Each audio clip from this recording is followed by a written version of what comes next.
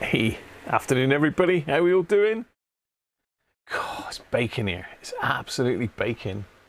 You probably hear I've got the fan on in the background because it is boiling in here. I've had that on for hours and it hasn't made any difference. So there could be a lot of sweating going on today. Anyway, I hope you're all okay. Let's have a look who we got in. We got Aaron in first by the looks of it, although there may have been others because I put the stream out yesterday, so some may have been chopped off the top. Dwarf, hi Dwarf. Chris Milky, hi Chris. Timothy, Derek Cooper. Chris can't wait till next week when I will work on the radio I sent him. Yes. Chris has sent me in a GE World Band radio, so that's going to be interesting for next week. So we're going from valves back to transistors next week. Rob's radio channel. Pardon me. Hello, Rob. How are you? Matamble. Hello, Joe. Mac Vision. Hi, Mac. Keith. Hi, Keith. Mike Cass. Hi, Mike. Just catching up. Just catching up. Rob, for new stuff. Thank you, mate. Always need new stuff. Robert Head. Afternoon, Robert. Lovely day in Cambridge. Yeah, it's nice here today. I thought it was going to be raining today, but it is actually quite nice. But it's really muggy and humid today. Afternoon, Rob Tiveridge. Very muggy there too, yeah. 30 degrees there, Mike Cass.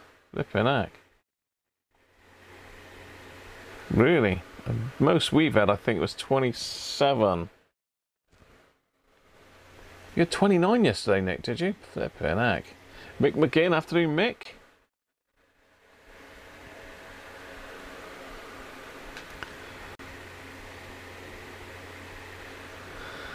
Timothy's under the fan. I've got the fan going here, Timothy. Barry, hi Barry, how are you?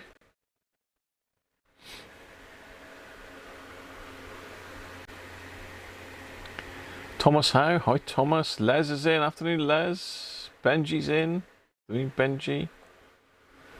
Simon's World, hi Simon, cooking lunch. Nice, well we had salad today. Mrs. Cruncher done me nice prawn salad for lunch, so thank you Mrs. Cruncher. If she's watching. Oh, Rich A, hi Rich, how are you keeping mate? David Tipton, hi David. Good day, or good evening. I'm crap at accents, I really am. Gavin, hi Gavin, how are you? You're in the warm out here. You're outside, are you? Gier, hi Gier, how are you? I put that TP41 back together yesterday, all ready to go, and long wave and medium wave decided that they weren't having none of it. It didn't work. Les had a little bit of a play with it, and it seems to be down to the switches, so I had to take it all apart again, which is a bit of a shame. But it's nearly there. I'm just trying to sort my windows out here. Oh, I can't give up on that. Andy Beck, hi Andy, how are you doing, mate? Hope your back's better. Anthony, good afternoon to you, mate. 29 degrees in East London. God, that's baking hot, isn't it? I thought we were hot here. I actually don't know what the temperature is here. I'd have to go down and have a look. I might in a minute. You got some rain due, Benji, have you? Bob Anderson, hi Bob. Praying for rain in the Cotswolds. We had some rain yesterday, I think it was, wasn't it? Yeah, we had a bit of rain yesterday. All right, Andy, good stuff. So yeah, we're gonna pick up where we left off last Sunday, and we haven't got a lot to do. I say we, I mean I've got to do it, but you guys are very helpful. So I think all I've got to do is reconnect the output transformer, and then I think we're good to go. So we haven't really got a lot at all. Thanks, Andy. John Hurd, hi John. Yeah, she's absolutely loving the car. She's loving it. She's yeah, she's been polishing it. Oh, unreal. She just can't put the hose pipe on it. So she's been using a bucket and a sponge trying to keep it clean. Yeah, it's pretty warm here. So we've got to have a beer, haven't we? I mean, I should have something cold really, but I've got some alcohol-free Guinness in the fridge. But we're going to go in with one of my favourite beers again, which is, and we haven't got Penguin. I think Penguin's been relegated to the back to his not to his box, but back out beside the Advent calendar box. So today we've got this. Now it's Abbott, but it's a bit of a special Abbott. It's not a normal Abbott. It is an Abbott Reserve. So you notice it's got a different label. It's got a black label on it, and this is actually 6.5%. So it's a lot. Well, normal Abbott's 5%, isn't it? This is 6.5. I don't know if anybody's tried that, but that is currently one of my favourite beers. Very, very nice. And not as strong as the Champion, so and our local Morrison's Extra store does that, which is always a bonus. Other supermarkets are available and all that.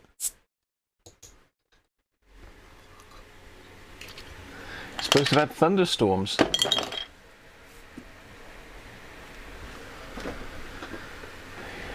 Yeah, I don't think we had any thunder yesterday. I mean, we had a couple fairly heavy downpours. I thought one might have been a bit thundery, but it didn't appear to be.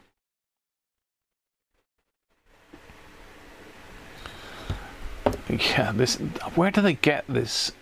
The taste is full-bodied fruitcake and toffee character. What? There's a fruitcake that wrote that. Oh dear.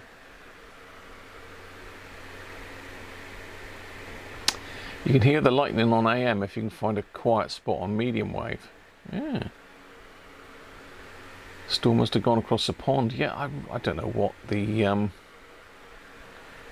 outlook is here today. I don't know. It's going to give us any information on the computer. No, it's not. I mean, it's saying on my computer that it's 25 degrees and part sunny. Well, it's full sunny, and I reckon it's got to be around 25. It's damn sight hotter than 25 in this room, I can tell you. Got to be up near 30 in here. Hey, the fruitcake Harvey's in. Afternoon, Harvey.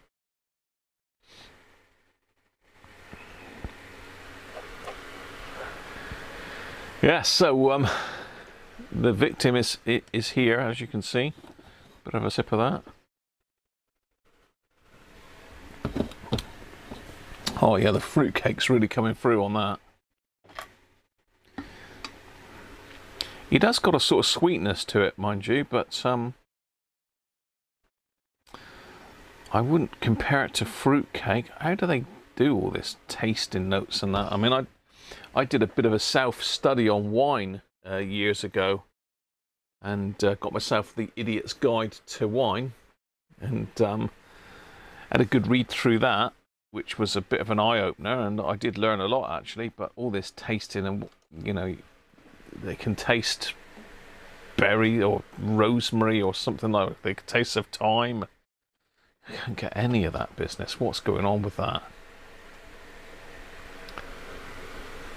You've got a couple of DJ friends out on the Solent playing soul music. Is that on the ship there, Anthony?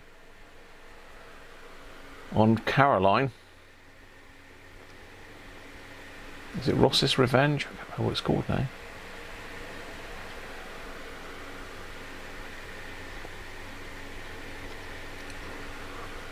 It all tastes the same to you, Mike. It all tastes very good, doesn't it? But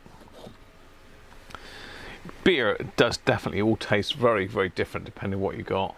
I mean, this is no way if I had an IPA that this would taste the same as an IPA. But it is very nice. Anyway, that's the beer, today's beer of choice. Still no beer sponsors, unfortunately, but you know, you'd think they would have come by now, wouldn't you? I've been at it for long enough.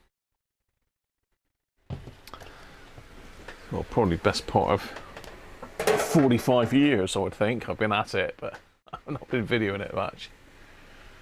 Oh, Caroline is in the Blackwater, Norfolk. Where's that coming from in the Solent then, Anthony? Is that like a little pirate station they've set up? To be honest, I mean, they want to get themselves a nice AM transmitter, don't they? And get on all those blank bands that have got nothing on them now. Okay, let's get this down. Gently. Now, I had this stood up on my bench in the week, and I've now got a permanent dip in the middle of my bench, because this is only plastic. This is one of these plastic, like commercial tables. And of course, having it stood up with a transformer on its end has put a big dip in the centre of the bench. So you can see there the wires sticking up. There's our output transformer. So we've got our old ones still connected and our new ones are here. So just a case of unsoldering these two and soldering these two on, and I think we can very gently start powering it up, because it's had a hell of a lot of work. I mean, does anybody think of anything that I've missed on it that I need to look at? I think the very last thing we did was the filter caps, wasn't it? So I've got the big iron in there. Big iron, Marty Robbins.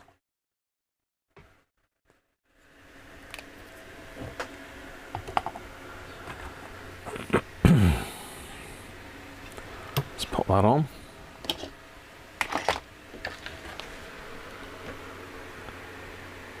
I can get Radio Caroline here in the evenings, Timothy, down in Devon, so it's pretty good. I haven't tried it for a while though.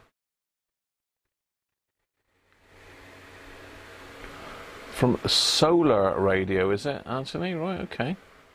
I'm sure if you look up solar radio then on one of these internet radio apps, you'll be able to get that.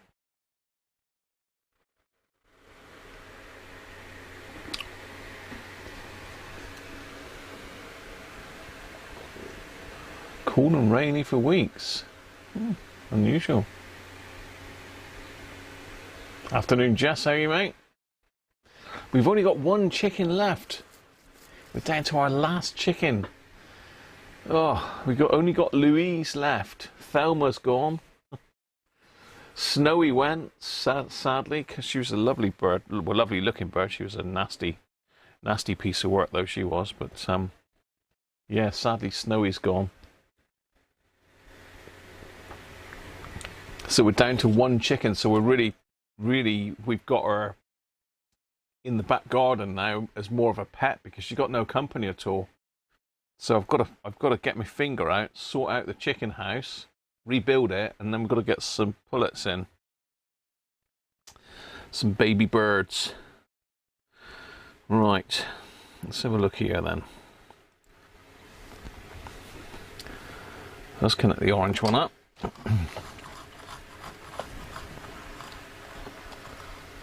Did we check the component on top of the output transformer? This is a resistor, I believe. I haven't checked it, but I can do. I don't know what value it is. It should be. Let's have a quick look. That's under view of the chassis. We want the top view of the chassis.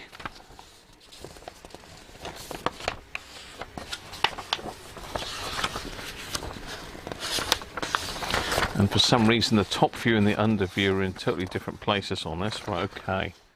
That is R36 across the output transformer. Let's get the schematic.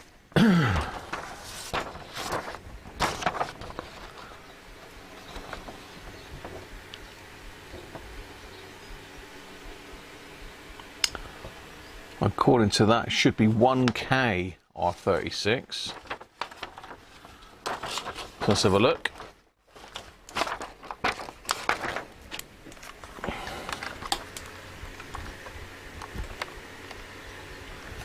Orange dot 10k, red dot 1k.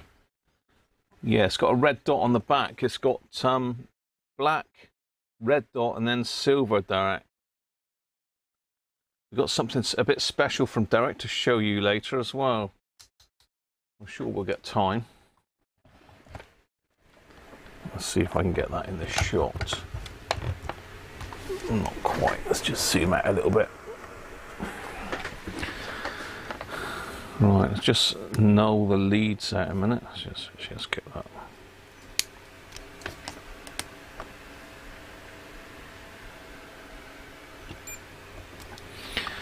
And we have got 1.15 Kayla.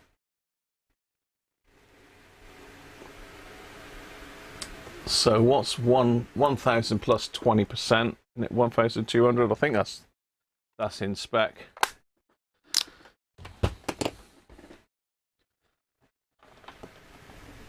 I think we're good to go there.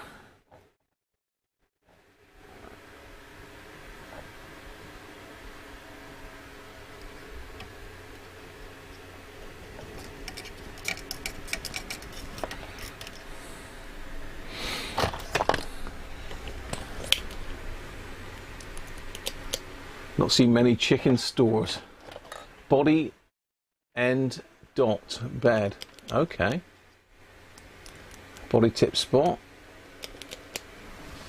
Yes, it's brown, black and red then. Ah, good stuff. I do have all that written down over there somewhere, but you know.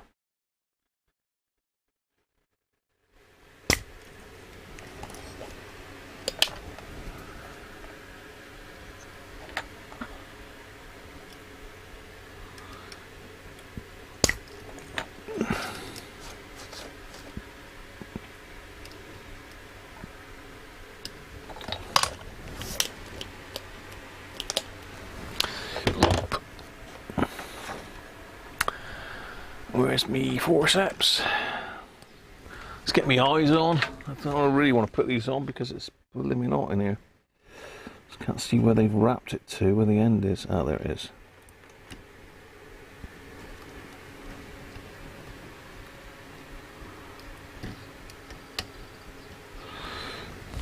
Okay.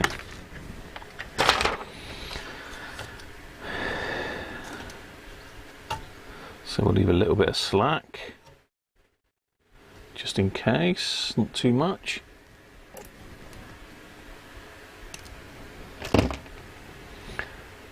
I don't suppose it matters that the old stuff was solid core and this is braided.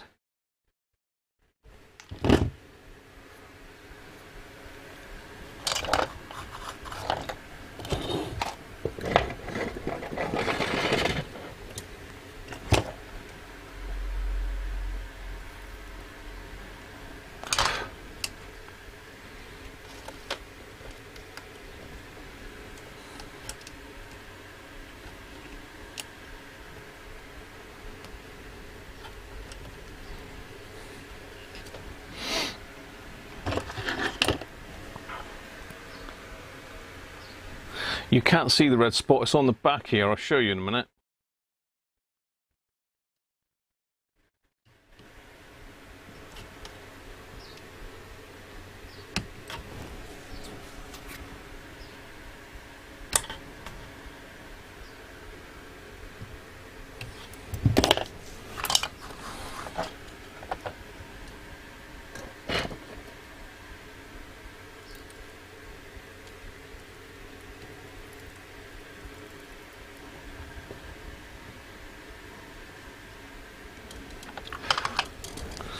Right, that's that one done. Yeah. All right, okay.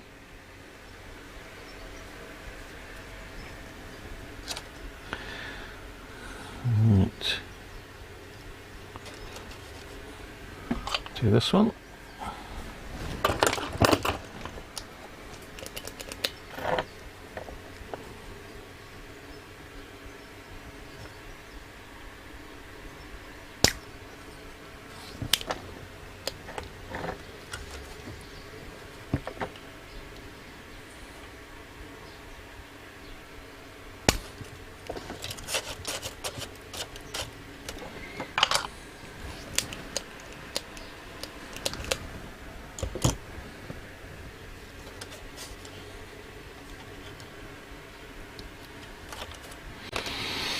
Okay.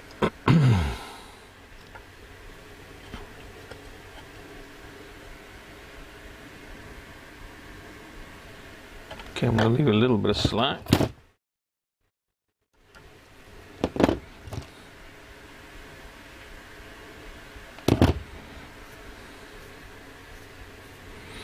I'm just tinning the tip of the wire so it doesn't come unraveled as I'm putting it in the point here.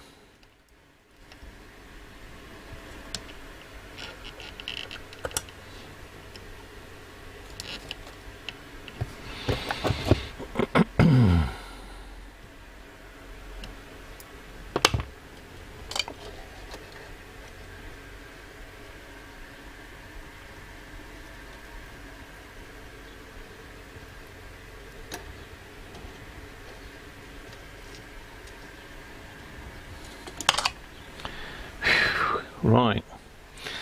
Okay, well, have we done it? Is it ready?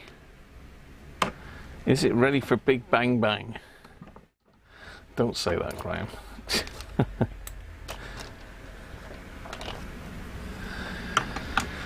Let's have a look underneath shortly. I need another sip of the old Abbott.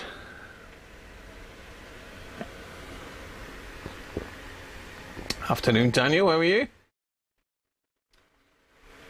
Turn out the front garden.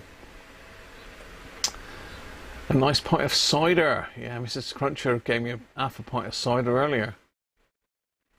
Pot of Russian prison tea, the family. Oh, sorry to hear that, Aaron.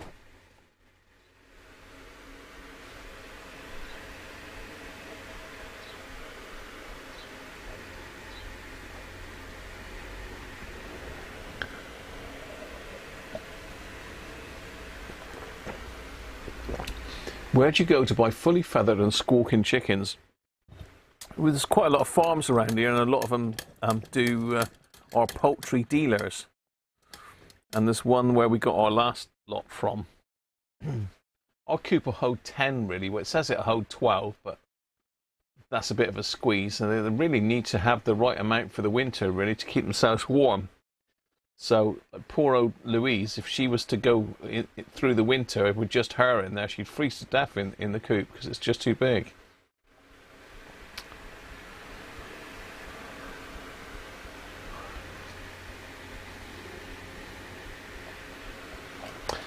Well, that's that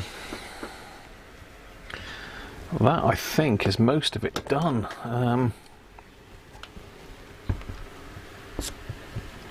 Some little nose underneath. This paper thing is sadly hanging on by a thread. I'm going to have to put some more paper on that and PVA it on. So we did quite a lot of it, quite a lot last week. I just want to really just sense check it and go over it, make sure I've got no bits of capacitor legs and that floating around in the chassis touching anything. There's all my filter caps, all nice and firm. They're not going anywhere. It's a bit of a maze to solder it all up, to be fair, but I think we got there. There's only one cap that I didn't do, and that was that blue one that's now down in behind these. But easy enough to get to. All I've got to do is desolder that, and I can hinge this whole lot down. So that worked very well. What I was going to do was see what that ground point is like. So I'm going to just have a look on the ohm setting just to make sure I've got a decent ground to the chassis with that. So let's null out the leads and the probes again, and let's go from an actual chassis ground to that. It should be very low resistance, 0.1. So if I go to another chassis ground over there, yeah, so that is a good ground. That's good. Worth checking. Yeah, worth checking. But you know, if this didn't have a very good connection to the chassis, then I'd have had to put another jumper wire across to somewhere else. But yeah, that's good. Whew. Can't stop wearing that, Graham.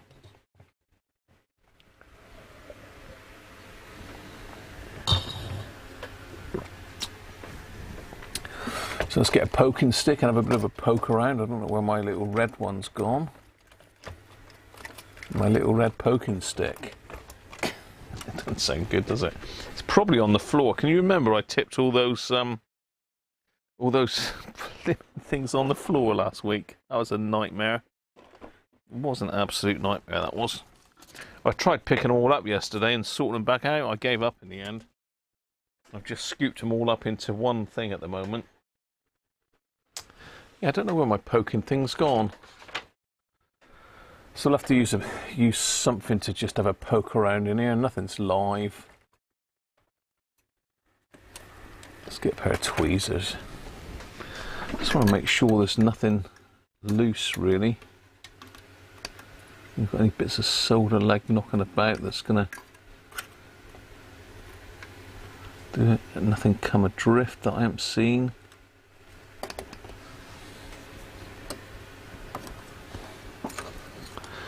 Nothing touching anywhere.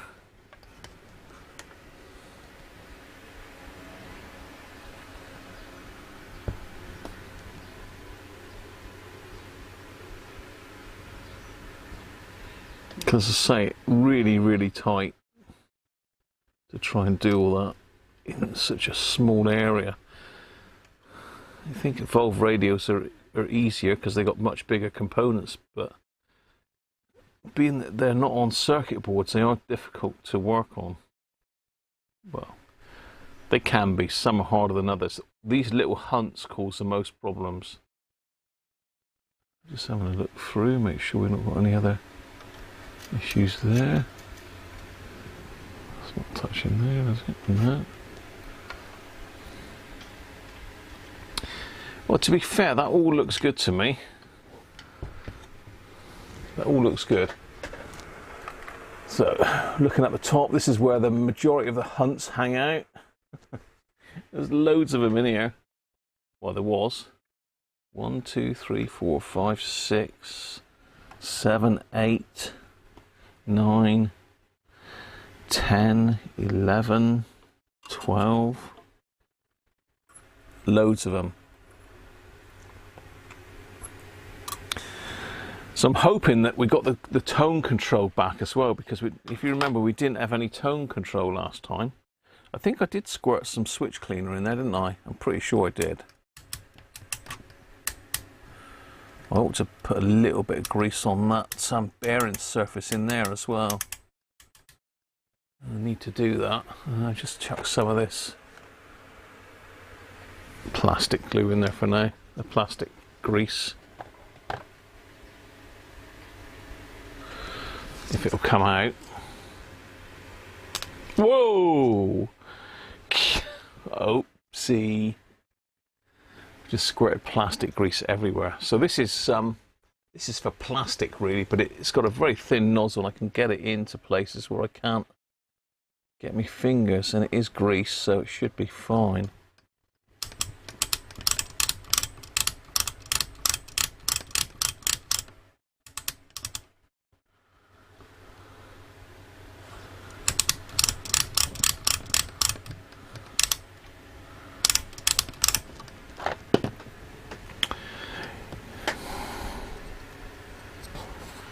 There's a bit of hunt come out of there somewhere. Let's stick a bit of that in the top as well.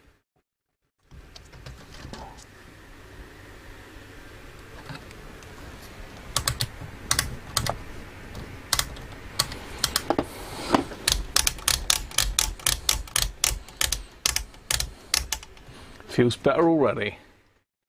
Yeah, I bought that for plastic gears basically. That's what I bought that for. Well, yeah, I bought it for plastic gears. SPG. Special plastics. It's for plastic components basically, but it'll do fine for that job. Derek, how are you, mate? Brett. Hi, Brett. Hi, Derek. Okay, so I think it's time. It's time. So we need to give it a speaker. So we're just going to use that little tiny one for now. The little 3-ohm one, and then we'll get the case up in a minute. I'll show you what I've done to the case. Vivian's, yeah, it was special patrol group, wasn't it? I think it was a special police task force, wasn't it, that used sort of very heavy-handed tactics, shall we say. Back in the day.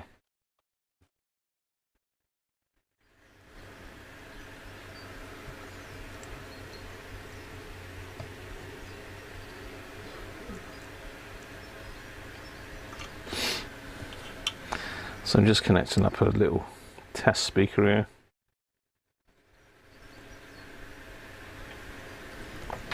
Little 3-ohm speaker, the baby one there.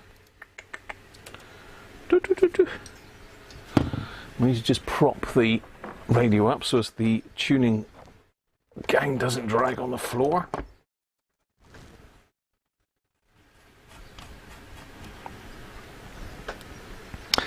Let's do it then, shall we? Let's do it. Let's plug in there. Oh, hang on. I disconnected that yesterday when I was testing something else.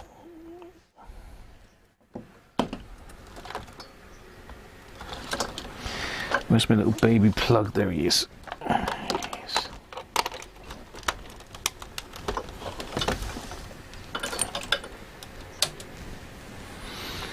There she goes. Right. So I've got it on lamp. Let's zoom you out a bit.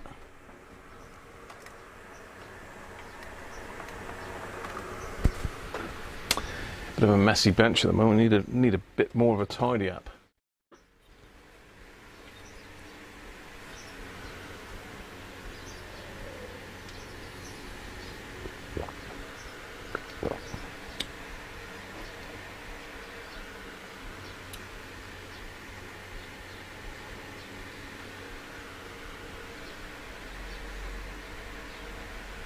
I'm tired out gardening. Daniel, nice. Let her rip, says Aaron. David, will it work? I don't know. I don't know. I'm hoping it will. Right. Power on. Got the 100-watt bulb in. Turn that bench light off a minute, and we can see if it suddenly starts glowing like mad.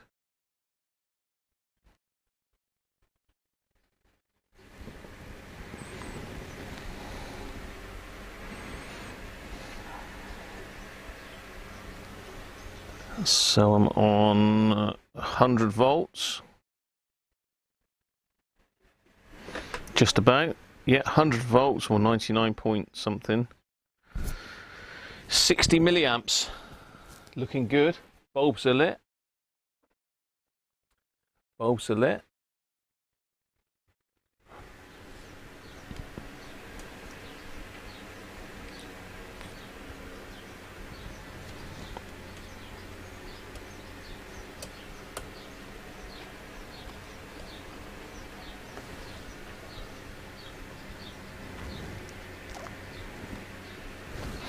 Let's go higher then.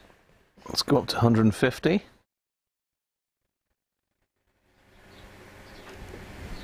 150. What am I on? I'll be on medium wave because I've got no aerial connected for FM at the moment. 80 milliamps. GTGF, afternoon Jeff.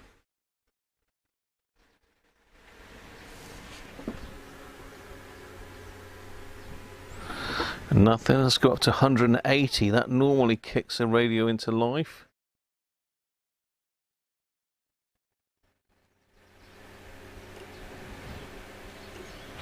(180 volts). Lamp's not lit. Not even warm.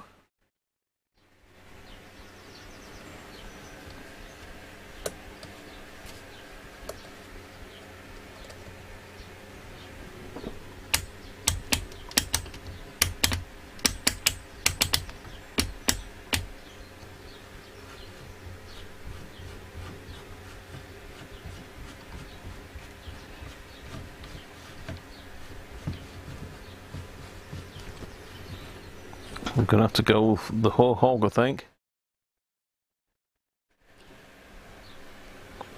So 200, 220, 230, 240, and I can hear something.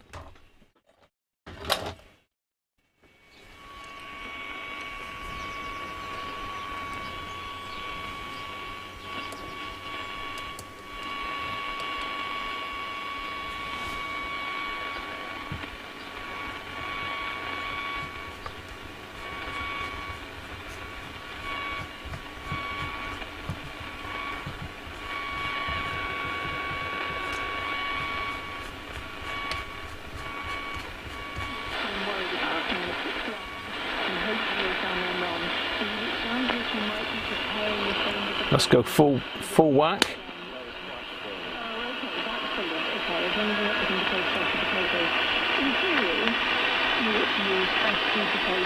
So we have got a station on AM now. If you remember before, we actually couldn't get one.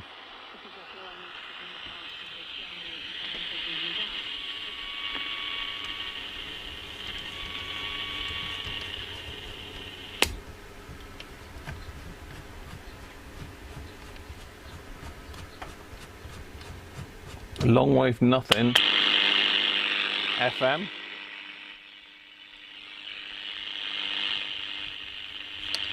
No aerial though.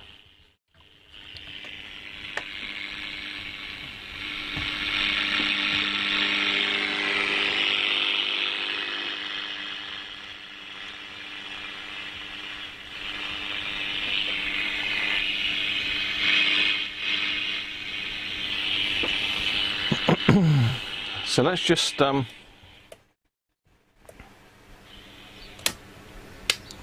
switch it off and let's just get an aerial hooked up, and then we'll see if it'll work.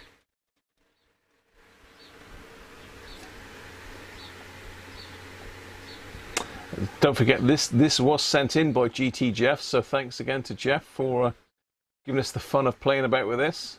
Hi Don, how are you, mate? Don down under.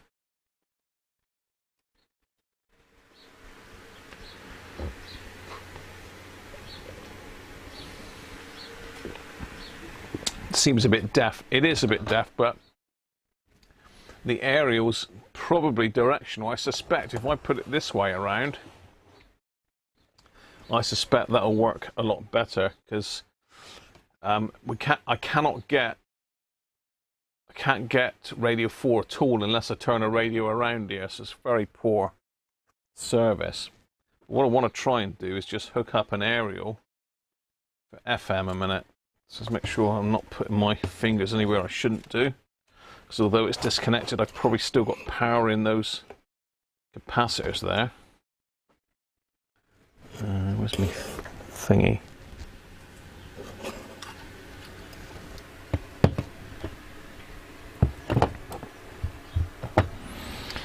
Right, now the FM area was down there, so let's get a wire on that.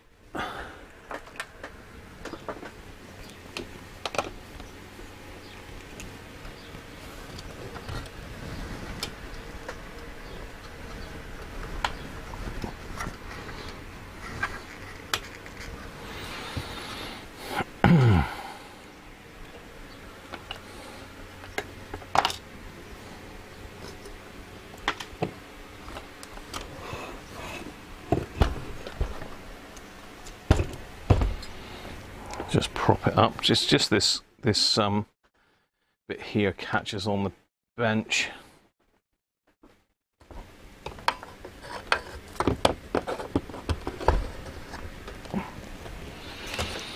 Right, so we'll try it with the radio the other way around.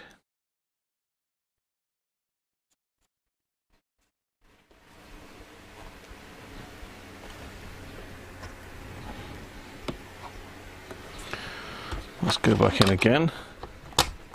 Let's go to lamp first.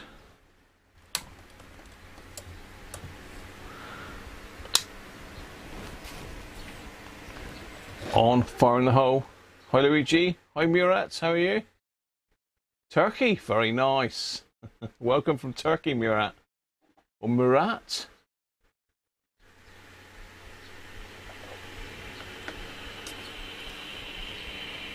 So we've got a bit of an aerial situation going now.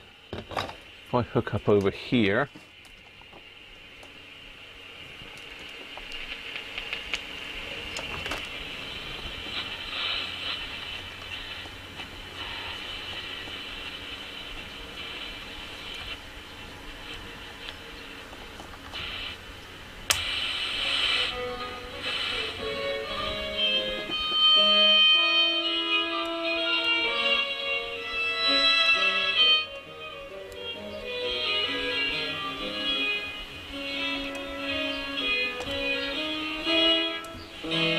Tone does work, but it's not brilliant.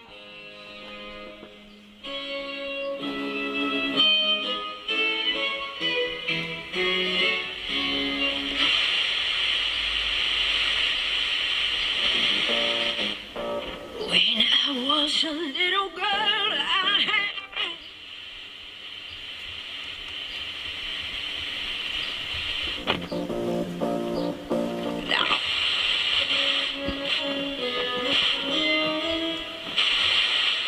on a piece of record that embodies the pride felt by many allotment owners when their crops come good. Although nobody likes a show. Great monitoring. For quality and price. 5 stars from Bethany. With star reviews from you.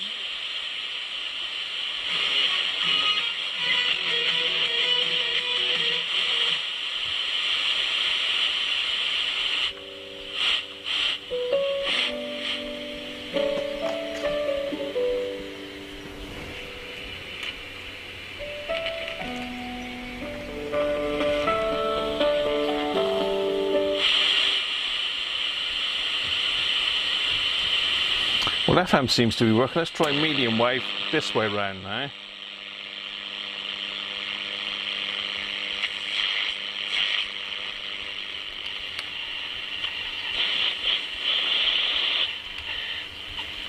Unfortunately, in the UK now, we've got very few medium wave stations left. About 2 or 3.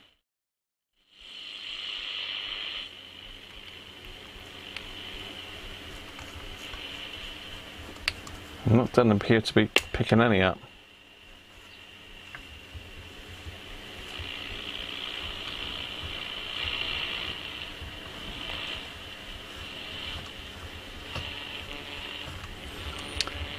So it does seem a bit deaf.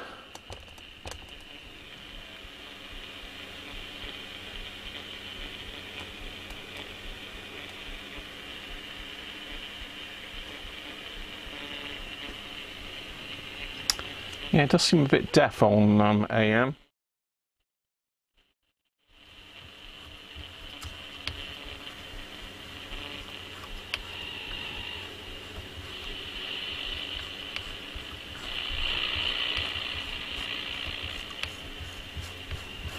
A little bit too deaf, in my opinion.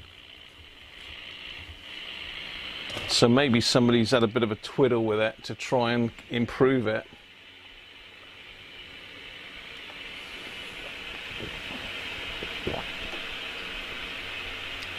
Grundig Satellite 5000, very nice. Good radio, Murat. I've got a couple of those myself. Very good. I'm not sure on the D8 444 Philips. Not sure on that one.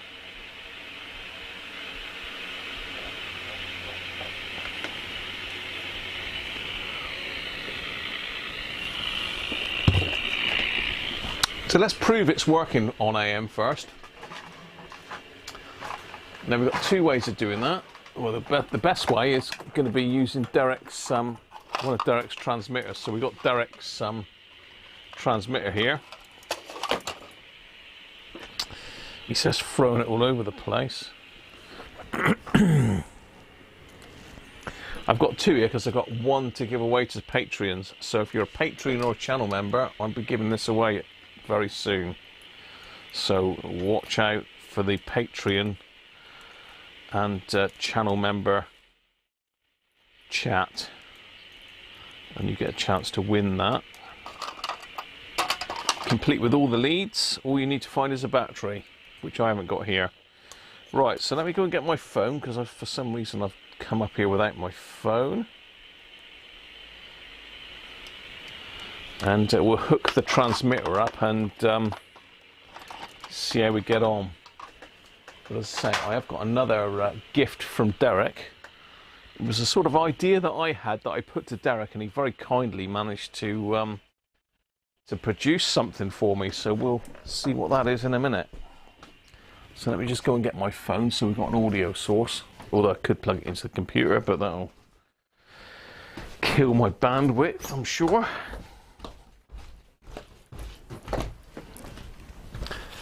That's that little box there. What's that there? I think the battery's in that. Oh, I forgot what else it came down for now. We'll have a quick look at the temperature. Well, temperature outside is 23 at the moment, so that's actually a bit cooler than it feels indoors. It's damn so hotter than that indoors. Well, phone was the other thing, wasn't it? Phone was the other thing.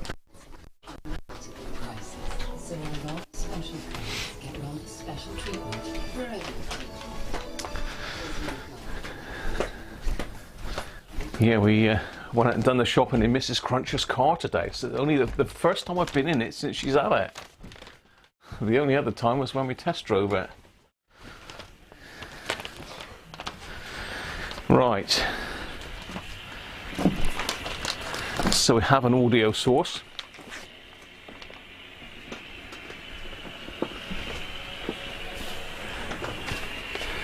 Grundig Satellite 5000 videos. Yes, I've got another one to do actually, because I have another Satellite 5000 that's come in.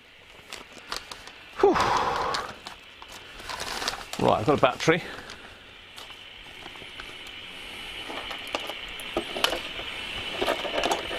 So let's connect the battery up. Now that should put out a carrier. Now we're on, I believe that's medium wave in the middle, isn't it? Or is it long wave? Yeah, VHF, medium, long wave and gram. So we've got VHF, medium, long wave and gram. Long wave, medium wave is there. So we should be able to tune and hear this.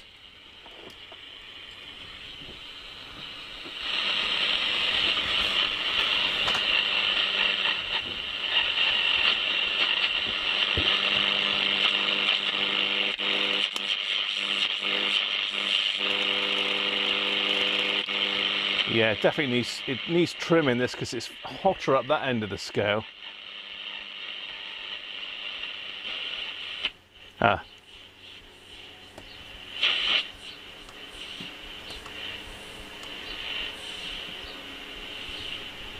So it's dead quiet there, so that's where it is.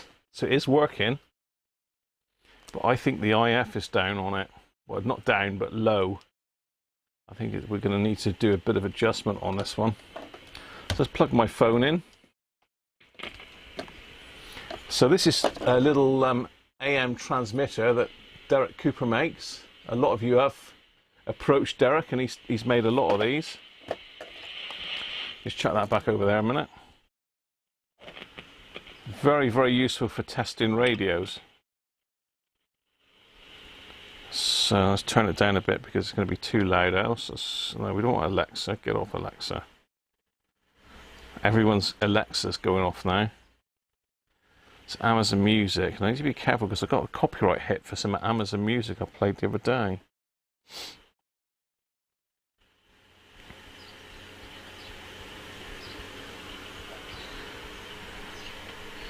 Let's play a podcast. Desert Island Dishes. Look, podcast.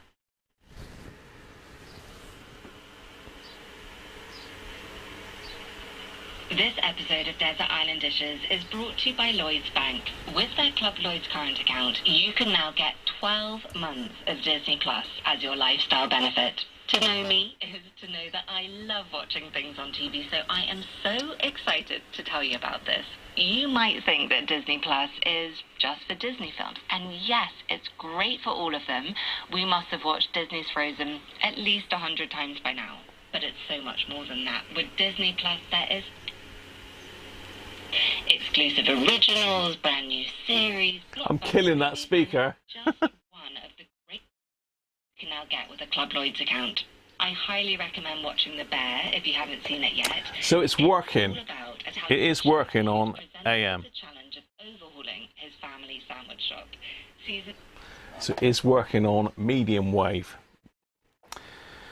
So let's have a quick look at what Derek has sent me here in this little bag.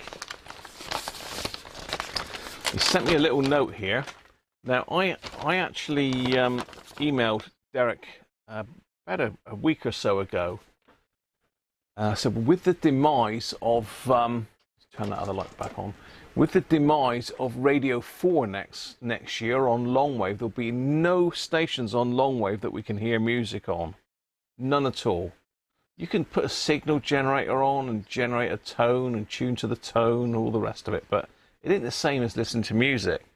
So I said to Derek, what is the chance of doing one of these little modulators for longwave? So he said it would be possible, and he gave me a couple like pointers, but then he decided he would ever go at it. So what I've got here is Derek's beta test version of a long wave transmitter, or modulator as we're calling it. So it's very, very similar to this. Let's just pop the battery out of that one a minute. It's very similar to this. Let me get you down on the bench a little bit better so you can see what I'm up to here.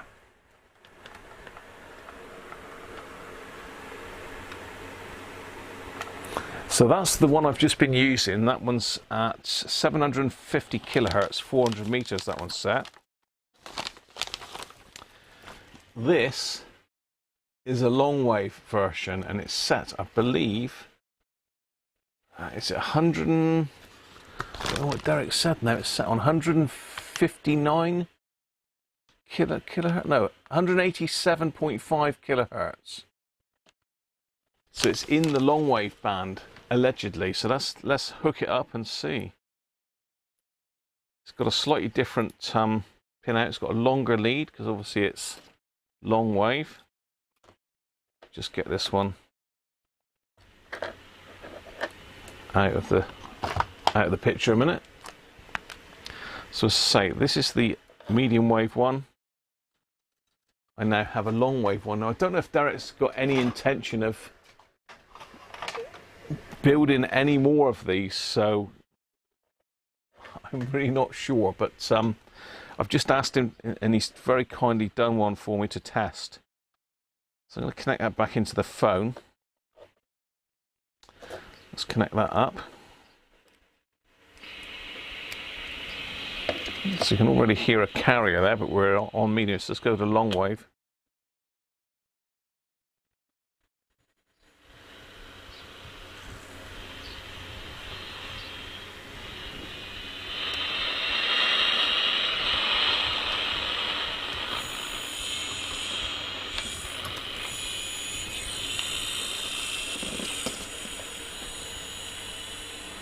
That's it, I believe. Oh, I think I'll turn it down a bit. Coming soon, and I can't wait. Lloyds Bank are taking care of not only your banking needs, but lloydsbank.com/Club Lloyds to find out more. £3 monthly fee is charged to maintain the Club Lloyds account, but waived each month that you pay in £2,000 or more. UK residents 18 and over. Disney Plus subscription required. Terms and conditions apply. That is working great. For Lloyds Bank. So that's just Hi, I'm a Margie podcast. Nomura, and welcome to the Desert Island Dishes podcast. This is the podcast where every week I ask my guests to choose their 7 desert island dishes. These range from finding out about the dish that most reminds them of their childhood, the best dish they've ever eaten, and of course, the last dish they would choose to eat before being cast off to the desert island. I mean, listen to that. The That does question sound is, very what good. would you choose as your last meal? Hi, how is everyone? Very exciting news from us. Our new mini episode, or side dish as we're calling it, launched this week, as you may have seen. It's called The Dream Dinner Party. That and does each sound week good, doesn't we're it? going to be inviting a different guest to tell us about their dream dinner party. Everything from It the does guest work very list well, to the so menu thank you, and Derek. drinks. It's been really fun to record, so I hope it's fun to listen to. It's short and sweet, as it's just Frank one Sinatra, question, yeah. and it's just meant to be a little amuse-bouche or after-supper treat to go alongside desert island dishes. It's a game I've always played, and I know everyone has their answers to who they would invite. That works very well, They Derek. can be dead or That's alive. It's so a fun big to hear thumbs up everyone's for that one. answers. That It's works really good. amazing. We've got some brilliant guests. Some are returning guests, some are entirely new, and all of them with delicious stories to tell. So it means now that I can test the radio with audio. I probably could. I can mess around with the signal generator. I could put external modulation into it and then modulate that over and all the rest of it. But if anyone just wants to test out a radio, that I think's brilliant. As I say, with Radio 4 going in the UK next year, we won't be able to test any with audio really. So I think that's well worth doing. So Derek, unfortunately, that's probably going to cause you a bit of work now, but that does work very well. I'm really pleased with that. Enjoy. That's all from me. I mean, Derek did say it might not work that great. And now let's get into today's episode. My guest today is Zach Abel. Zach Now, there is a little singer, jumper on it songwriter, and that increases the musician. He wrote his output. first song, Haze, at age 14 and began posting his music online soon after.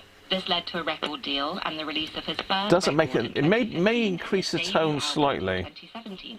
He's gone on to write for artists like Paloma Faith and John Legend. Before he found music, his But life was yeah, all about it's taking very good, Derek. I By the don't age of really 7, need he the was ranked jumper. number 1 in England in his age group, competing I mean, I've abroad got it and winning the 2009 Cadet placed right around it. National Championships when he was 14. If I move it away, He recently performed at Windsor Castle in front of a live so it's a crowd bit of weaker there.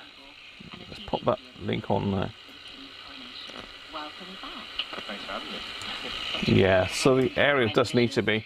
So part of Desert Island Dishes means that we're going to send you to a desert island. And how do you feel at the idea? That works absolutely perfectly. No problem with that at all. Are you good in your own company? Cheers, David. Thanks for joining us, mate. For the first, 2 hours, Okay. and then I get a bit bored, and then I'm, trying to call friends. Okay, so this bodes well. Yeah. Yeah. As long as I'm not there for too long.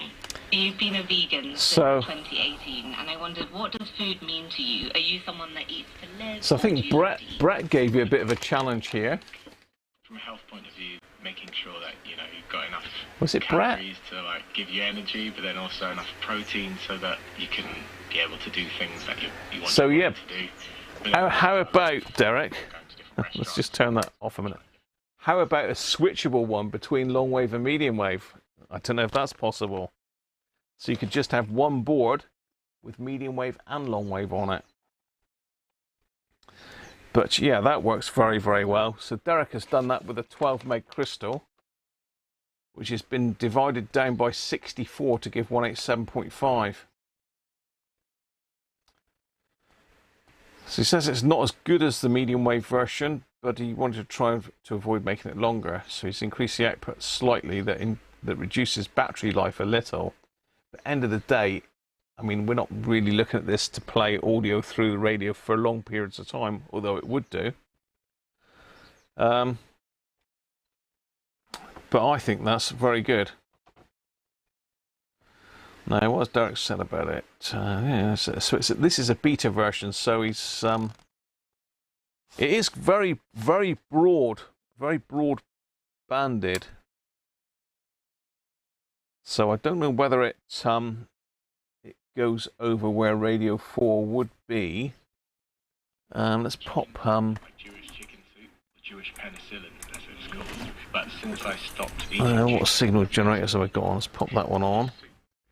vegetable soup, and yeah, whenever I go to my grandma's, or sometimes my mum will make them, it reminds me of my grandma's cooking Grandma's cooking is the best. So, Zach, looking over your career, you don't hear about many table tennis players who turned into successful musicians. I think Jack Johnson was a former professional surfer, but you must be unique in that regard. So if we look at the needle there, that. Quite a claim to fame. You started playing age 9, and by 11 you were ranked #1 in England in your age group, competing abroad and winning the national championships when you were 14. You even moved schools twice for table tennis, and the second time was when you were 15 and you went to a school in Brittany. So if I tune... I believe you practiced 5 hours a day, 6 days a week. Did you know very early on when you started playing that you had a real talent? So I've got it from there. I can hear it from there. Be careful because I've got mains voltage on that. So I can hear it from there. I want to play against the adult, and that kind of gave me a bit of a boost of confidence. And then when I actually came back to London, and there was a chance for me to go to like a table tennis exhibition. So it's got about that much of the dial as bandwidth. So it's fairly wide, but for testing, as I say, we're not going to have Radio 4 soon, so it's really not going to matter, is it? You were going to be playing table tennis competitively for the rest of your life. Looking back now, do you feel like table tennis did prepare you for what you're doing That's now? very good. Very good. In a lot of respects. In terms of resilience, you lose a lot of matches in table tennis in the same way as you win some, and you lose a lot in music as well. There's lots of rejection, there's lots of letdown, and so I suppose it prepares you for that. Podcast, you're also, right, yeah. The element of self-motivation. With table tennis, you have your coach, you have your supporters who are clapping you along, but at the end of the day, Thanks, it's Rob. kind of you up there on the table, just trying your best, and the same thing applies with music. You have your management, you have your agent, your team, but as soon as you get on stage, you're kind of on your own. Yeah. And I suppose there's similarities there as well. I think with any kind of sport, it's so easy just to look at the end result, like the match days or the big tournament. Very nice, Derek. Assume that that's kind of it, and what you don't see is the day-to-day, 6 days a week, 5 hours a day. Yeah, there is a barrel socket on the board. Yeah, I think for this one. An element Is that what you mean? Which is more prevalent in table tennis, in that you know where you're going to go every day for those 6 hours. Whereas with music, it's a lot more varied. There's no schedule. Yeah. There's no regularity. Yeah. I'm using 16 meg crystal, right? Okay. Oh, for power in. Well, you have got the option to put a different power socket on it, because there's a second jumper on it there. Look. We need to get the overhead camera involved, really. Can I pop it over that way? Let's turn it off a minute.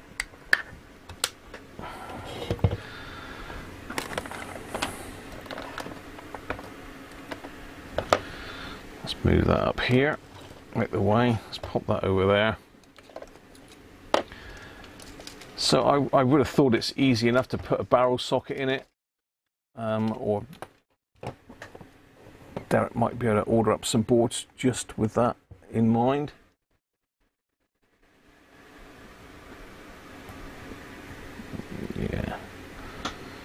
Yeah, no, it's working well. The radio's working well, but it does need tweaking. The radio does.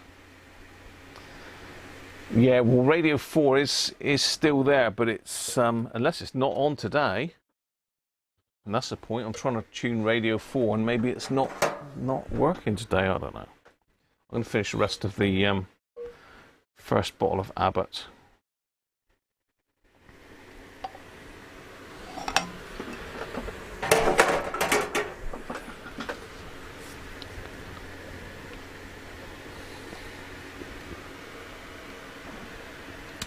Would the aluminium case work as the antenna? No, you'd have to probably do something with that, because that would shield it really. So there's Derek's board. Don't know how good of an angle I've got it there, but let's get the light in a bit better so you can see it.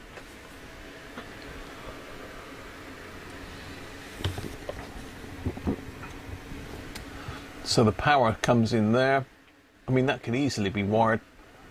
You know, if you were going to put it in a case, you could easily get this in a fairly generic plastic case and run this jumper out to a barrel connector connected into the case, Brett. But I think the idea of it going on a, you know, just a PP3 battery is good because it makes it very portable. You know, you don't need to be lugging a power supply around with you, just a battery. And does it only work on 9 volts then, Derek, or is it will it work on other voltages? So a lot of these things will work something like 5 to 15 volts, won't they?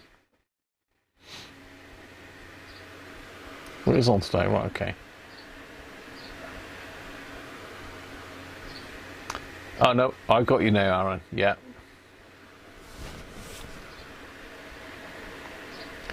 The chip near the crystal is the frequency. That's the divider chip, isn't it?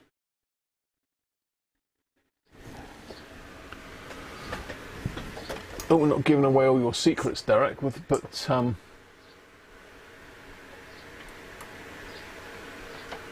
yes, the light's blown out a little bit. If I turn this light off altogether, it might be a bit easier to see. No, maybe not. Let's pop the light on the. Oh, that's a bit better. So yeah, AM modulation. Oh, it works on 7 to 15 volts, Derek, does it? So yeah, it's not going to work on USB then, Brett, unless there's a DC to DC converter in it, which is going to cause noise.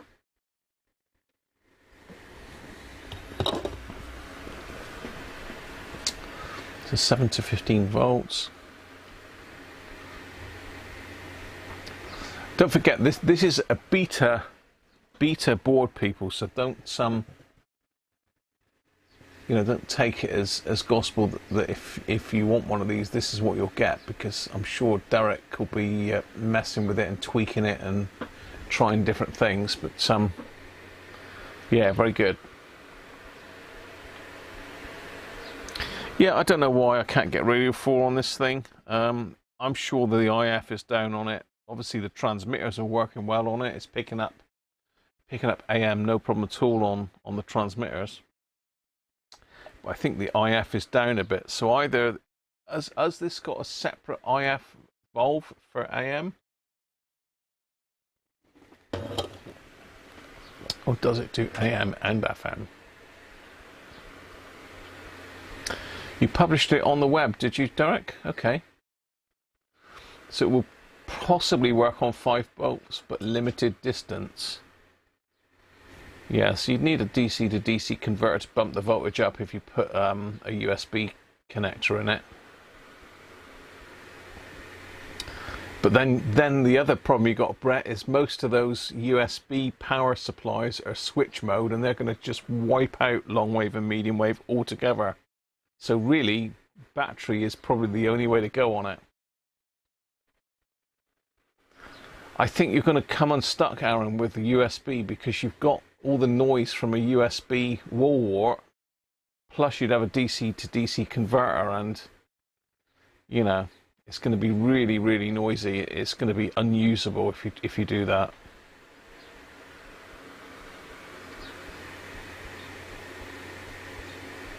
Coder, how you doing?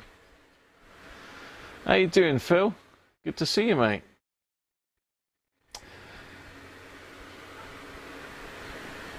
So, yeah, if anyone's interested in that, you can email me. If I can find the right banner to put up. And we can bother Derek with it, so Derek can make some more.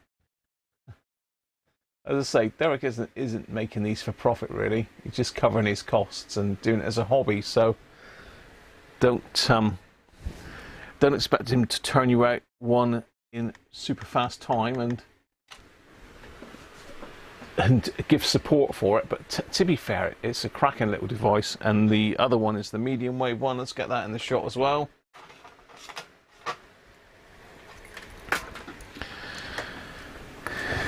That's a medium wave one.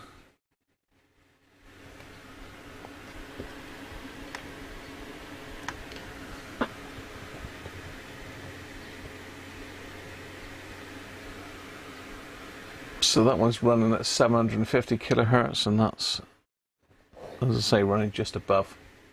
I can't get them all on the screen, and me, I'm too big. I'm so big. So big.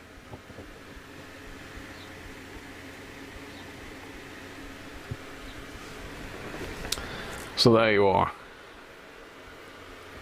You power it from your PC. Yeah, I'm good, Phil. Thanks, mate. Hope the new house is going okay, Phil, and you're all settled in now. I did watch a load of your videos on the improvements you did, which were very good. There must be a way to shield the noise on the power supply. You can get a high performance switch mode power supply, but you know, this is supposed to be a portable thing. You're not going to be bringing a massive power supply on your back, are you? It's a portable thing, really. I think that's the whole point of it. It's portable. You can use it on the bench. You know, you could power it with a bench supply, but 9 volts is more than enough, isn't it?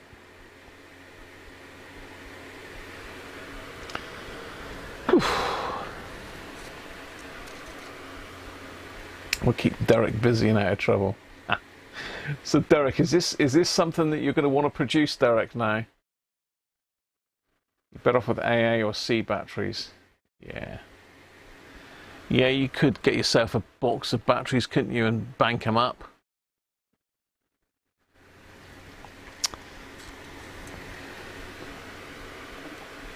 High capacity 9 volt rechargeable, yeah?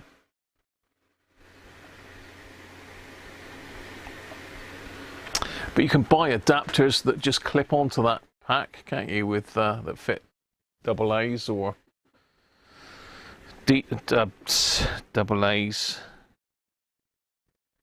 D cells, C cells on the seashore and all that business. I don't know what I've done with all my battery packs now. They're all over there out the way. So yeah, if anybody's interested in one of them, drop me an email and I'll pass you on to Derek. I need to put your email up on screen, don't I, really, Derek? I need to put Derek's email up on screen, not mine, really.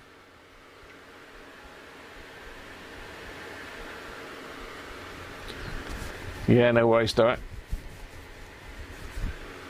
So if anyone's interested in one of those, then drop me an email and I'll pass you on to Derek. Save eBay ripping him off for loads of money. Right, let's get some of this out of the way. Right, we need to have a look and see why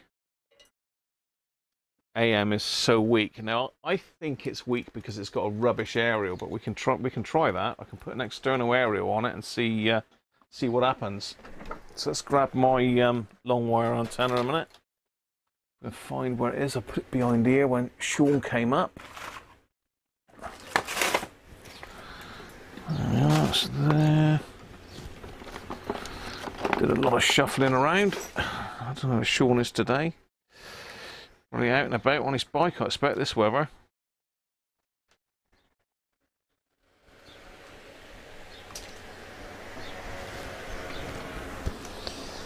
Whew, I'll tell you what, it's blimmin' hot in here. It is hot in here. So I've got my long wire and ground connected up to an ATU, and somewhere I've got a bit of wire that I normally stick in the back, but I don't know what I've done with that. That'll allow me to connect it into this. Because I mean, what we don't want to go doing is messing around with the radio for absolutely no reason, but we will have a look just to see if we can pull the IF up a little bit. So I just need to find my other bit of wire that goes in there. If I can find what I've done with it. It'll be here somewhere handy. Not. There it is at the top there. Here we go.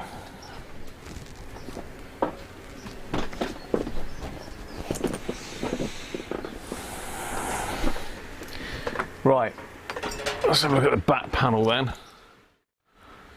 So, aerial and earth is there. Let's pull that out because it is still switched on as such.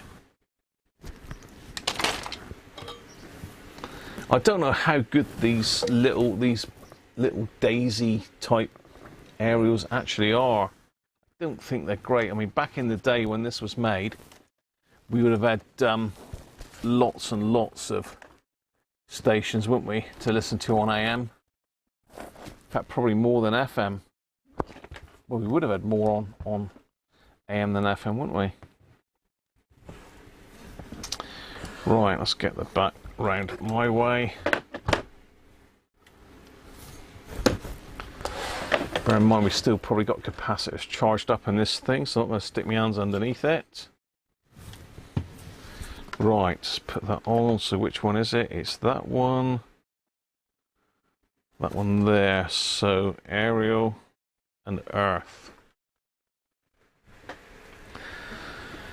So what did I do with that bit of wire I literally had in my hand a second ago? What have I done with that? Oh, there. Right.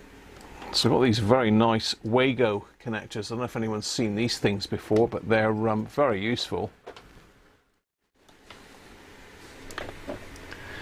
What we're working on today is a 1956 GEC Volv radio, Phil.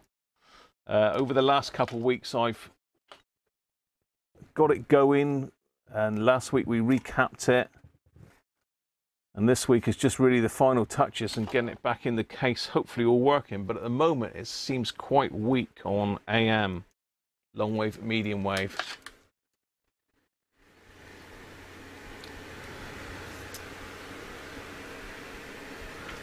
"39 degrees in the car yesterday." On Christ, that's mental. It's got to be up. It must be knocking up around 30 here now. It's got to be. Right, let me connect this thing up then. So we're going to use a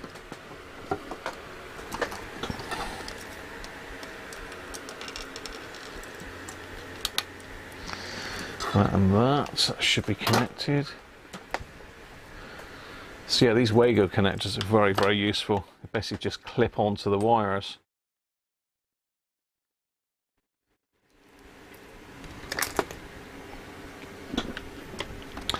So I think I'm better off hooking them onto the bottom there with a couple leads.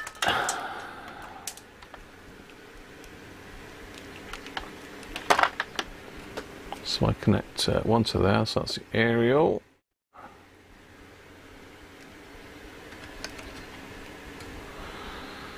So I'm just hooking it up in underneath the radio onto that connector. That's the aerial. This is the ground. Let's connect that up to my aerial.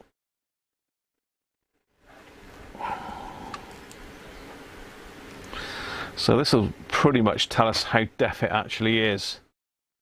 Hopefully it's not too bad.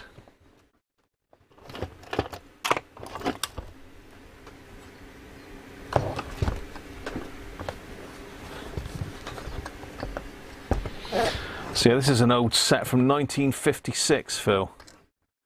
It's an old Bakelite radio that was very kindly sent in to me by GT Jeff. Have I just pulled them off now? No, they're okay. Right, we're on. We're in business. That's the FM aerial. Right, let's fire up again. Fire in the hole. Bit before your time, yeah. It's a bit before my time, Phil.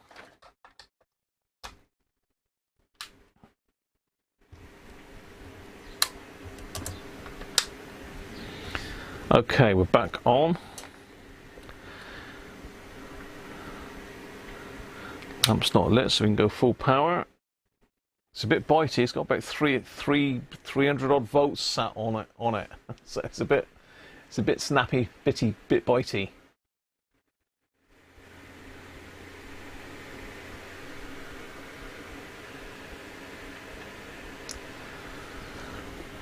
Okay.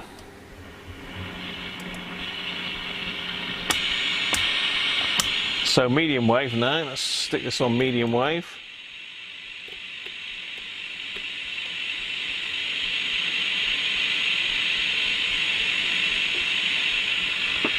Let's see. Now I've got this hooked up.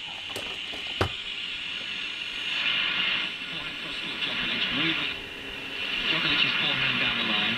Hand slice from Ruud is over the baseline. I think it was the match against Holden Ruud, perhaps, that Djokovic lost, and he was saying, why are you such a showman? Why are you reading the score so theatrically and so slowly in English and in Italian? Well, you know, us tennis players like to have things through this. When it wants to go quickly, we want the score quicker. When we want things to go slowly, we want the channel bar to take a little bit more dramatic flair to the score calling. A poor speaker. 5, 6, 15 love. Backhand return from Casper Ruud. Cross court with a forehand he goes. Forehand Djokovic, hand slice Ruud. Djokovic cross court with the backhand. Ruud down the line with the backhand. Djokovic's forehand. Now Ruud down the line with the backhand. Winner. I don't know how many winners Djokovic has actually hit in this first set, but it certainly feels like he's not winning his points with a lot of winning.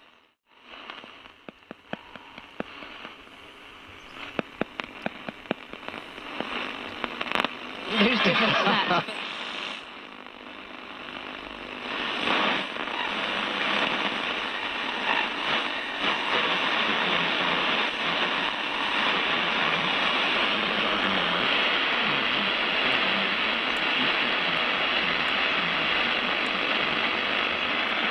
It's a very weak station there. How good the backhand has been. The big moments that we're trying to find these points. And the more people are ready to try to have a chance. That's our house. That's my light interfering with it. Hasn't helped himself so far. Also, I think we see Djokovic maybe performing wonders actually.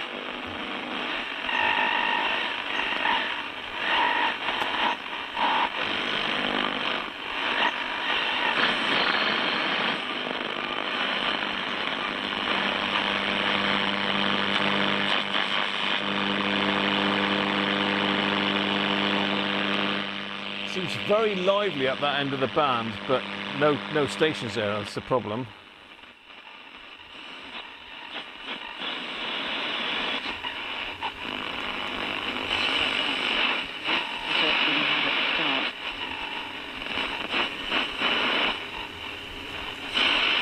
Here down the middle he goes. Forehand Djokovic. Ruud with a slice backhand. Djokovic is dragged into the forecourt and he plays a nicely judged drop shot and holds without any fuss at all. And Let's try long wave then. Let's go.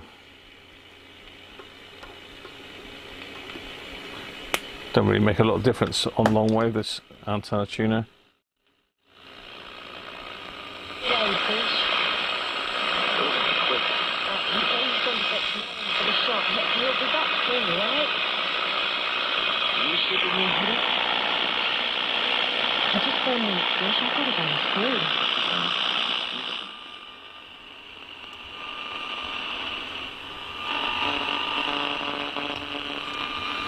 It's not great, is it?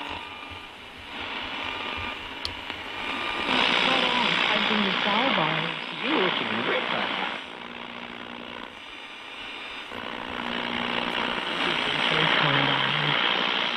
You know, Dad's looking for you. Put you in the center. Yeah, see, really, it should be better than that. Thanks, Tron Music, for subscribing. 23 here at the moment.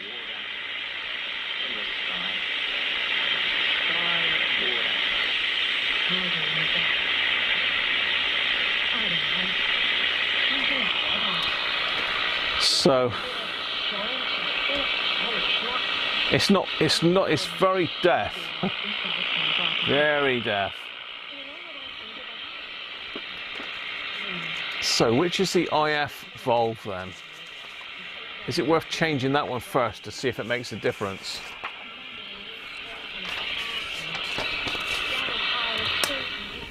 Is it worth changing that one to see if it makes a difference first? IF alignment out, well, the oscillator a bit weak. Now, is there a valve that does just the AM? So we've got the, it looks like the IF amplifier does AM and FM then, does it? V4. Let's just get the schematic up again. Stay there. Stay there. Let's just turn this off and unplug it, make it dead. So we've got the AM frequency changer, which is a V3, which is this one here, this ECH81, or an X719. So we could try another one in there just to see if that makes any difference. V4 is the IF amplifier, V5 signal detector, G.E.C rectifier, AF amplifier. So really the only one specifically just for AM is V3, the AM frequency changer. I mean, we know it works, but it's just potentially weak. So I better have another beer while we think about that. So the AM frequency changer, that is the oscillator, isn't it? V3. Let's just get it up on the let's just get it up. Let's get it up on the screen for you.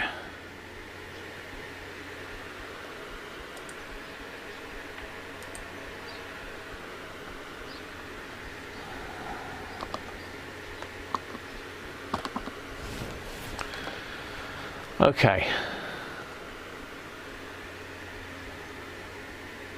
So IF amp, FM, AM frequency changer for AM. So this is an IF amp for FM and a frequency changer for AM.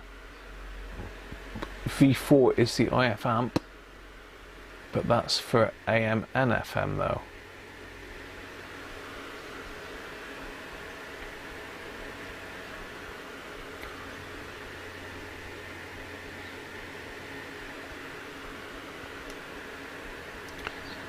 Come on.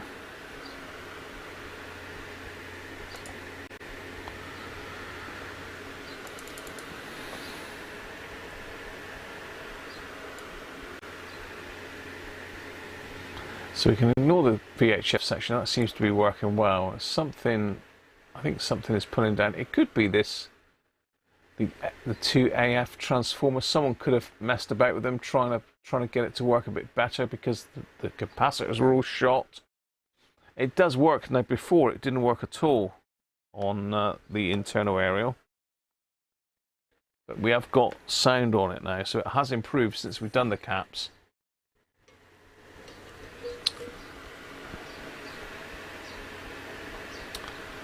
And we've got this one here, L12 and L13, not sure what that does. So let's have a look at the alignment instructions, which are just here.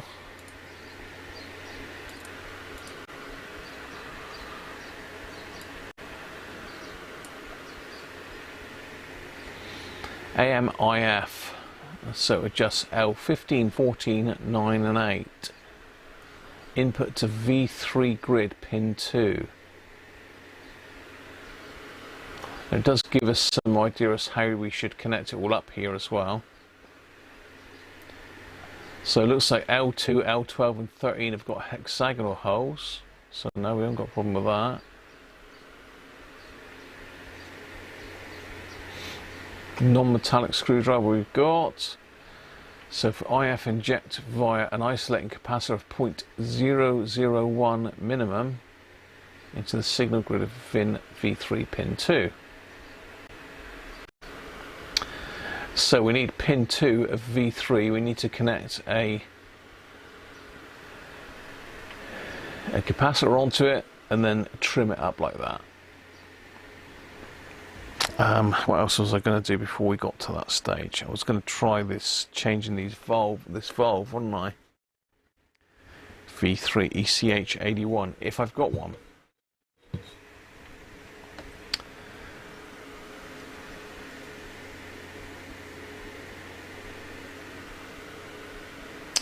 So it says to use, well, it says AM sensor 3 ohm resistive load connected to the secondary of the output transformer. So I can get rid of the output the speaker altogether and put an output meter in place.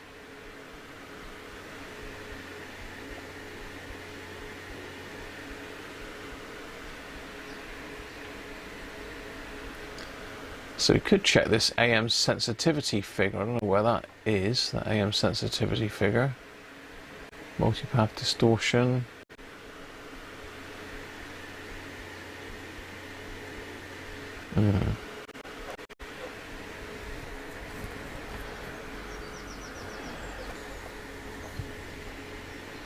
So basically the valve bases run clockwise from the first pin. Shown it underneath, so pin 2 is that one. Yeah, okay, I'm just rambling now. I'm rambling.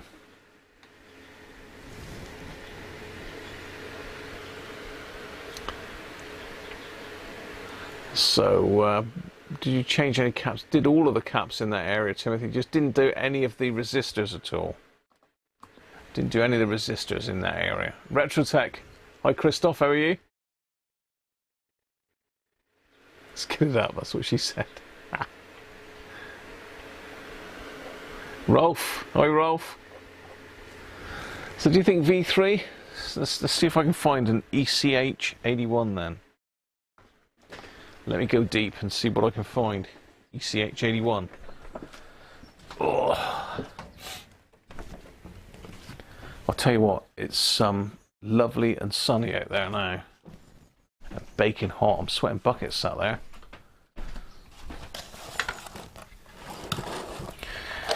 Have I got an ECH 81?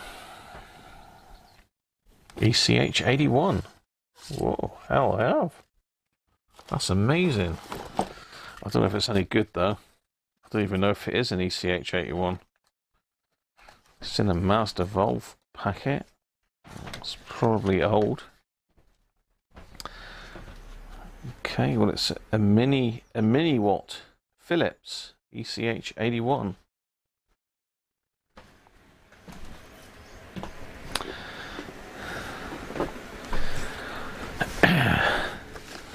In a nice little Mazda valve box. Well, it's working, Christoph, but you know, what's that?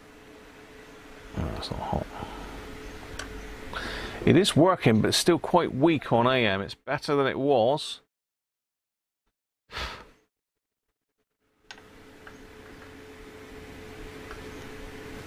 Right, new valve in.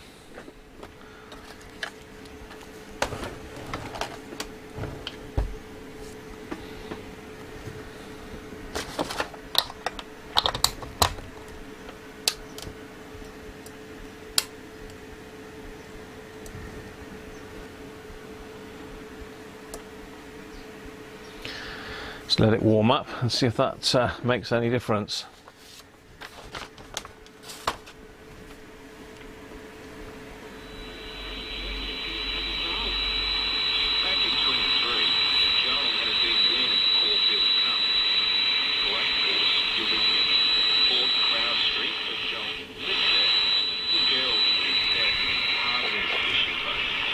It is better.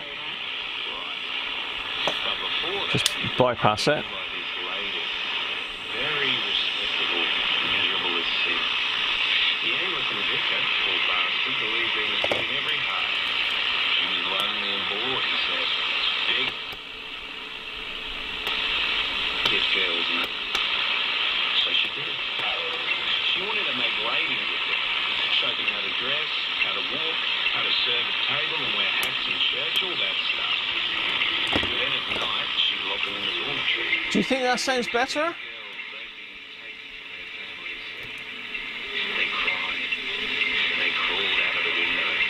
Got tracked down. Poor family. One night, the missus went into the library and found a girl dead on the floor from drinking alcoholism. Miserable bitch made all the other girls go into the library. Let's just pop it out then, pop the other one back in. and see if you think there's a difference. You don't come across valves very often in your stuff, Phil, do you?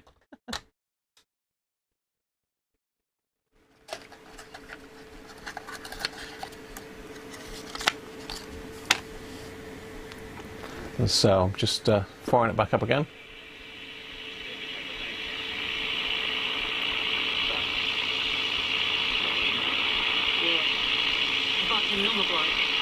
Work that out for yourself.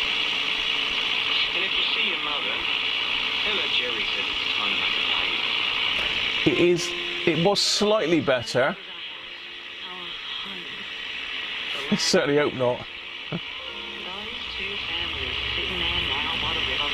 A Valve console. A Valve PlayStation, Phil. You need to build one.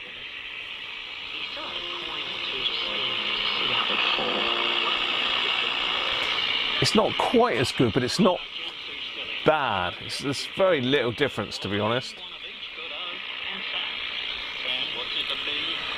So let's have a look which is which on the things here then.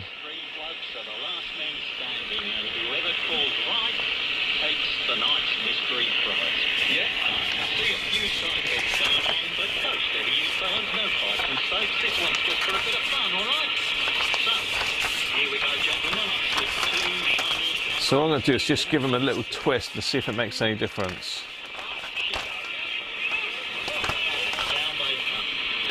15, 14, 8 and 9. 15.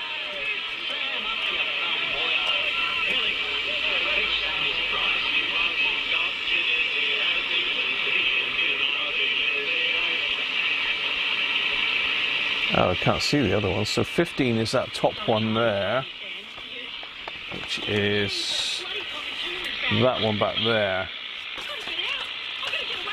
So let's see if I've got. Someone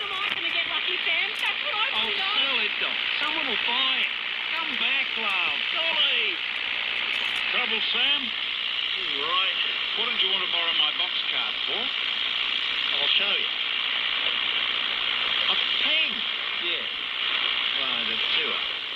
Too much for Dolly. She's it's all right. She'll be glad to shadow. Well, just by ear, that's peaked anyway. I take it the other ones are underneath the chassis.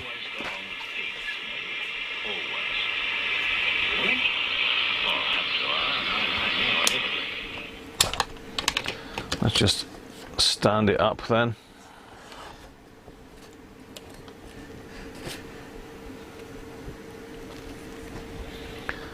Scary, scary. Live, we're live. Live.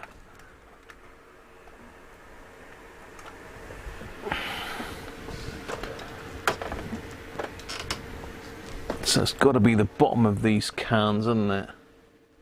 Someone's put some writing in underneath, but I can't make out a tell of it. Right, so we want L.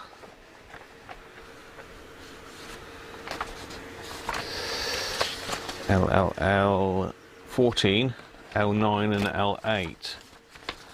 14 is going to be that one there. It's 14. Let's go in again.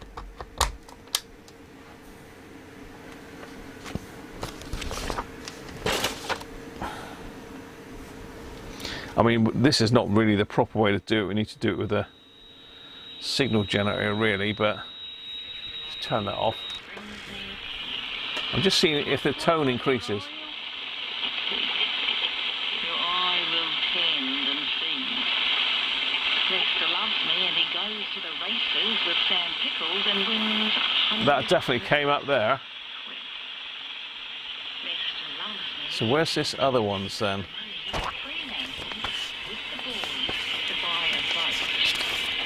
That definitely improved it. I mean, I'm on long wave, which is probably not the right way to do it either. L9 and L8. Where the hell are they?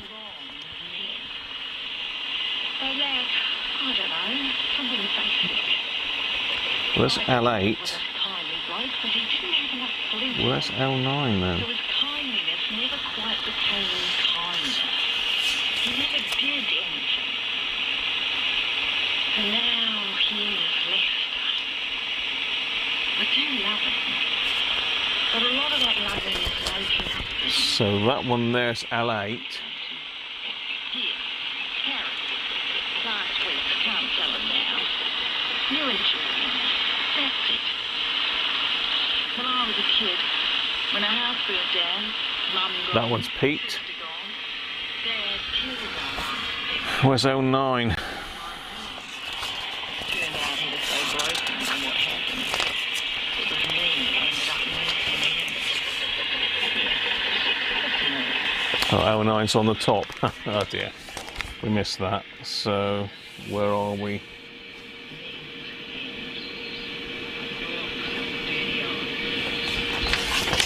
So, 09 is...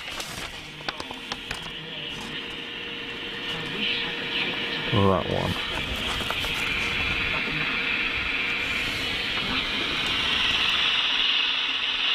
Well, I've no choice but to grit and go on.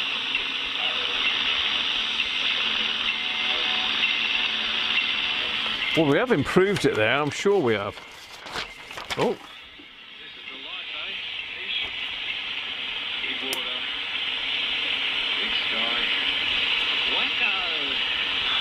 Let's whack it on to medium wave.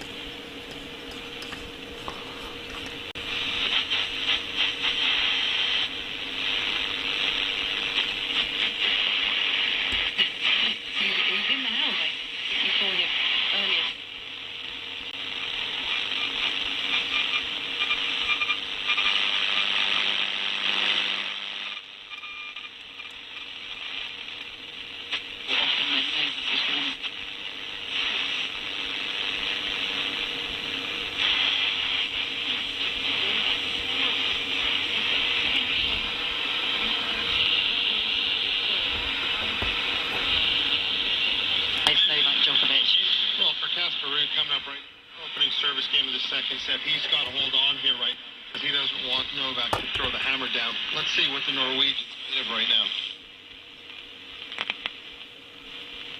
He needs to send a message.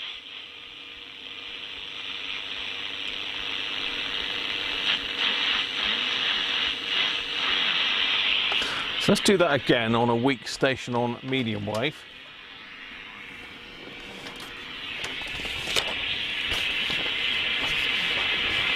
Imagine today's electronics at a PCB, I know. Scary stuff. So that's very weak, that station.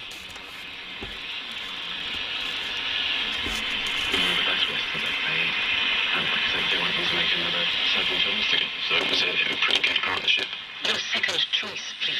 That's the second one. No, it's not. 12:55 in the afternoon, again on film 4. From the 50s again. Just needed to tune in. I don't. This may not be a particularly well-known one, but I saw it a few years ago and I loved it. So if it means. Stamp authority really start to intimidate Casper Reed and take advantage of a rather deflated. Down the other end after everything we just witnessed in that first set, it was extraordinary. It really was. As Annabelle's been saying, Djokovic. To be fair, that's pretty good now. First set, and when you look at what's at stake for him right here, it's really not surprising. Just pop the aerial off then. For the first time. Yeah, see, nothing with the aerial. Nothing on the internal aerial.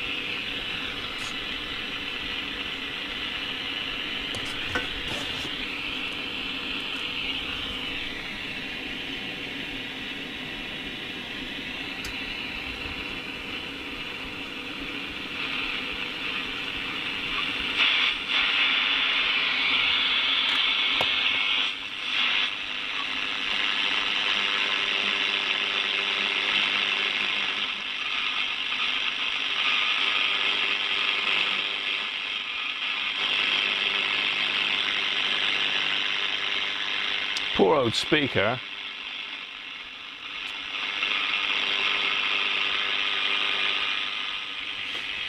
Well, I've made it better, but hi Danish, how are you?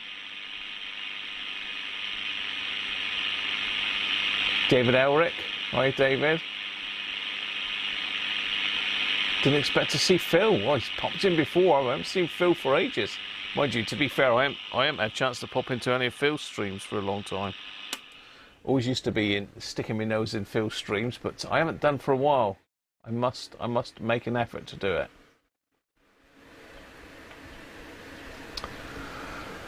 So I don't know if we're going to get it any better. The only other thing we can do, which is worth doing, is just checking the voltages on the valves, just to see if we're anywhere near what we're expecting. So that's well worth doing.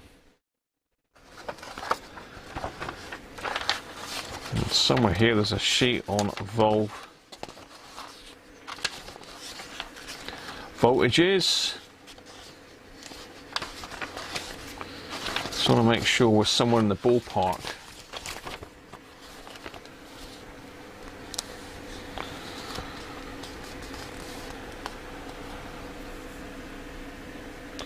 So valve 1, 205. So V1 is, if I can find my sheet, V1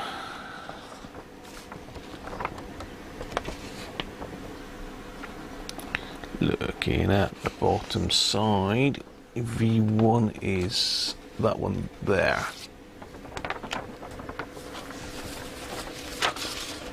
And for the life of me, I can't see. I think that's pin 1, 2. The problem is knowing what pin is what, really. That's the key. So anode, screen and cathode, we've got 3 there to look at. So pin 7 is the anode, and we should have 205 volts on that. So let's have a look. Let's get the old meter. Pin 7. Is that any way?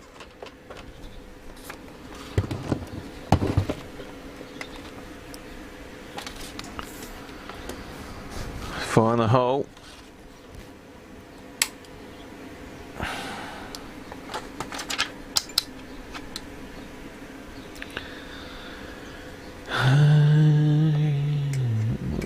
Connect on to, let's go with that. So if going this way, it's 1, 2, 3.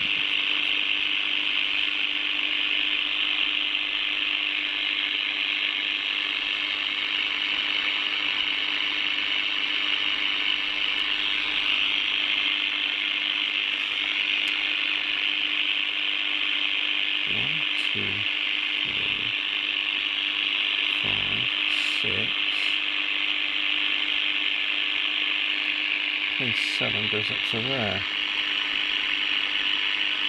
0.7 of a volt.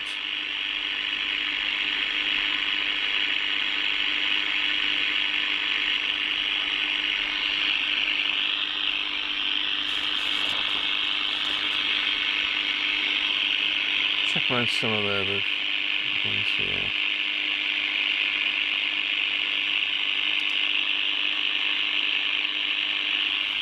Let's just sort my probe out so I'm not shorting anything to ground. Nothing.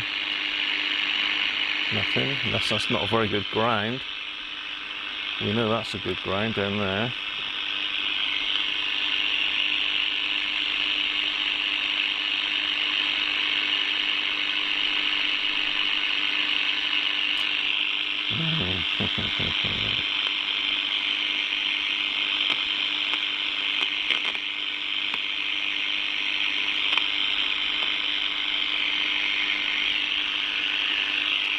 Why are we not achieving the voltages on there then?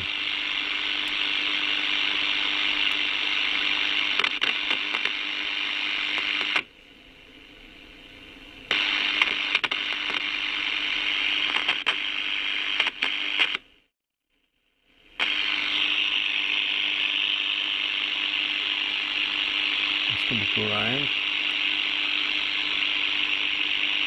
Nothing on that. That's ground.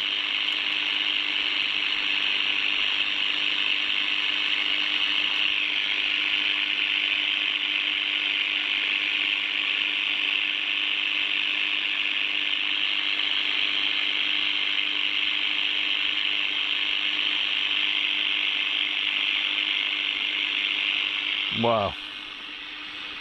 No doubt I'm doing something wrong because I've got no voltages at all on valve number 1. What? VHF, AM or gram. Oh, hang on. It's got to be on VHF. Okay, try that again. Well, we're not interested in that anyway. So the only ones, so valve 3 is the one we want to look at then. Now this is confusing now. So we've got 2 anodes on valve 3, which are pins 6 and 8. So which one is AM? Looks like 8 is AM. So pin 8, we should have 40 volts on AM.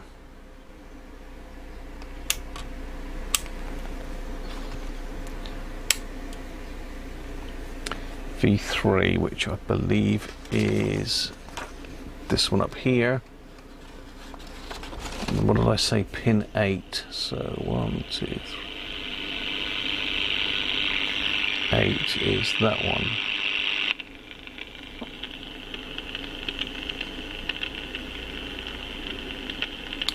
We've got 28 volts on there, and it wants 40.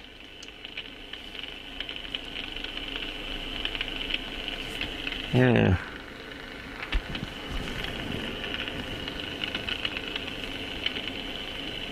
So that's a little bit down, isn't it?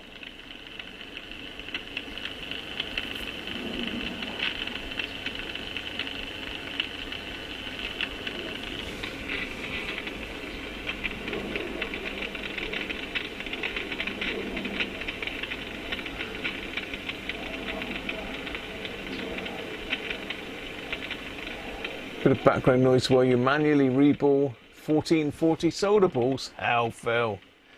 That's a monster, mate. So yeah, that is down. So it could well be a resistor. So let's check that again. 1, 2, 3, 4, 5, 6, 7. Oh, hang on. What's that? 7 or 8? What's that? 1, 2, 3.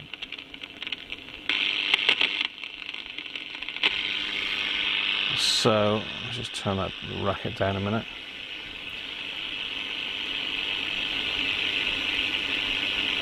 So we've got another. So the anode voltage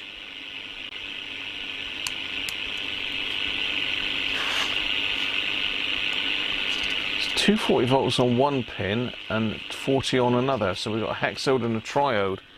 See, this is where I get confused. V3, I'll assume these are the 2 anodes, but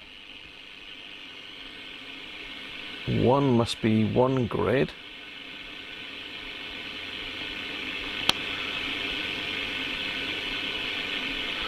So there's 3 grids on the thing.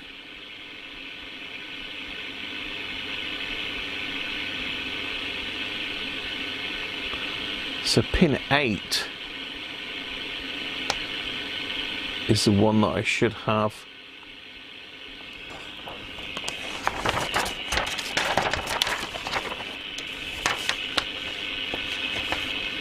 $40 or $240. So pin 8 is 4, 5, 6, 7. Yeah, pin 8. Yeah. 3. So that one's got 230 volts on it, which that could be close to the 240. It's got nothing on it, that's the ground. 0.7.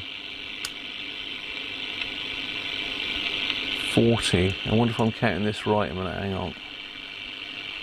It's definitely clockwise, so that's pin 1.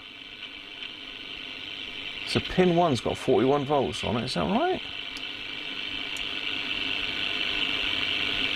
Yeah, 1, 2, 3, 4, 6, 7, 8. Okay, what's connected to that one then? So if we go over that side.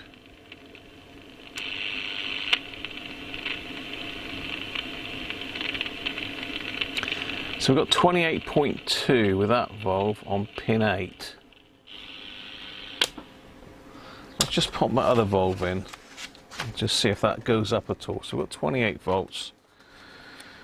With that valve, let's just pop the other one in and see if it makes any difference. You think the AM detector is on that triode? 8 GDDR5 RAM ICs, nice.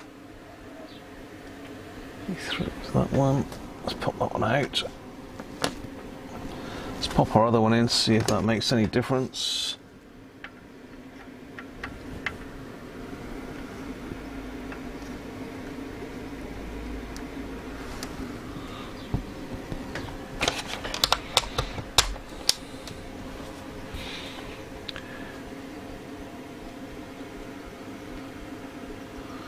Wait for it to warm up.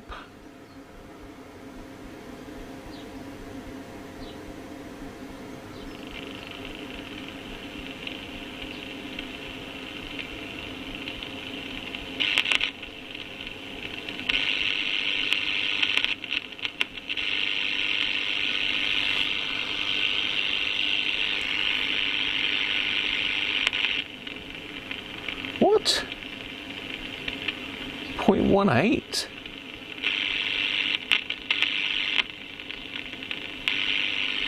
Hang on, my ground wire's come off. The ground's come off.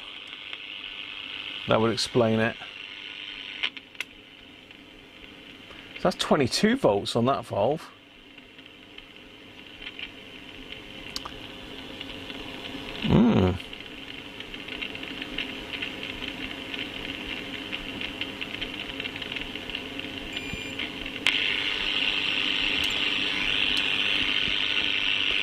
Just doesn't seem right, does it? So it's only 22 volts on that one and 28 on the other. So maybe both those valves are knackered. Maybe both the valves are knackered. I wonder if I've got another ECH 81.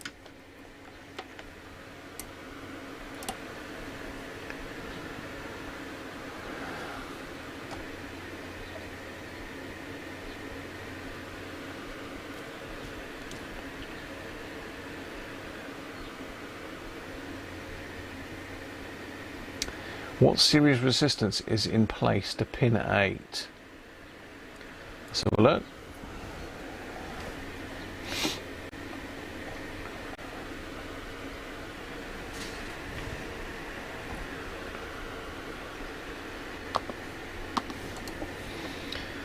So pin 8 is here. I've got to assume that that is the AM anode.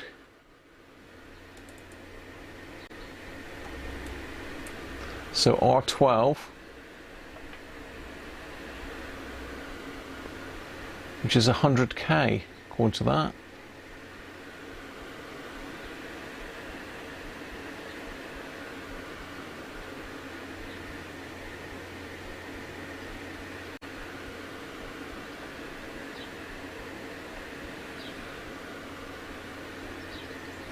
And basically any of these resistors in this area could potentially drag this down, because I mean R10, R12. Got any others on the way? No, straight off the switch. R10, R12, R14, they're all in that circuit. Oh, that's between, no, probably not that one. Certainly R10 and R12 then. And R13. So 10, 12 and 13 maybe. And 9. 9, 10 and 11. 9, 10, 11, 12 and 13. Loads. 9, 10, 11, 12 and 13. If we can all sort them out. R12. So I've got the plan of the underside. Is that away? R12. So I've just got to switch it off a minute and unplug it. I wonder if there is any voltage left in those caps. Let's just see. Just to see if there is any bitey stuff left. 0, 0, 0. Turn it on.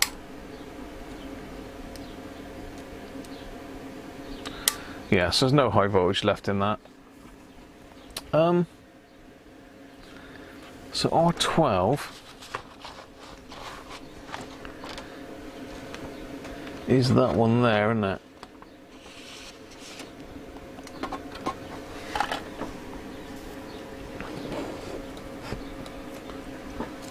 Where the hell does it go to? It goes from that switch though. Can I get a probe on that anywhere?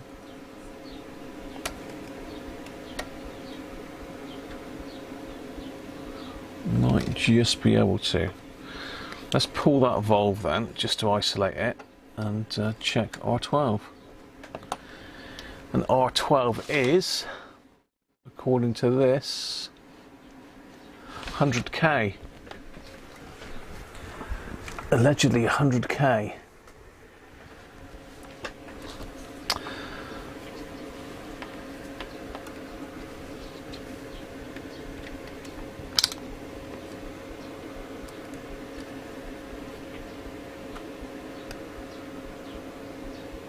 It's gone high, 135k. Yeah, that one's gone high, 135k, that's great. So R12 needs doing, potentially. Let's get a pen.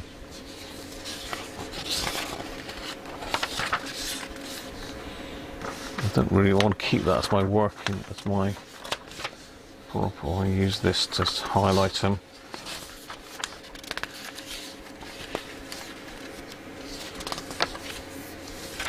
Dids, afternoon mate. No finger. We've got the Abbott but no finger today, Dids. It's a finger-free zone. Okay. Somewhere there I saw a highlighter. Didn't I?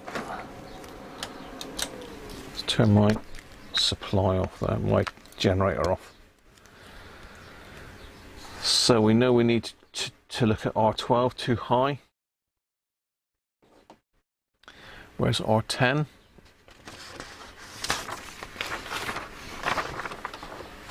R10 is just beside R12, but which one is it though?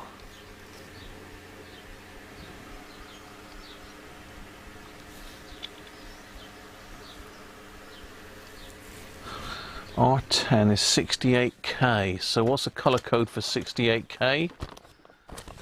68k, people?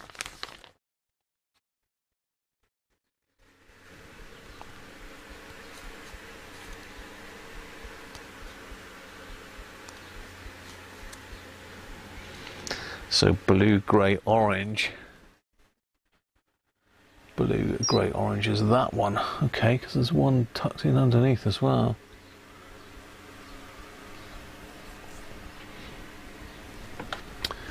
There's one tucked in underneath. Ooh, avalanche.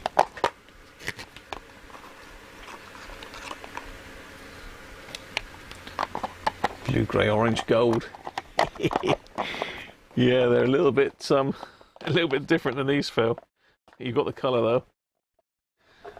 blue, grey, orange. Let's see if I can get you in on the cap itself. Cap? Where's the goat? Where's a goat? A bloody cap, you fool! It's a resistor. Too right. Oh dear.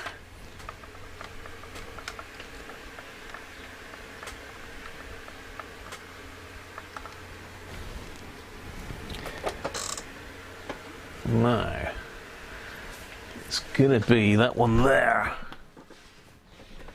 Just give it a bit of squirty on it. It's gonna be that one there, isn't it? Blue, oh no. Yeah, blue, grey and orange, it's that one. It's just so dirty you can't even see what they're supposed to be. Be careful because the isopropyl takes the colour off of the resistors as well, so if you go too mad.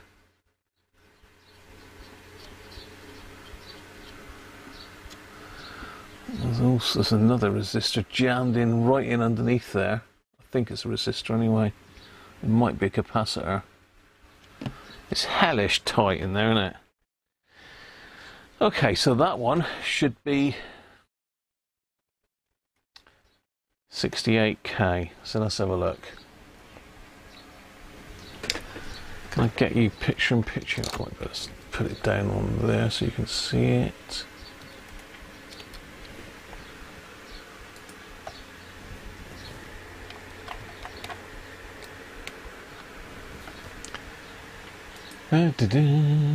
Just see if I can zoom this in a little bit.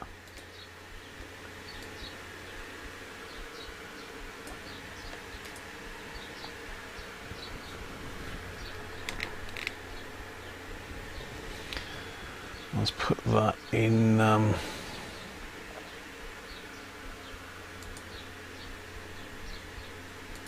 let's put in number 2 then. Okay, hopefully you can see that. Let's probe that blue monster then, see what happens. Proby.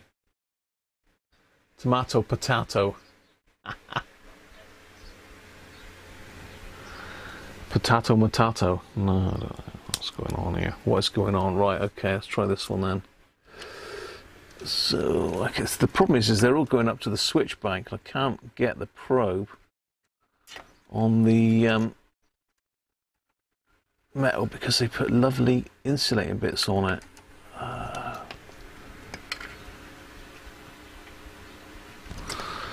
To put a spiky probe on it, I have to put a pokey through the insulation probe on.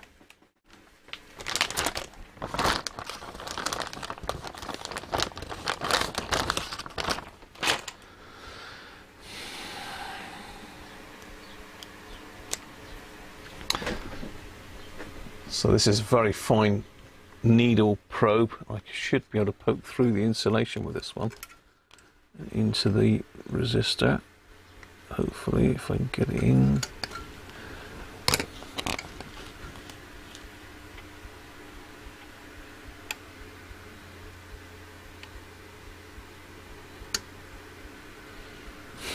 No. Let's get the eyes on. Let's get in deep. Let's go in deep. Where's my eyes gone? It's flipping getting hotter up here, I reckon.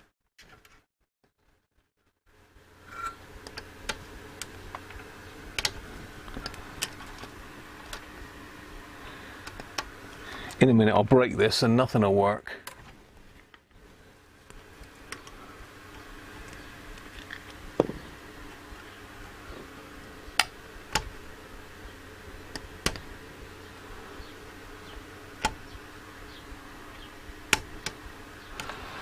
Okay, that should be enough to test it. Let's try it again. So, what did we say it was? 68k?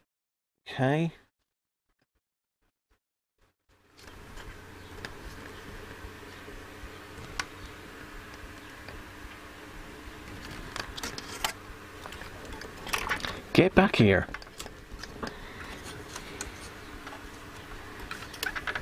It's not going to be easy to change these, I can tell you that.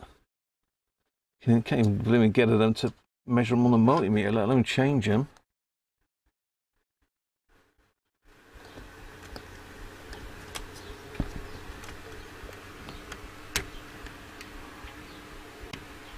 I believe I did glance at 68k there. It's climbing. What? How can it be climbing?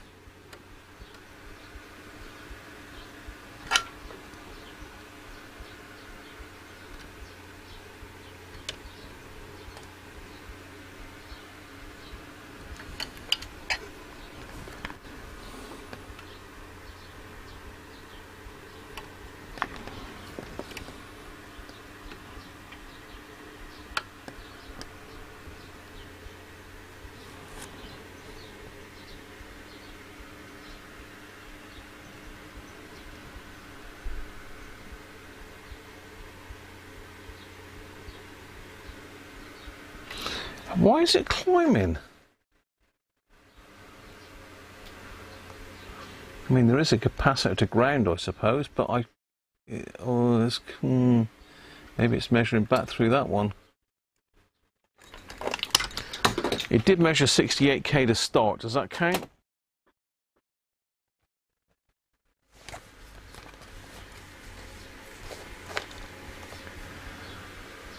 Catch you soon, Don. Cheers for popping in, mate. Cheers, Don. Oof. I'm getting hot, hot, hot.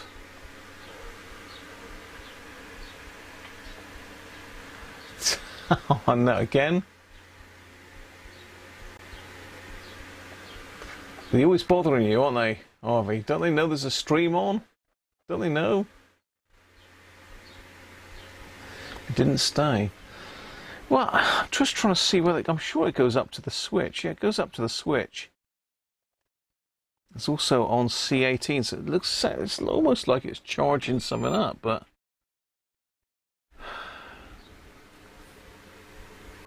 Yeah, so it's on that cap there, isn't it? Just to ground. Damn. I'm gonna have to somehow, because it's a hellish job to get onto this switch, wherever the hell that's connected. I don't know. It's looking like a bit of a nightmare, because the switch is also part of the dial cord. So it's not like I can just take the switch out, because I'd have to take all the dial cord off.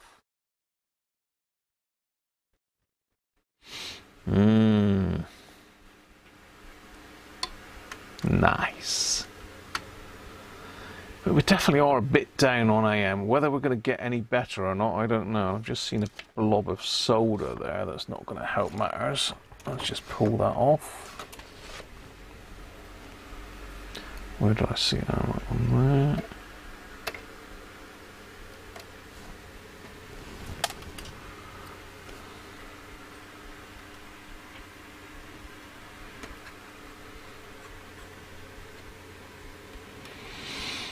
I mean, to be fair, all of these resistors are going to be out, but it's whether they're out enough to warrant changing them, really.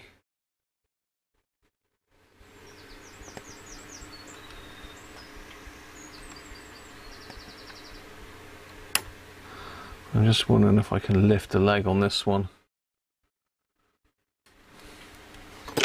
Because there's another one stuck right in behind there that I can't really get at.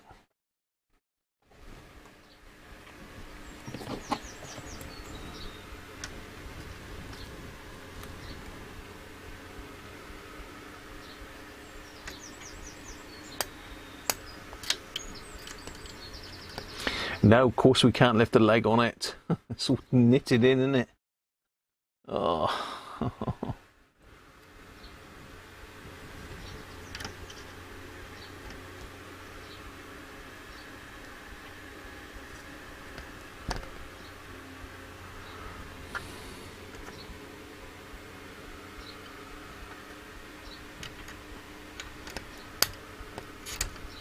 Ah, there we go.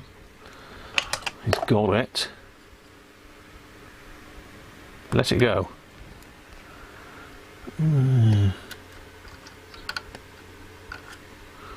Okay, let's test it out of circuit then.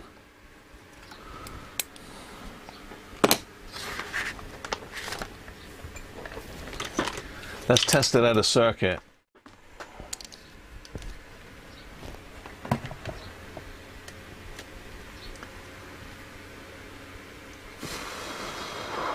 Yes, definitely. I reckon it must be knocking up 30 in this workshop here.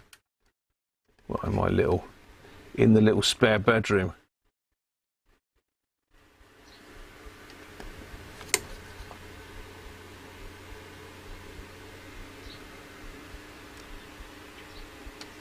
Hang on.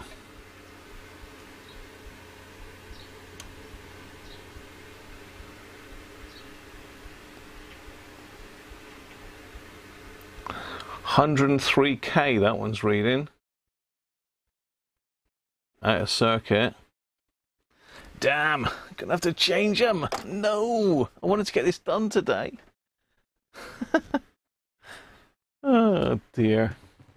I'm gonna have to get another beer now. There's no other option. There is no other option but to get another beer.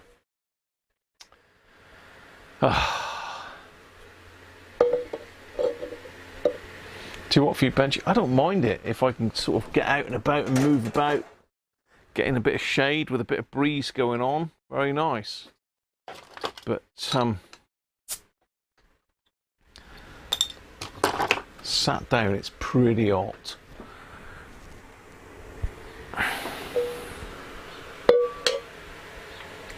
You gutted? What, that I've got to change him? Or that I've got to have a beer?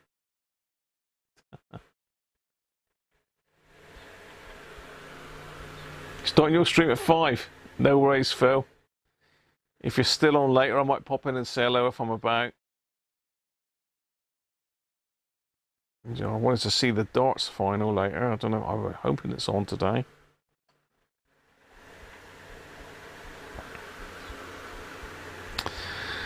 Michael van Gerwen and Gerwin Price. That should be an impressive game.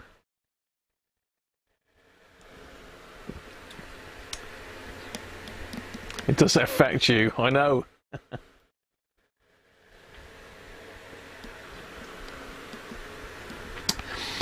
It's the thing is, resistors are always going to be high in these old things, but they're only a problem if the radio's not working properly, and then you've got to start poking around and change them.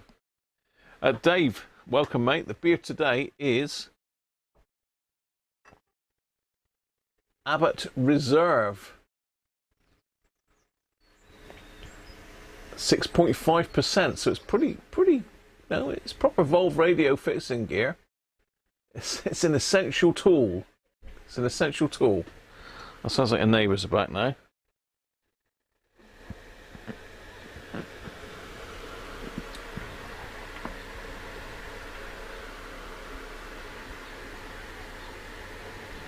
Pretty good, to be fair, on you neighbours. I shouldn't speak too soon because they might make out of a racket now. Right, let's get that out of the way over there somewhere.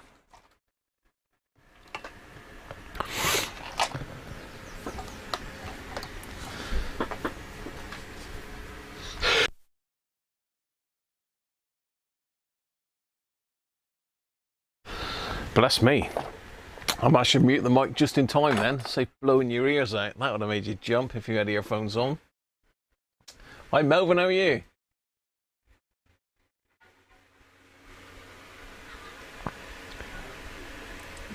I love Belgian beers, Christoph. I love Belgian beers. Some of the best beers in the world are Belgian. Very, very nice beer over there. Right.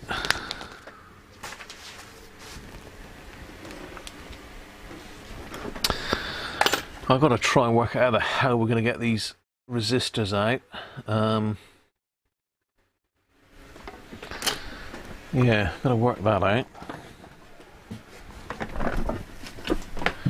Sounds like a load of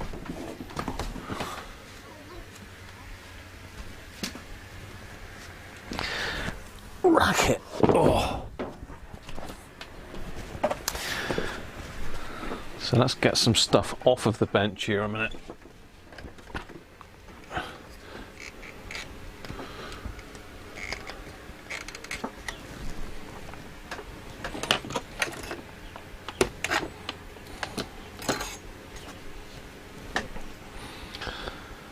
That can stay on there for now. Oh, let's just take it off, it's going to get in the way.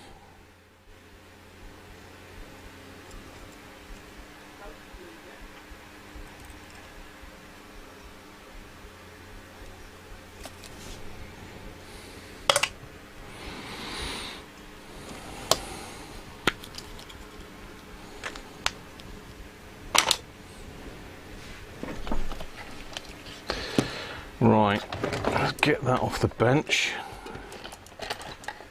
I need to make some room now. I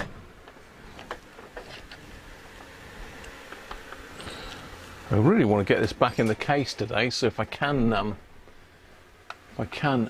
get this improved, I will. Otherwise, it's going back in as it is. It might be that this is as good as it gets. I don't know, but it did sound weak to me. Right. All these wires everywhere here.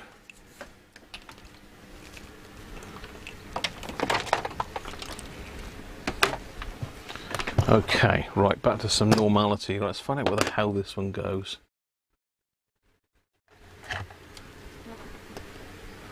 It goes on to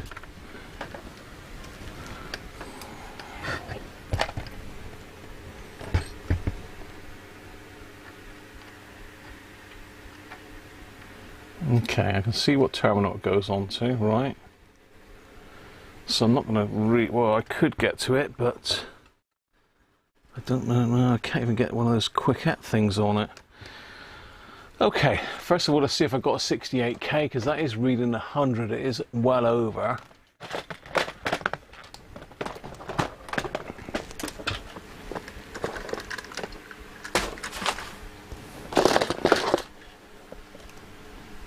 Yes, I have got plenty of those, okay.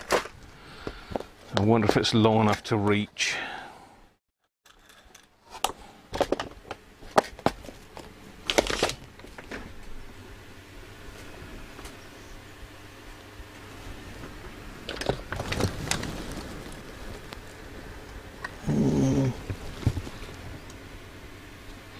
It's going to be tight, but it might just.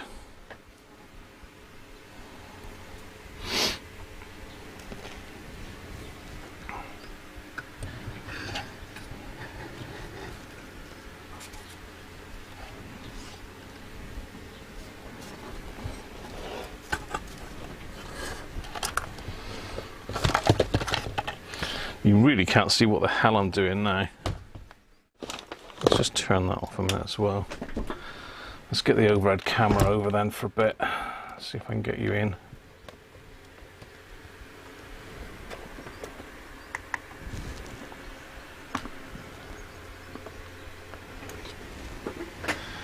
So the wafer switch,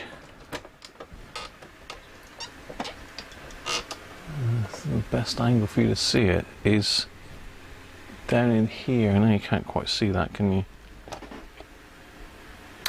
Need to be over the top of it, really. Right there.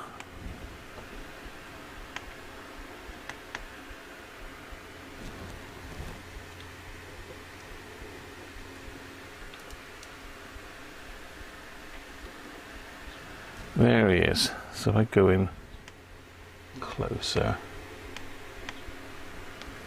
just trying to get it focused a minute.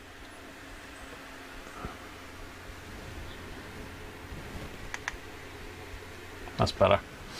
So the yellow wire you see there, this one here, is that resistor.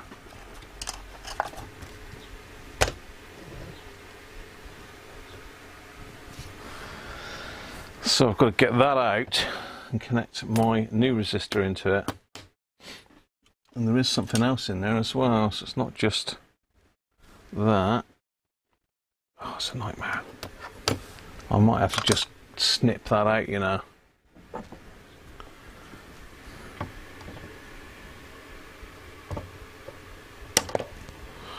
There she blows.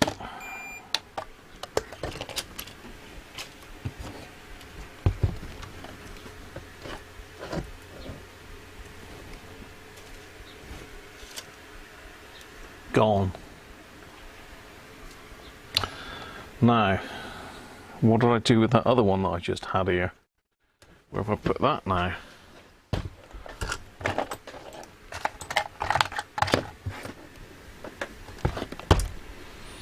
I don't know, so let's get another one. So we've got to have a bit of insulation on it because it's bitey, I suppose. Though it's not huge voltage, I don't think.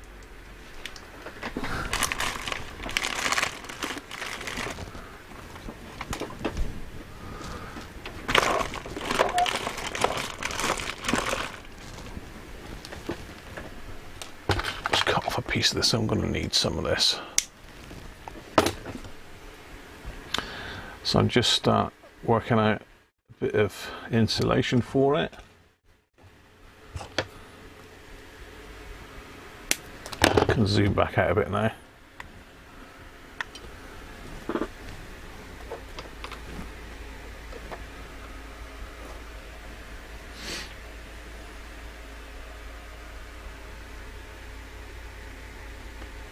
Thanks for subscribing, Joseph Neal. Welcome, Joseph, and anybody else who's subscribed that I've missed. R2D2.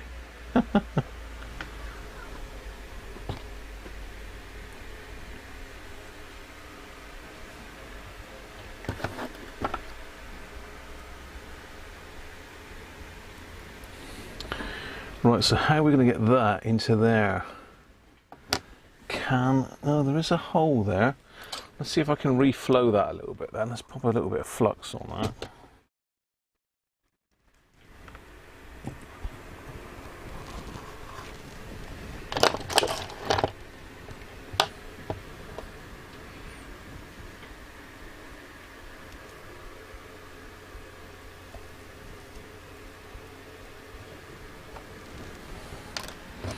And I should be able to hook that in there. No, I just filled it up with flux. I just filled it up with flux. My solder even. There. That's in. So I'm now got to oik it in there.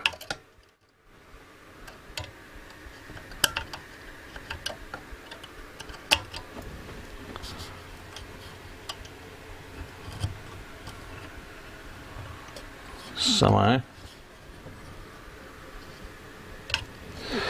Right, switch back to the other camera a minute. Which has gone sky high for some reason.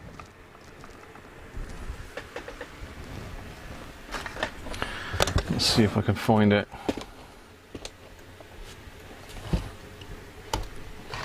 Up here. Ah.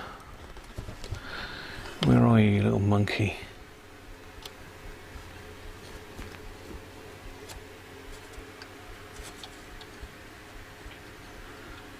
In totally the wrong place, really.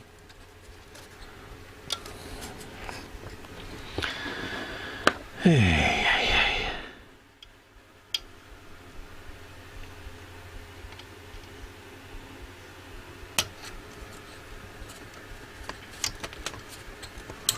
I'll also come in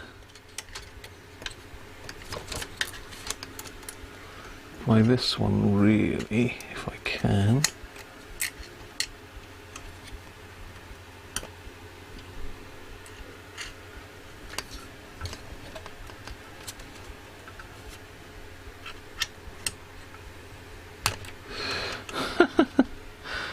What a nightmare. Well, that's not a nightmare, but you know, what a pain in the backside then, should I say. And it ain't gonna reach, is it? No, it's not gonna, of course it's not gonna reach.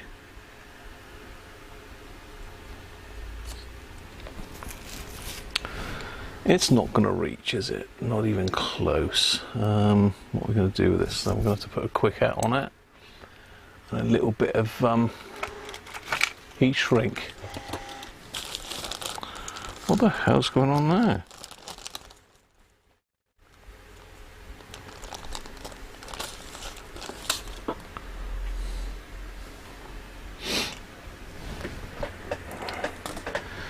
So let's get you up where the action is up here. Show you what I'm up to.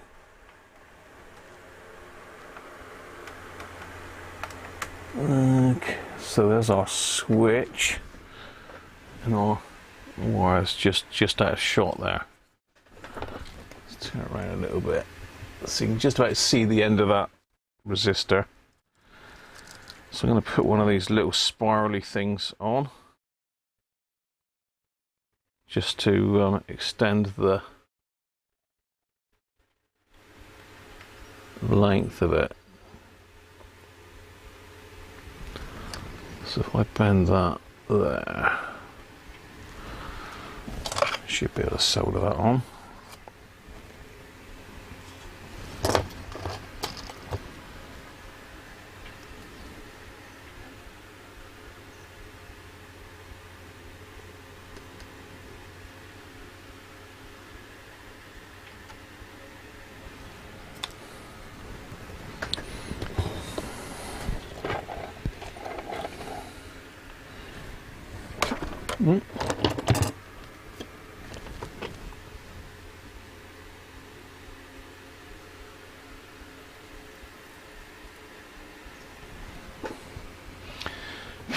Well, it's well and truly attached now.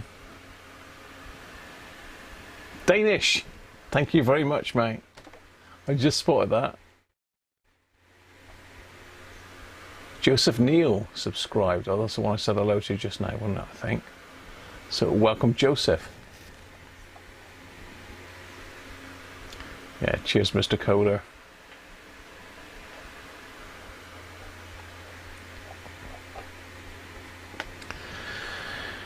Right, we've definitely got the length there to get down there now. Just got to think about where to route it. I'm also going to have to put some heat shrink on that.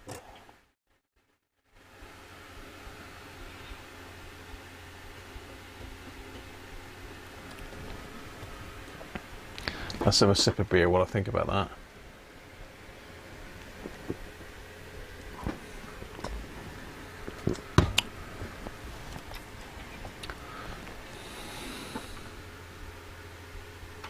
So it's got to come down. It's a fair old way. They must have made the old resistors had longer legs than these new ones.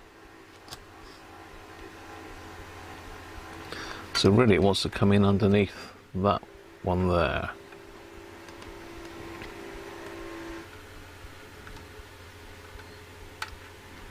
What the hell is that racket going on? They just really don't understand about the live stream, do they, these neighbours? I think I'm going to have to take everything off of that that connection there. I think I might as well just change all three of those. Well, no, those resistors are nothing to do with this, are they? Well, they must be. Oh, I don't know. I don't know what's going on now.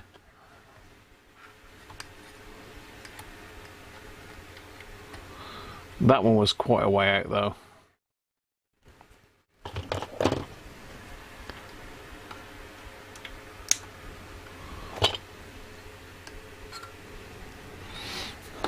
Right, so I've got plenty of bits of heat shrink to try.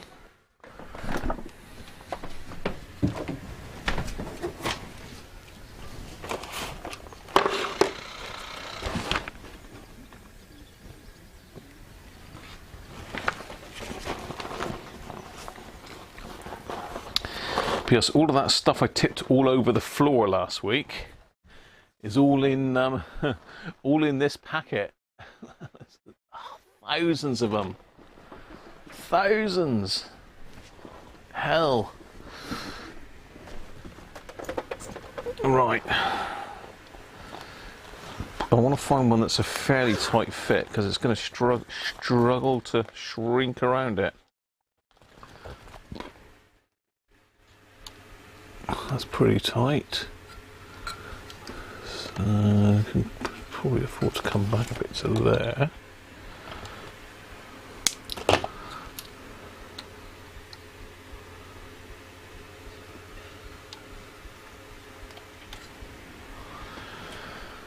pop the hot air station on, just melt that down a bit.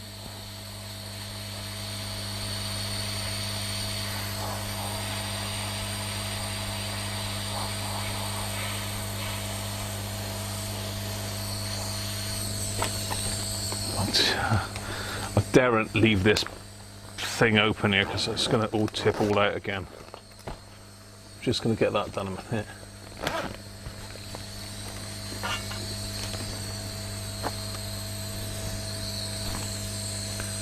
You'd love to see this channel hit 1 million subs. So would I.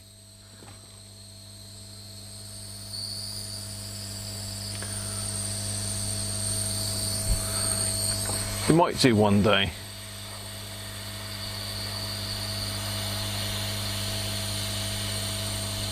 You never know.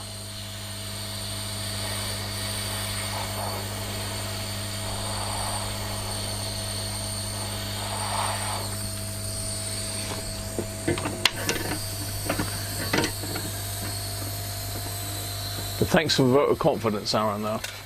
Appreciate it.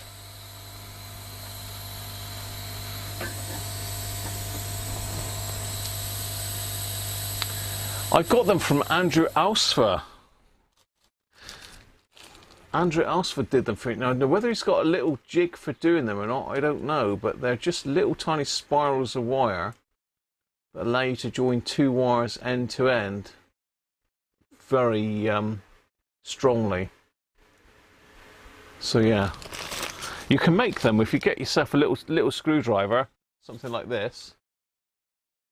Bit thinner than that maybe though, and just wind it around that and then just spool it off. I mean, we get a little solder like there maybe and spiral it around a little screwdriver.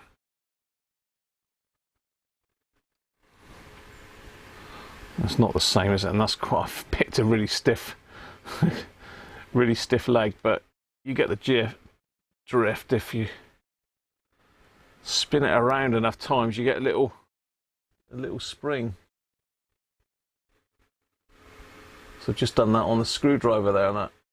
So get yourself a little tiny thin jeweler screwdriver and wind them on that, Rich. Save your capacitor legs. Right, okay, so that's that in there to there. Now there's two other resistors on here. I think I ought to just desolder that whole piece in there. I don't know if you can see it, that pin. No, you can't, just out of shot. So what's it come around? So it's got to go where that yellow cap is that I've put in. It's got to attach to that. Is that one's, and that one's also attached to it there. So there's only two wires left in there, so you know, think it was easy to get out, but we'll see. Shaky.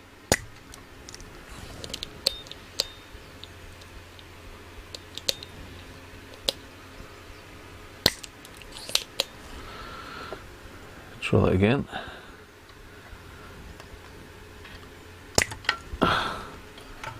I've got no valve in there, so we're okay. I forgot to check that.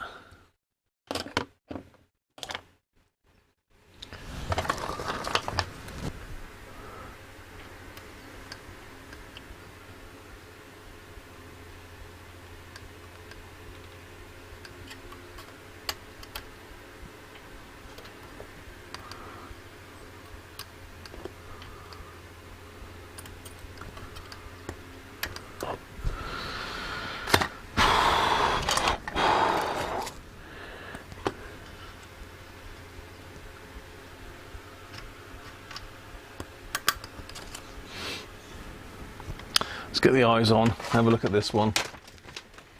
Secret Engineer.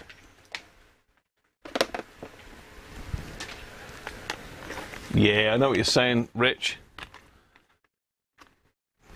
I do put out some shorter ones. I've been doing a series on the Pro 80 at the moment. Got another couple episodes of that coming out, which are about half an hour each, I believe. I tried to keep them around half an hour. But no, I understand what you're saying, and thing is, I don't really want to be spending hours editing videos because it's not really what my channel's about. It is more of a live streaming channel, isn't it?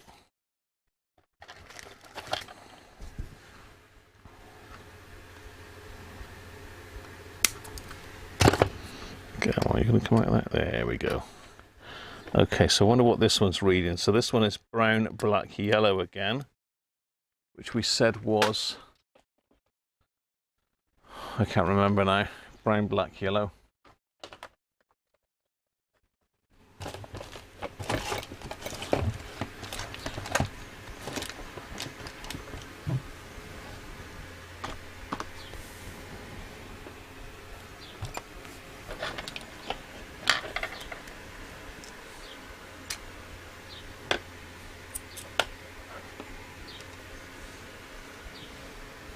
$100K, thank you.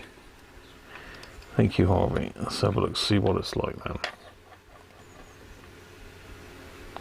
$112K. It's a little bit out, not a massive amount.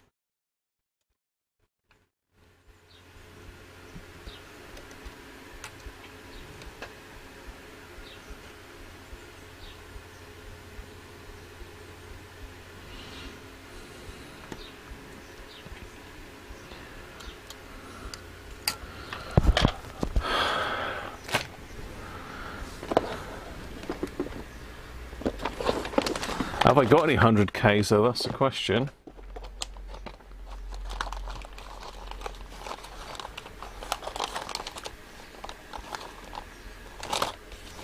Meg. 15K, 47K, 15K.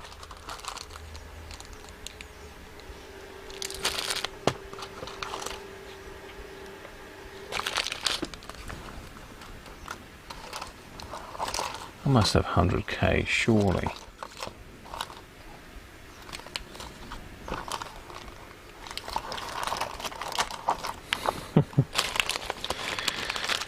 Not in that box, I haven't.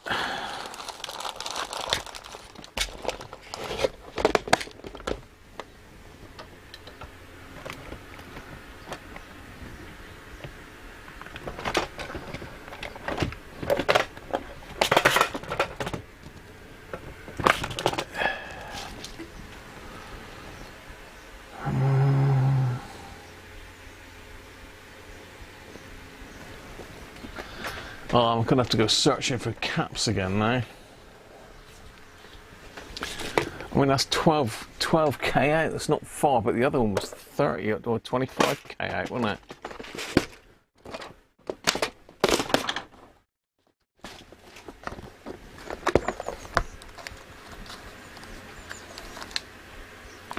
$150K.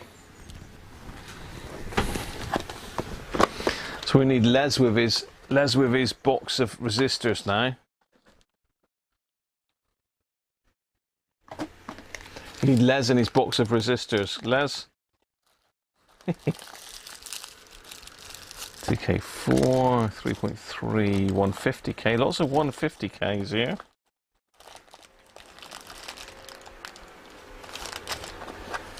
$62K. It's 1.5 meg. 51K, 12 ohms, 30K, 1K2, 1K6, 390,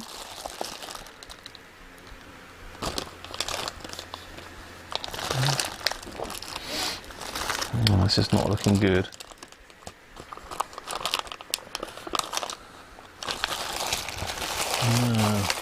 100K resistors, I must have some.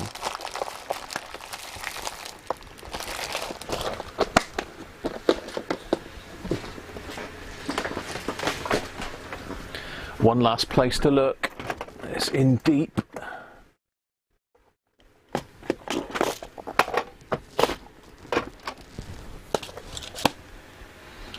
Yes, loads of them. Loads of them. Well, I say loads. I've got a few.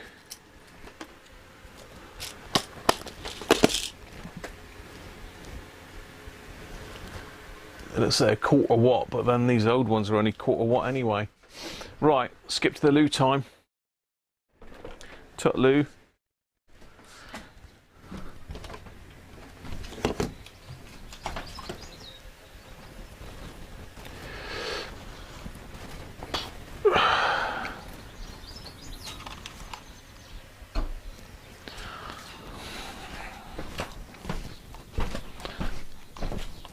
I'll be back.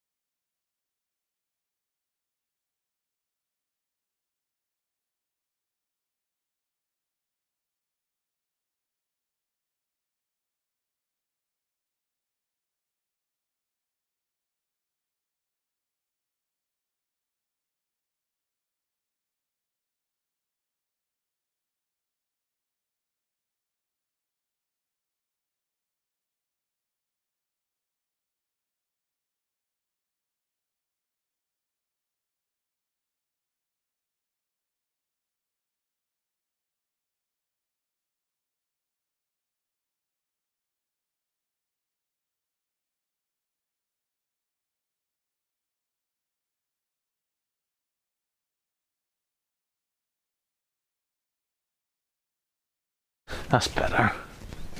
That's better.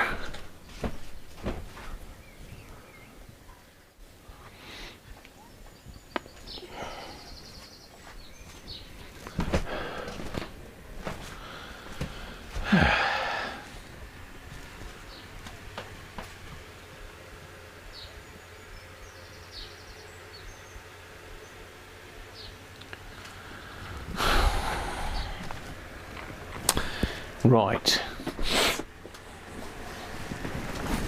The only problem is these are really short legs now on these.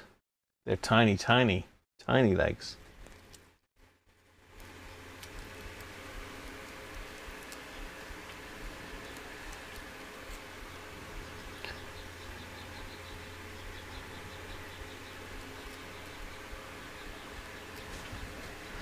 What are we on about then? What are we talking about now? Resonator! How did I sort out the 1 kilovolt capacitor I needed? I just left the old one in there, resonator, for now. I didn't have one, but I think I found one since. How are you, mate, anyway?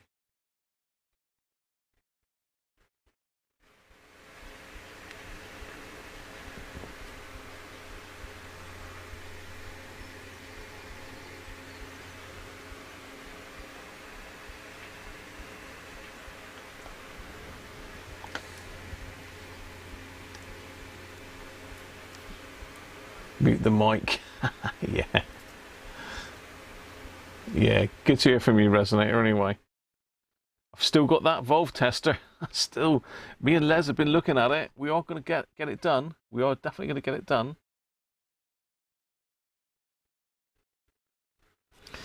This is tiny, tiny, though. Will that reach? I might be lucky enough.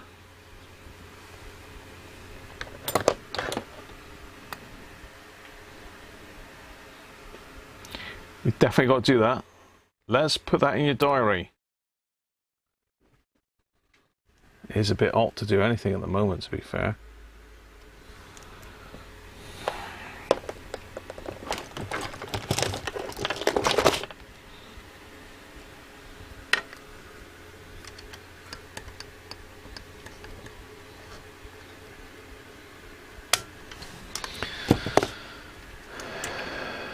So that one goes there, that one goes there, and this one goes there. I'm going to watch what I'm up to here. I'm going to get myself lost in space house in a minute. I have to pump up the power on this one a bit because it's not going to melt that at 350 degrees. Let's try 410, Will.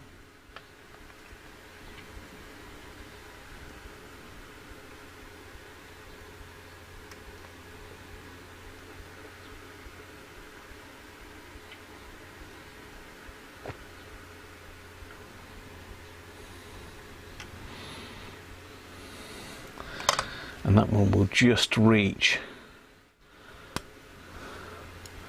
So that one, and that one all go together. So while I'm in here, I might as well get this green one out. Now where does that go? It goes onto that coil there from this wire here. Or shall, is that going to measure something else? It's going through a coil. Brown, green, green? Brown, green, green? Anyone? Brown, green, green?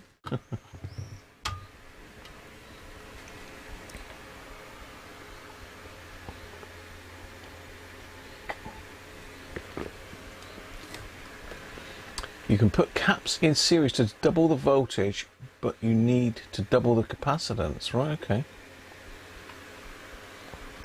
Martin, how are you, mate? Bermeo, Spain. Very nice.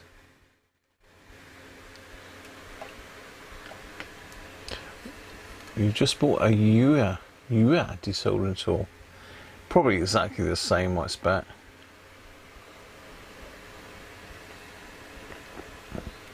.5 meg, 1500K.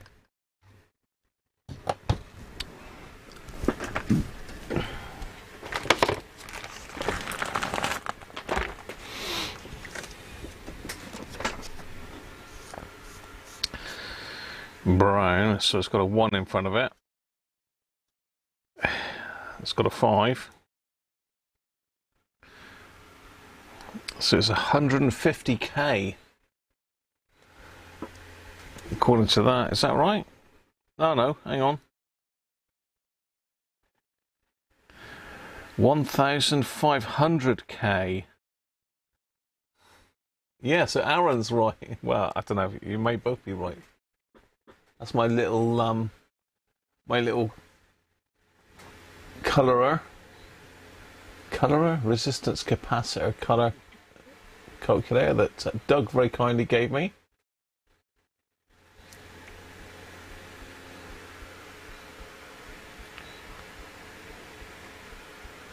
Got a crew, yeah. I have 150K or 15,000K or 1.5 meg. Guess what? I've got a 1.5 meg, have I? Have I got a 1.5 meg? Did I say 1.5 meg earlier? I said something meg, didn't I? I've got 1 meg there. I definitely haven't got a 1.5 meg in my old school drawers. 15K. 510.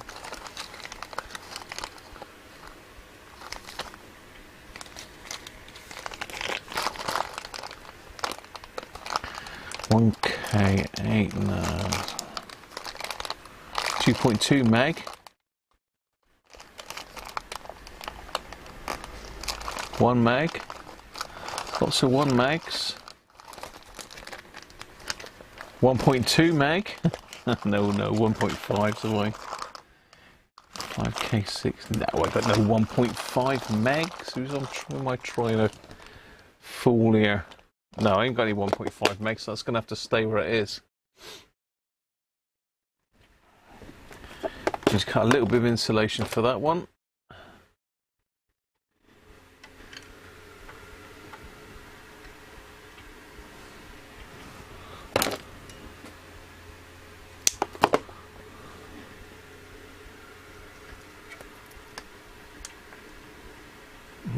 bit less than that.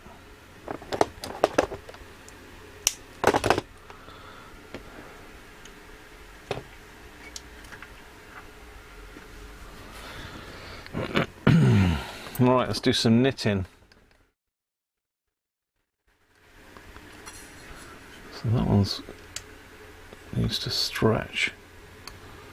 Did that just go in on its own then?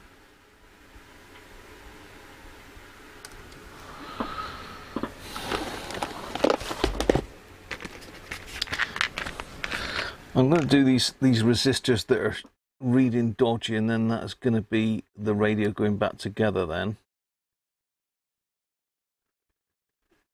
Because to be fair, we got so little on medium wave and long wave now, it's not worth spending hours and hours messing with it at this stage. I say I was thinking about giving this radio away, and obviously if I am going to give it away, I want it to be working, so that's that one and that one in. Just got to squeeze this one in. Sure we've got room in there for it. Yeah, surgical, that surgical. You can't quite see what I'm doing again, can you?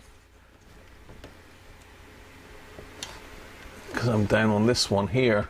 Sorry about that. Camera angles, camera light action, all that sort of stuff. No, I want to route that one a bit different really. I'll route it down in underneath here if I can.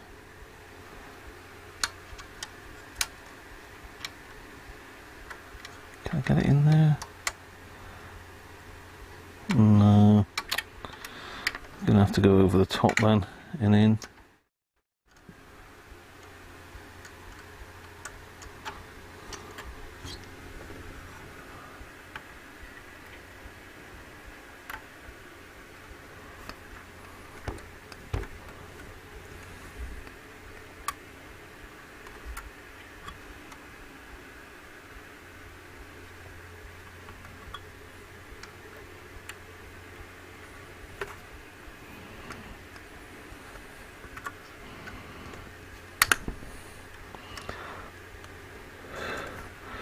Bit short on the insulation there, Graham.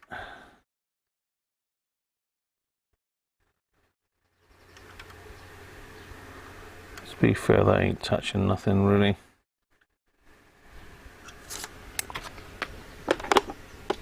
Just put that iron temperature down a bit.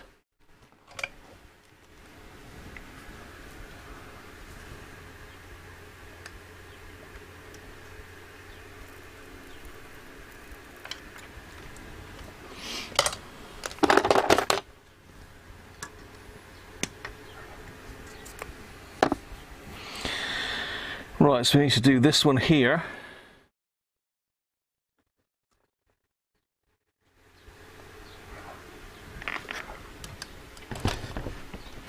We'll have to turn it around to get it, but you might just be able to see it. Down here. No, okay. Lower. Just down there. Yeah, you can just about see it. Dwayne, how are you, mate?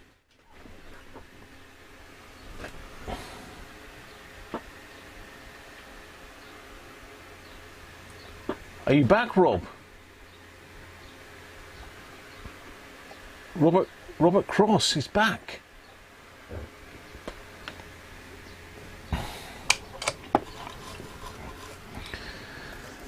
Right. Let's get this one out.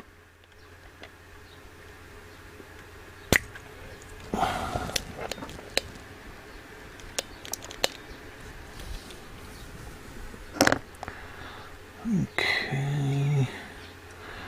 So we've got one of these weird and wonderful caps in there with it. We know this one's got to go.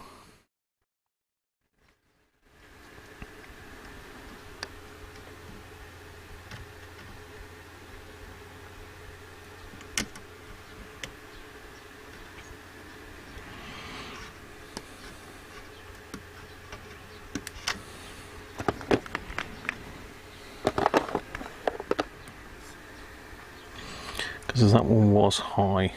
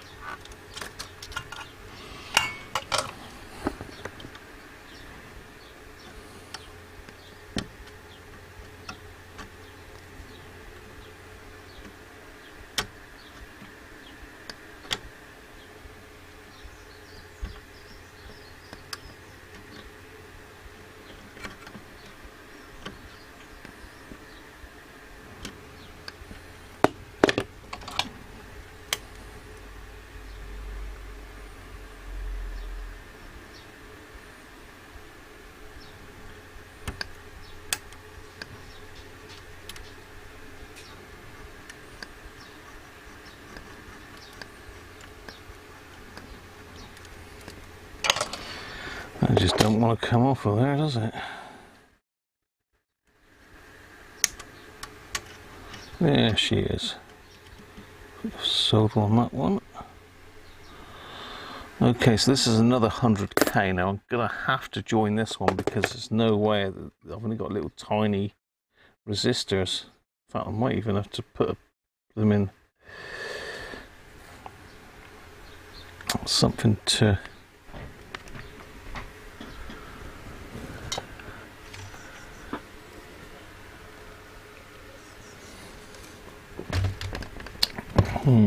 I'm just talking out loud to myself at the moment. So I'm going to snip that one right on the edge there. And pull some of this insulation back, clip it.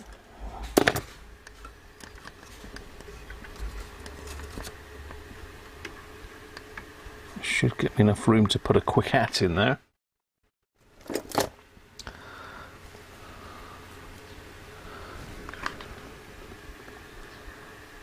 Might just have enough room for it.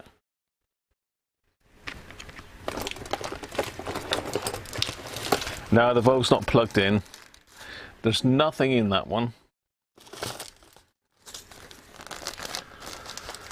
Yeah, I made that mistake before, but there's the valve.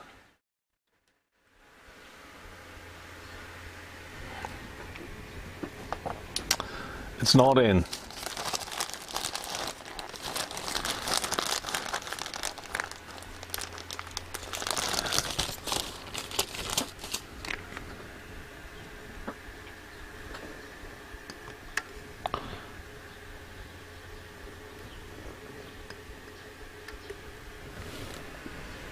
Right, I'm just slightly out of shot now, but I'm just making the joint up here so as I can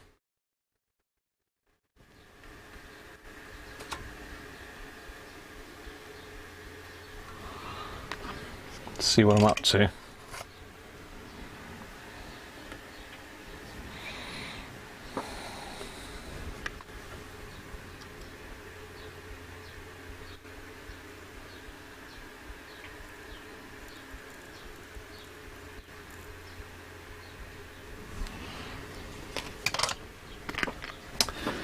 There we are, that one's joined on.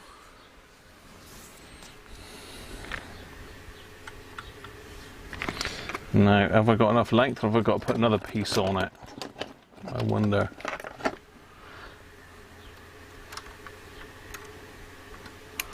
I've got to join another piece onto it, so double quick hat.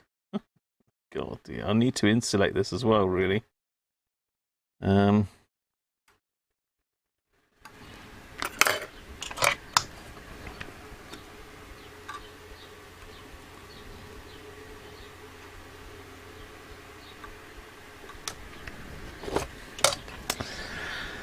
So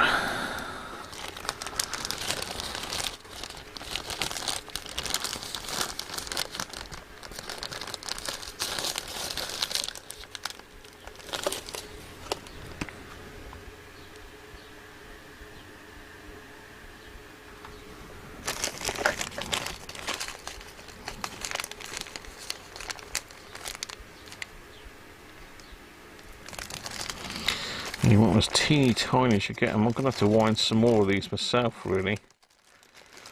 You could wind them around a thin nail, but you want a fairly long nail to make it a bit easier to work with.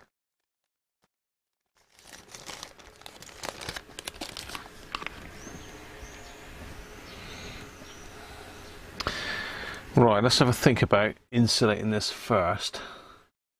So if I can get a bit, I think a bit of green will go right the way over that again. Will that go over the resistor and over that? Yes, it will. Okay. So cut that off to about there.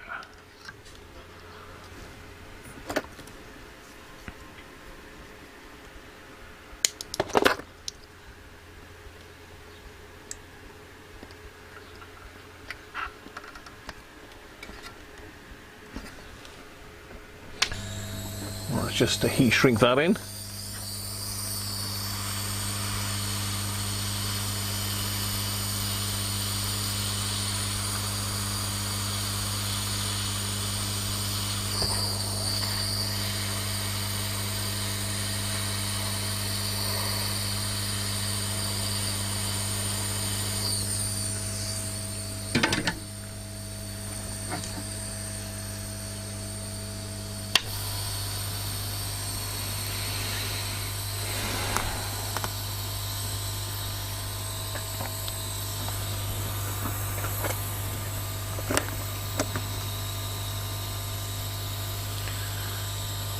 So another lag, another quick hat.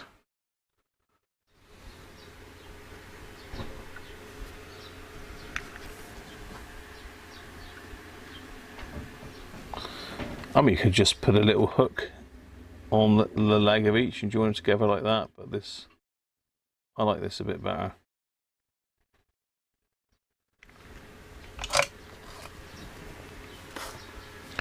I think it looks a lot neater. Mind you, saying that, if you do them nice and tight and squeeze them together, it's fine.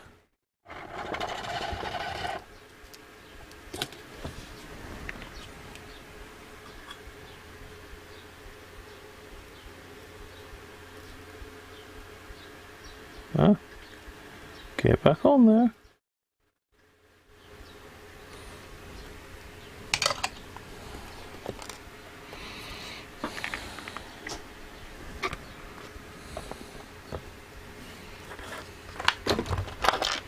So look then. Yeah, now we got the length. Now we got the length. It's a bit rough and ready, but it is it does the job. So let's have a look at that. That's going down there to there, so we want about that much.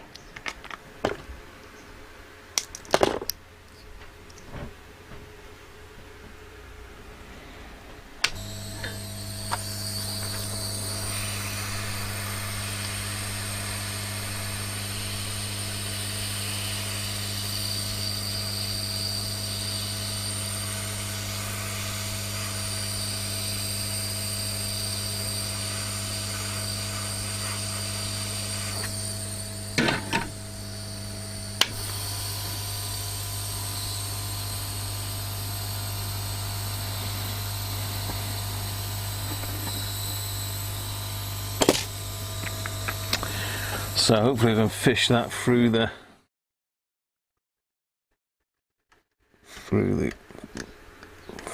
whole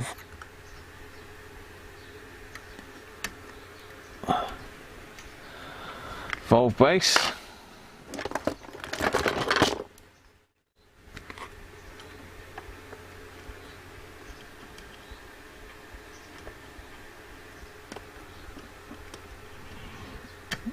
Got ya. There she blows. Nice.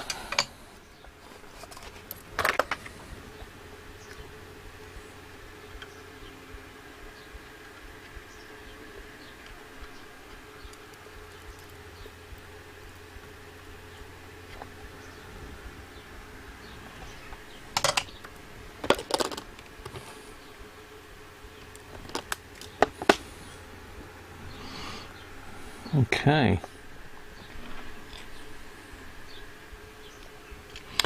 So we've done 1, 2, 3 resistors. 1, 2, 3 resistors. So which is the other ones we've got to do? There was one more, wasn't there?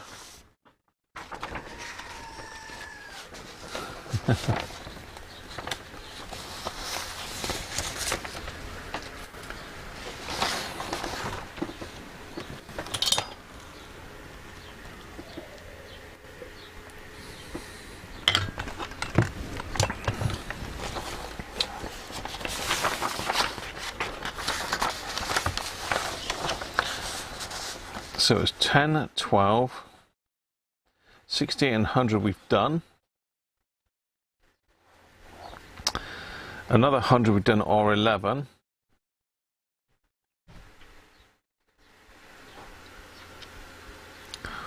R9 1.5 meg, but I haven't got any of those, so we can't do that one. The only one of them was R13, which is 22k. Now where's that one? Where's R13?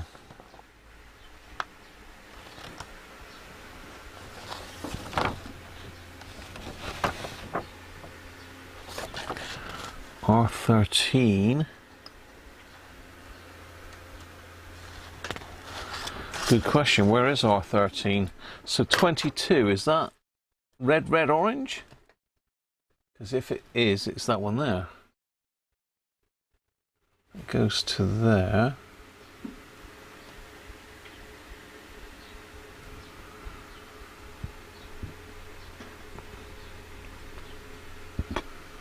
I don't think that one was going to cause a problem, though, to be fair. I think that's not even in the circuit properly.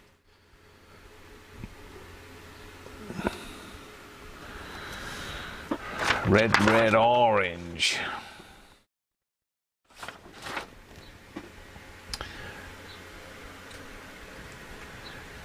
It's got to be that one, isn't it? I mean, that's a cap there. That's the only other one that I can see that's in that circuit. But it doesn't look right, that.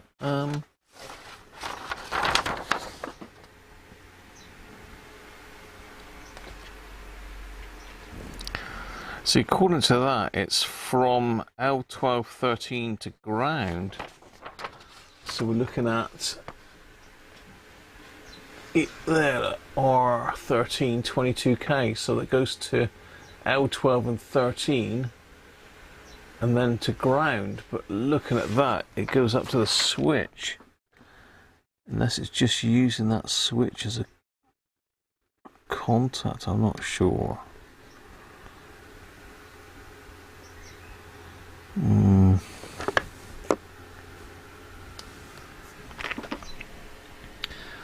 Let me just test it and see what it's reading. I don't think that's an issue, but you never know. If it's miles out, then it could well be, but see if it'll read in circuit.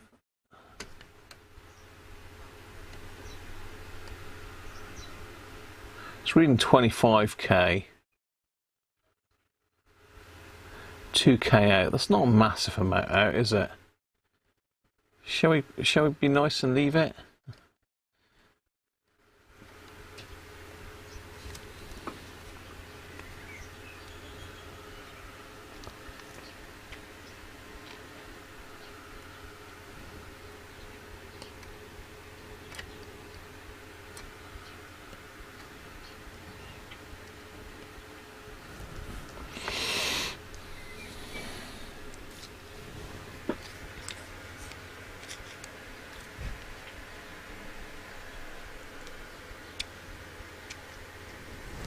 The blue ones from Maplin's, I don't mind those.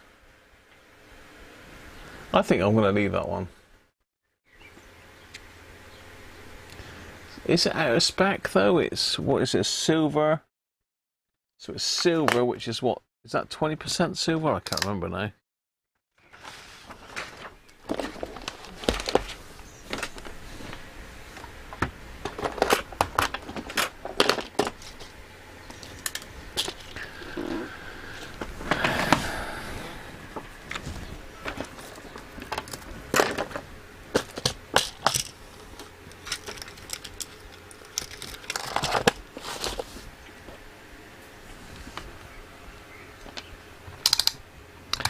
Dee, dee, dee, dee.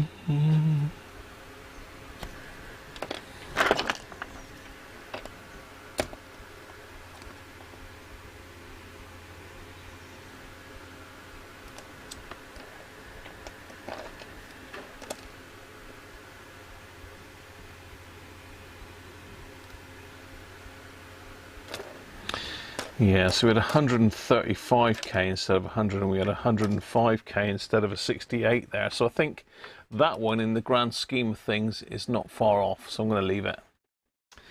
Right, okay, let's crack on, because we're running out of time fast, and I want to get it back in the case.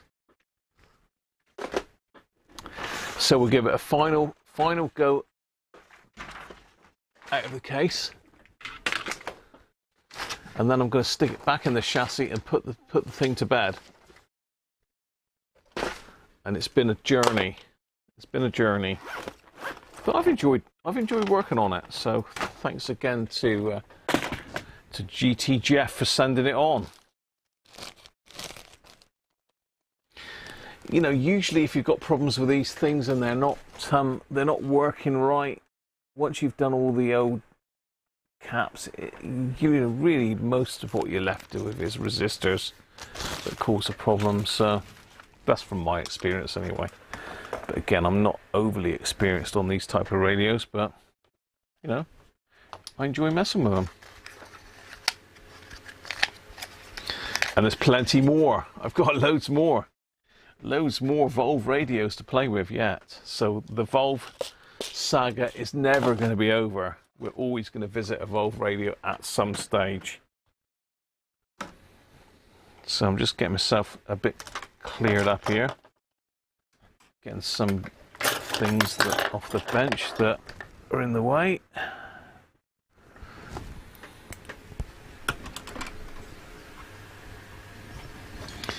So let's just solder our test speaker back on temporarily.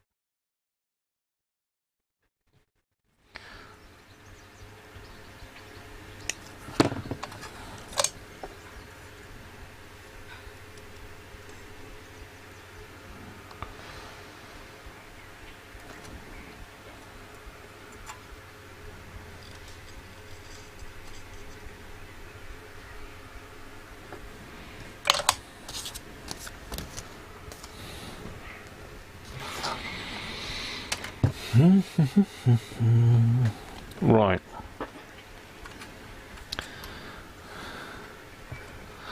Here we go again.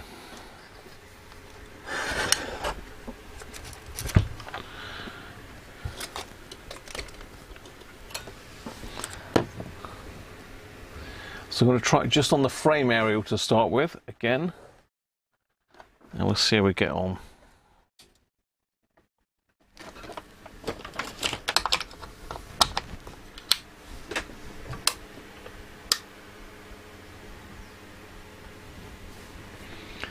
Still working. Well, hang on, it's not going to work. It's not going to work without the Volve in it, is it?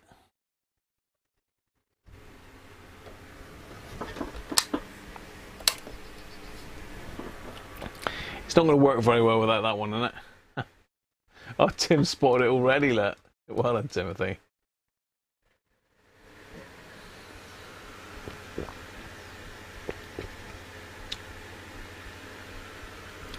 Gold is 5%. According to this, none is 20%, silver is 10%, gold's 5%, and red is 2%.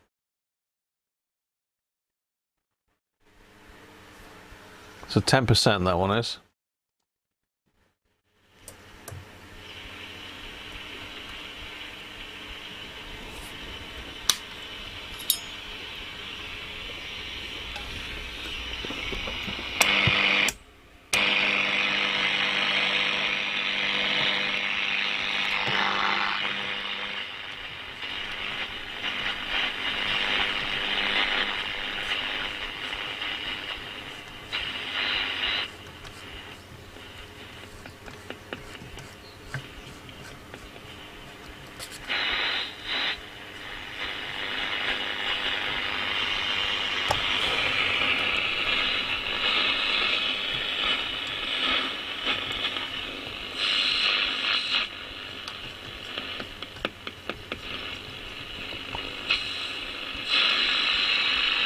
Okay, let's pop an aerial back on it because it's very directional and I can't. It's too heavy to move around in the chassis. So let's pop my long wire back on it.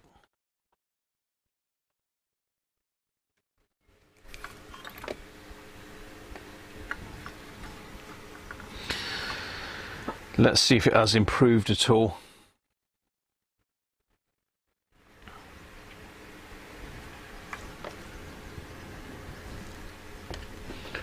So blue is the hot, yellow's the ground.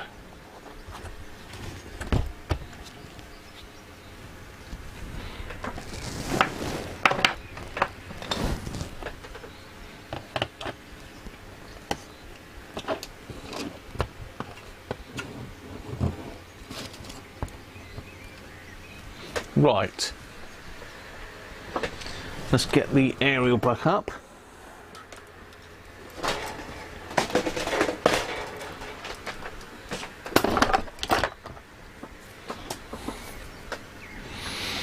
Let's give it another try.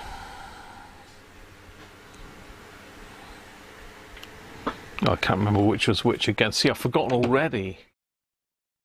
Blue. Blue is the positive.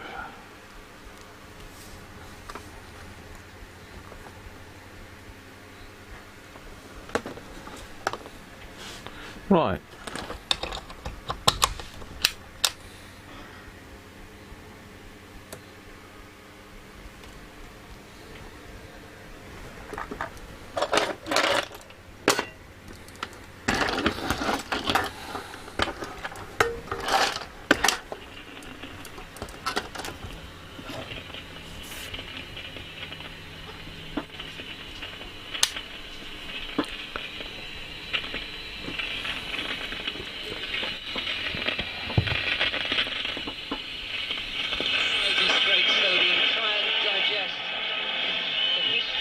That is better.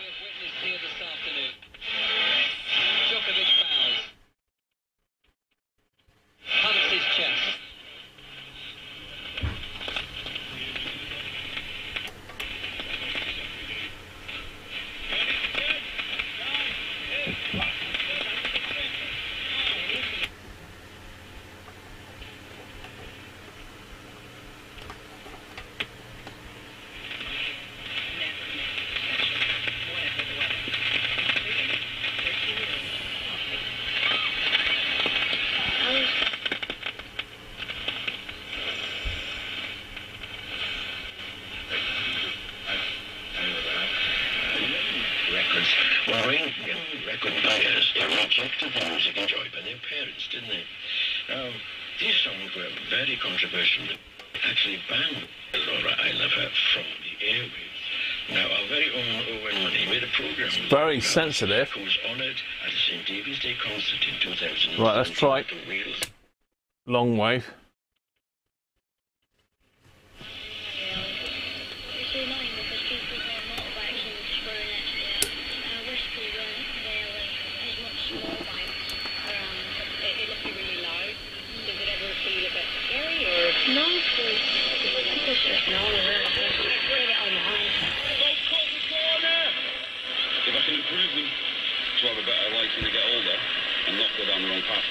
It is better.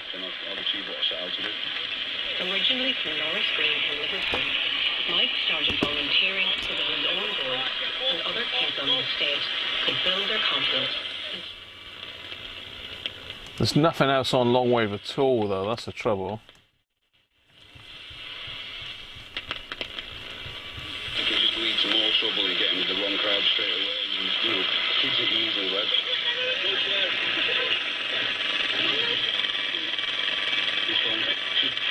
If I see any of the kids that come on here doing anything wrong, swearing on the park, I tell them to pack it in. You can see it in the kids, you know, struggling with bikes from another estate and maybe on it, or some of them you see riding around on off-road motorcycles, which is illegal, and I don't want anyone doing it. I don't want the police at the door, you know, I don't want that for them, I just want someone to be known for that either, so... a lot of my kids that come in here that are single parents as well, and give them that little bit of authority, male authority, you know, so they know. But yeah, you know, I'm not trying to be anyone's dad, I'm just trying to be their mate, and I am their mate. Everyone in. Shoot forward for a little bit. Really take a game down there and one on this side. Be around balls, you don't on that pitch down there.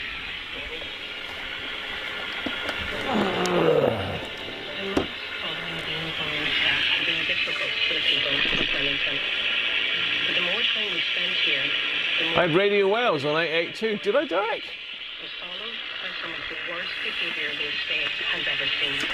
One night, it started. It just erupted. It seemed to escalate in a very short space of time, like you didn't know that was coming towards you, the house. I met Donna outside a parade of shops. 14 and now 15. We started talking about nothing in particular when she brought up the trouble that had happened from the park after being died. She's worried that by speaking out she could be targeted, so we changed her name and her words are spoken by an actor. It wasn't just kids. I'm going to say from 8 upwards to grown men were at the fires. There were groups of lads with balaclavas on and axes and whatever else they have, going into old people's houses, gardens, stealing buttons and fence poles. It was awful. I'm just going to give the IFs a quick trim again. Just going to see if I can find the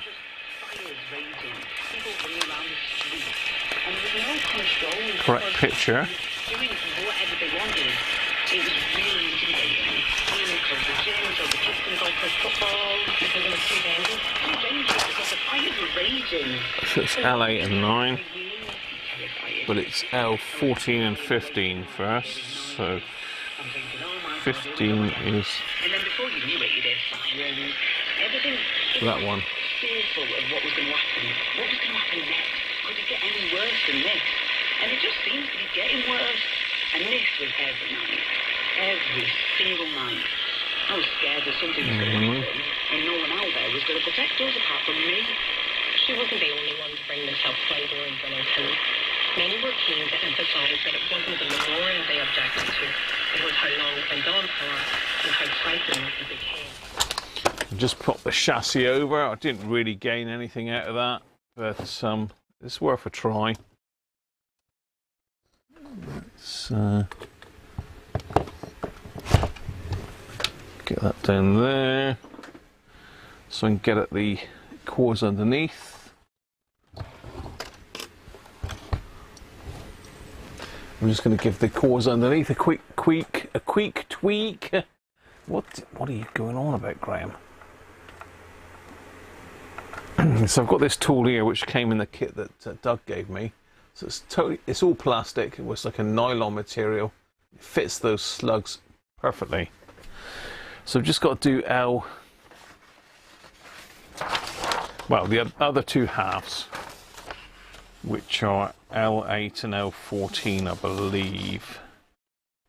L8 and L14, yeah. Okay, so L14 is this one. L8 is this one.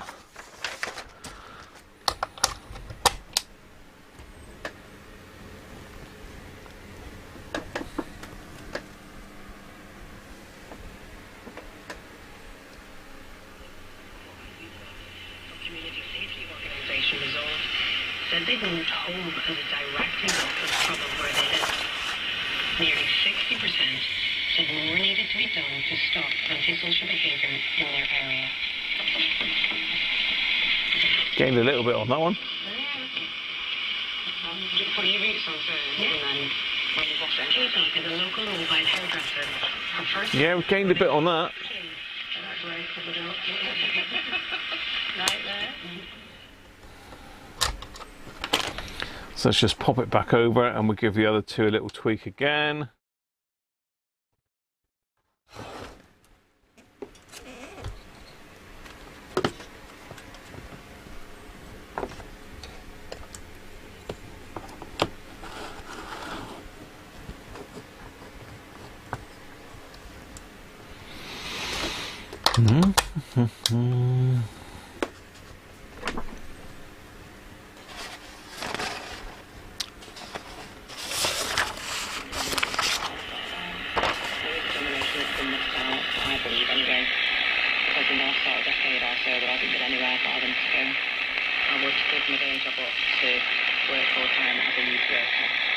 The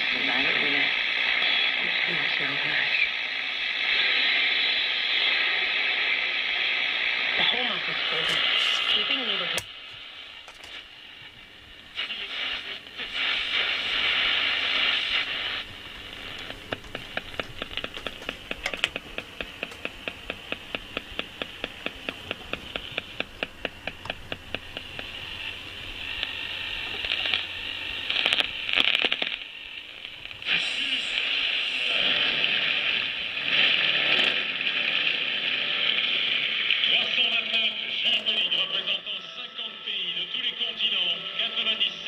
And now the line judges.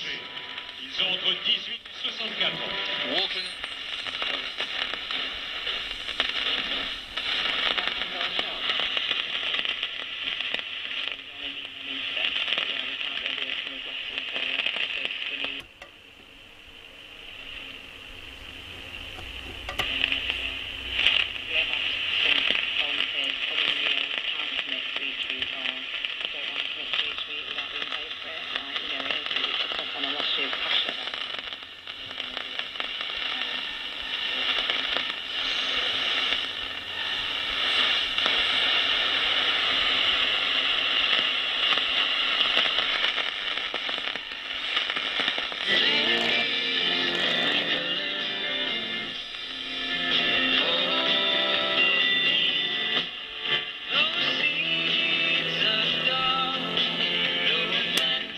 That sounds pretty good.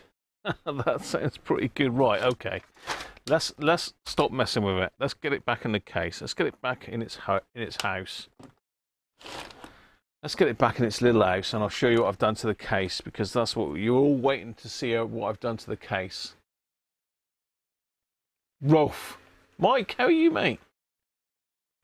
I can get Caroline in Devon, Mike. It does beat with another station though, because I'm sort of out in the sticks and I'm fairly high up. I do get a lot of the foreign stations coming in here, which do interfere with our UK stations. So I know sometimes Caroline isn't as strong and I struggle to get it. Other times it comes through fine. It really depends on conditions, I suppose. You off, Aaron, are you? Cheers, mate. Thanks, Gavin.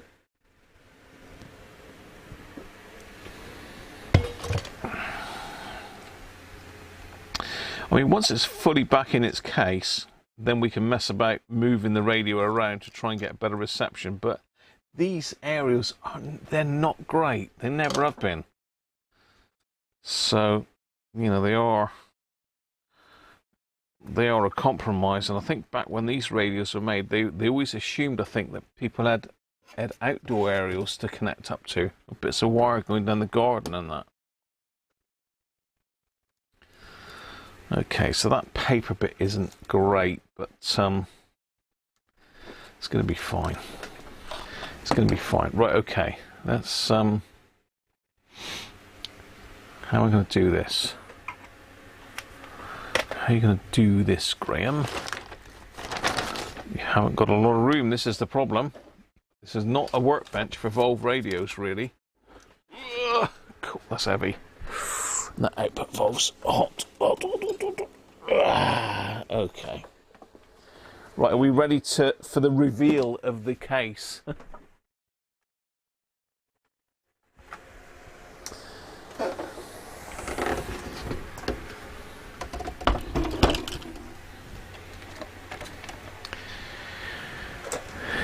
There she is. I mean, I haven't really done a massive amount, but you can see I have cleaned up the top no end. You can't really see it on the camera, but you can see the pattern in the Bakelite now. Now this was absolutely thick with nicotine. So if I zoom right in close, you might be able to just about see the pattern, maybe. If I sort of move it around. You can sort of see the grain there, can't you, in the Bakelite now. That took me an awful lot of time and a lot of elbow grease to get it to that, I can tell you, because it was absolutely caked. It was caked in nicotine, and that's come up very nice now. I've just put a coat of wax polish. I've just hit it with a bit of this at the moment. I've just put this stuff on it. Works very well. But if you think about what it looked like before, it was a bit rough. Now there's an issue with the plywood in this. Well, there's two things. The plastic's a little bit distorted, and also this is a plywood back panel that the speaker mounts on. Now that's warped, which is causing a gap. You can just about see it down there, look. So really that needs to come off completely. The problem is this dial cord, this speaker cloth, the grill cloth, is glued to the plywood. So you need new grill cloth, which I haven't got. So that's going to have to stay as is. I've cleaned it up inside as well, all nice and clean now. There's some sort of mark that says 21 1P7 in chalk, not in chalk, in crayon. There's a little squiggle, so it's obviously been signed off by somebody. But yeah, that took me a lot of work last weekend. I must have been out there for 2 to 3 hours doing that to get it to that stage. But yeah, there you are. So let's pop it back in. Thanks, Jeff. It is a very nice cabinet. Right. Now I should be able to...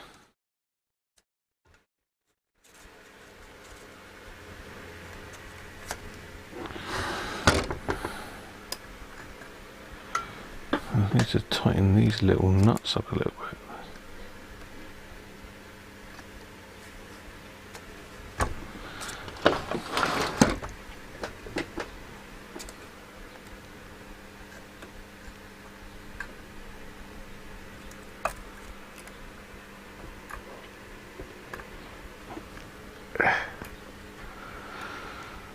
I'm just tightening up the dial cord, the back panel for the... I don't know what I'm going on about. I know what I mean.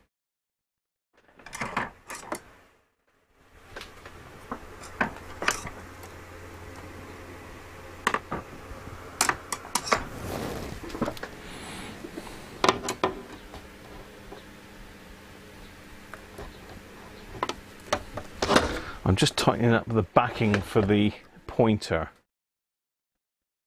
For some reason this side has come undone quite a lot.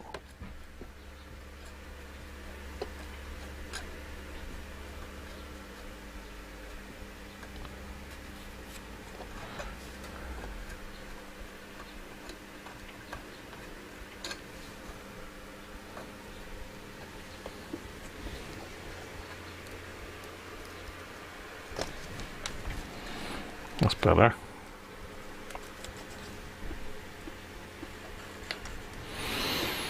Right, so yeah, I've cleaned up all the inside, everything.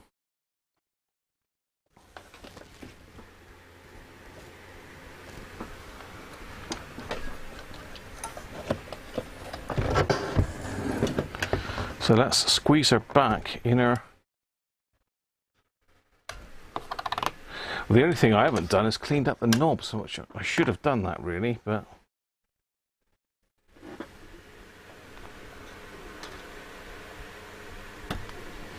I forgot all about it, to be fair. I think I've just lost a little washer on the floor somewhere as well.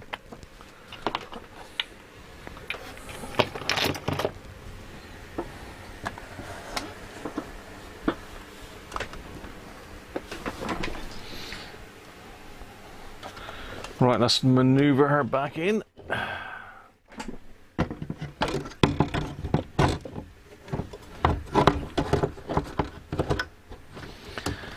sits on two pegs on the front.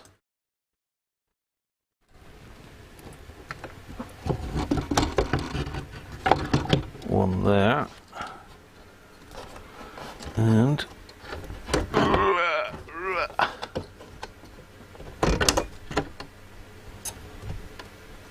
one there. So somewhere here I've got a little jar with the remaining nuts, etc. in it, I hope.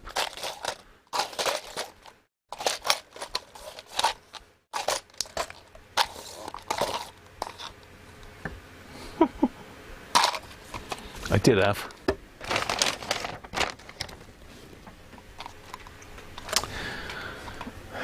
Let me just find those a minute. Thanks, Chris. Nicholas Sturgeon's arrested. Wow. It does look, you've got a bit of shine on it. That was so dull before. You'd literally have written your name in it with a bit of water before. It was that dull. Alright, so I'll find me a little box of screws for this one a minute.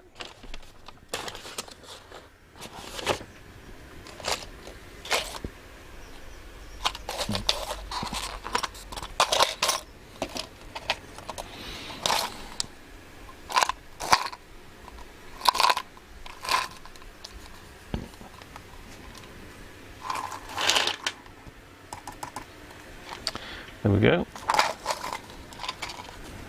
They were there all along.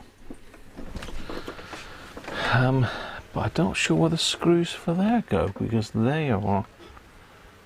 That's the back panel screws. I've lost the two screws that go in there. I haven't lost them. They are here somewhere.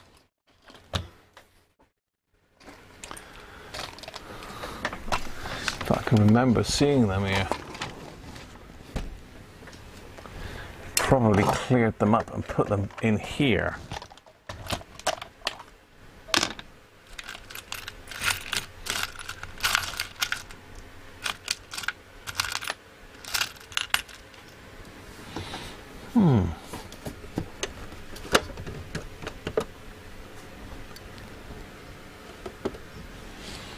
What have I done with those?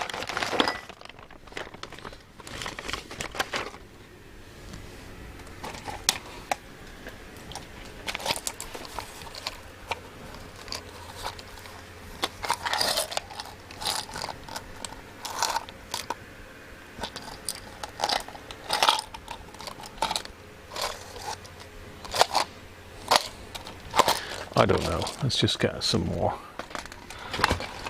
Let's get some more and put in there.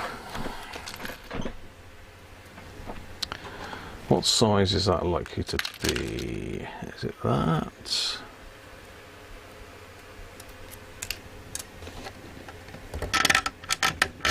Bigger.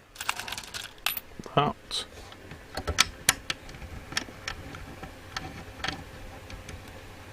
Sort of. Wrong thread.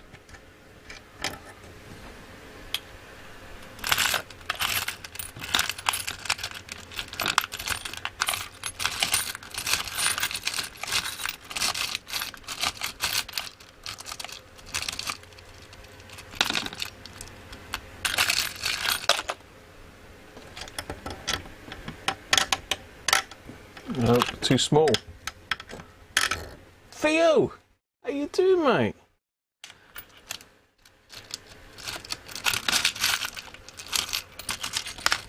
Better late than never, as they say. No, too short.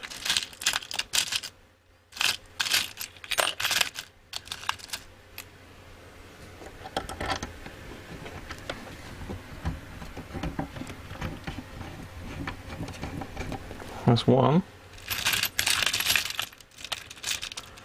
Where's its friend?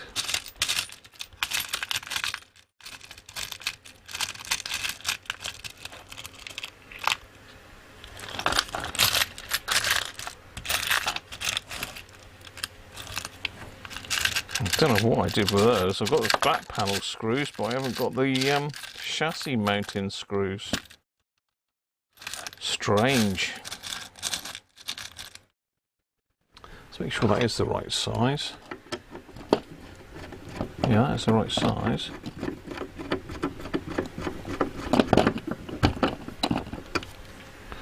It's like an M5 or something like that. It's quite chunky. Not chunky.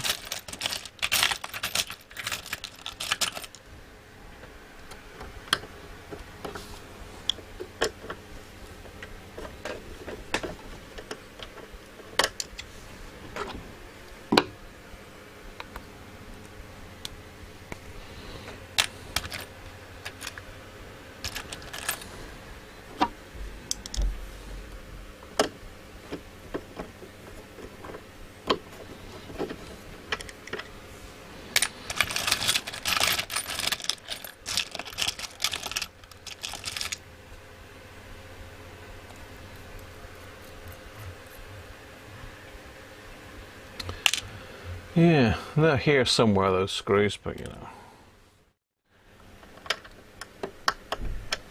Who knows where they go?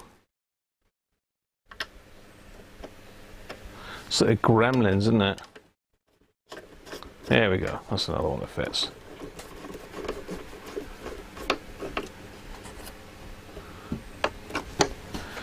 There we go, that's in. We'll reconnect our speaker.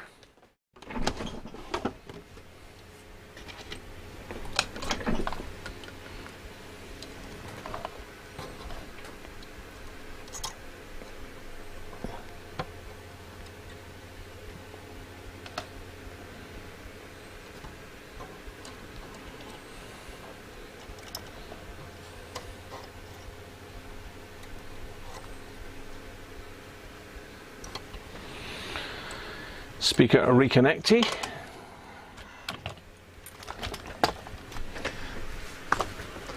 Let's stick the back panel back on.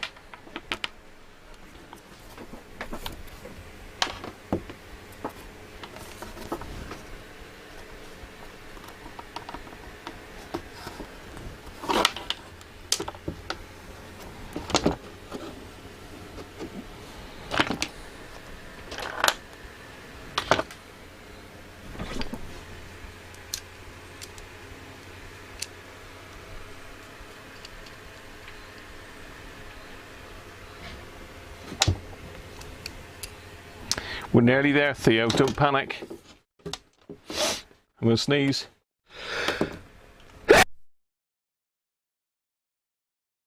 Just caught that. Again, I'm going to go again. Am I? Okay. All you headphone users, beware. I've got the sneezes. One of those hits your ears. It's going to be game over. Right. It'd be interesting to see what this frame area will look. Well, it's not a frame; it's just a bit of silver tape on here. See how well that works on FM. We don't need a very long aerial for FM, to be fair. VHF.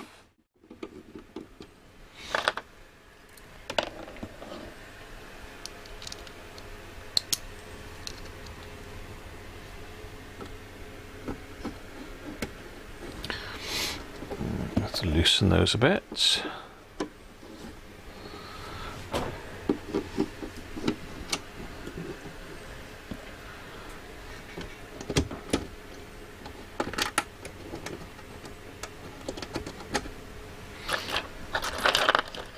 And the last one.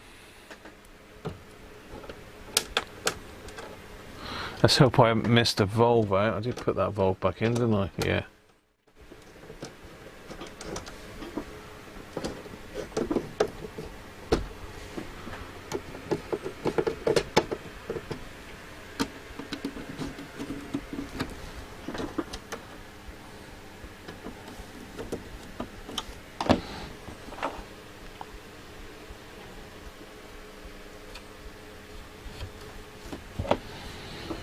Okay, here we are then. She's back in her case. Whoa.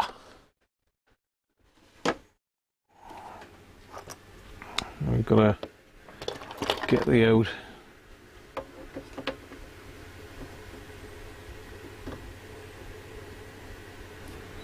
controls back on. That's the pointer.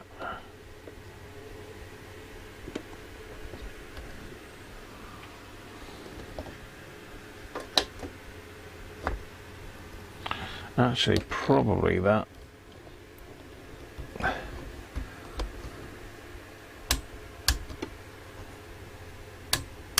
Yeah, that probably sits in this one, the felt washer.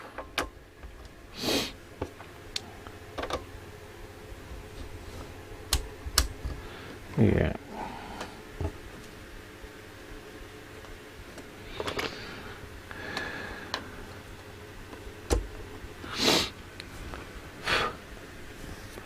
He's a little bit dusty still.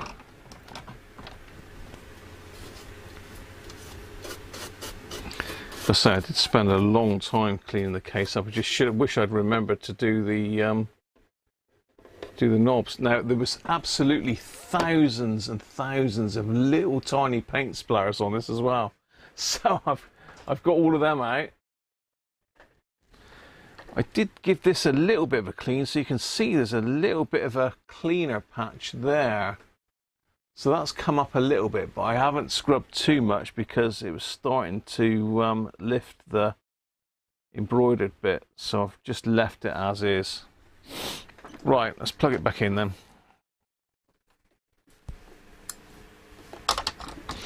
I'm going to stick it on the lamp. Let's turn that off so you can see the dial lights in it come up.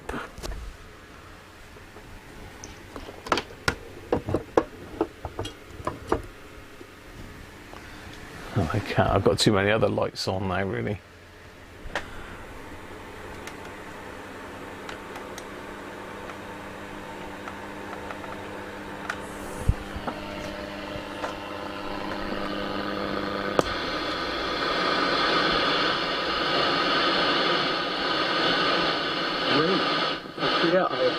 Unreturned love. Now, as you know, at the moment we are pre-recording some of these shows, so I might not see your text straight away, but don't worry, because there are two great ways you can contribute and keep up with the show.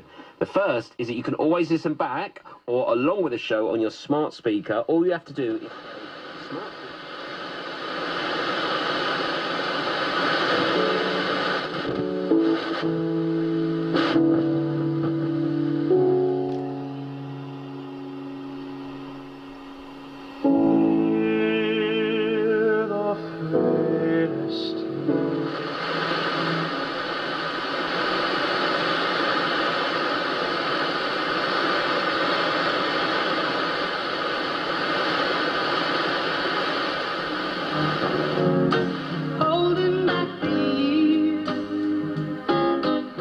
Good song, Simply Red, isn't it?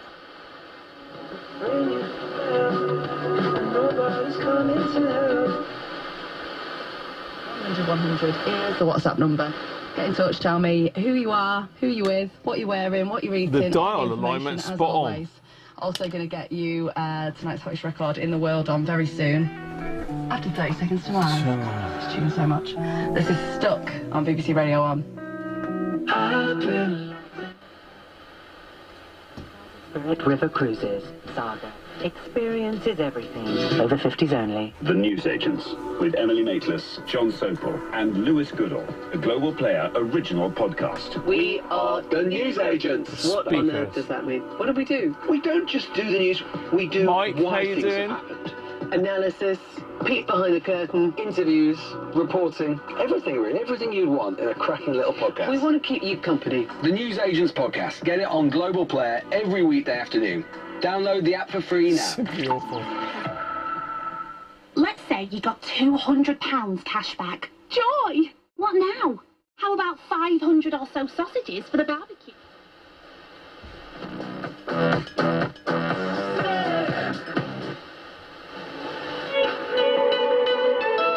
That's Harry Styles, who is down one place this week at number 16. But you know what? I have a feeling that might change in the next 7 days as he brings his tour to Wembley Stadium this week. Are you going? I know.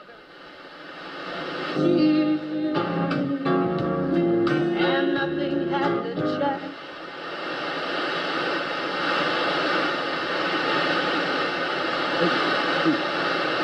Your own child is homosexual.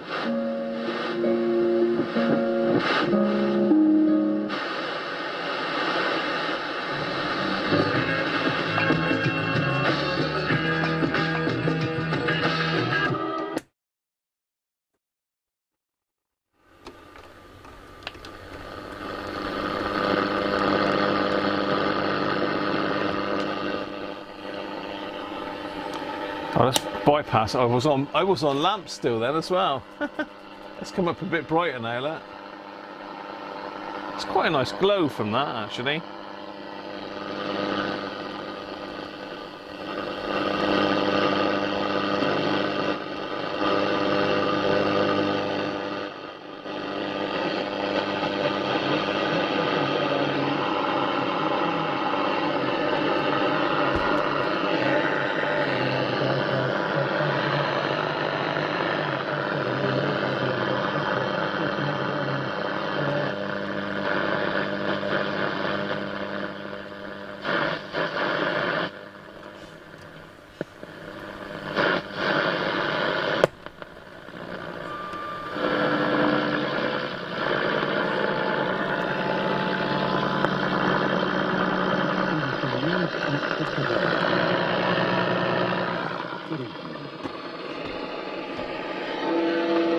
Scotland's former First Minister Nicola Sturgeon has been arrested by police investigating the SNP's finances. In the past few minutes, we've heard she's been released without charge. A senior government minister has dismissed claims of a witch hunt against Boris Johnson following his dramatic resignation as an MP. Well, that's working. A search is underway for 3 British tourists missing after a diving boat burst into flames in the Red Sea. And Novak Djokovic has made tennis history at the French Open, becoming the first man to win 23 Grand Slam titles. One of the most well-known figures in British politics, Scotland's former First Minister Nicola Sturgeon has been arrested as part of the investigation into the SNP's finances. A spokeswoman for Ms Sturgeon... She's been arrested. ...has been questioned by police. Detectives are I'm just trying to see what I've done with me transmitters now. Given to her party for Independence campaign. Ms Sturgeon's arrest comes just 4 months after she unexpectedly announced she was stepping down as First Minister. Saying this was for personal reasons. Scotland editor James Cook with us. Before 2:30 this afternoon, police Scotland announced that a 52-year-old woman had been arrested as a suspect in connection with their ongoing...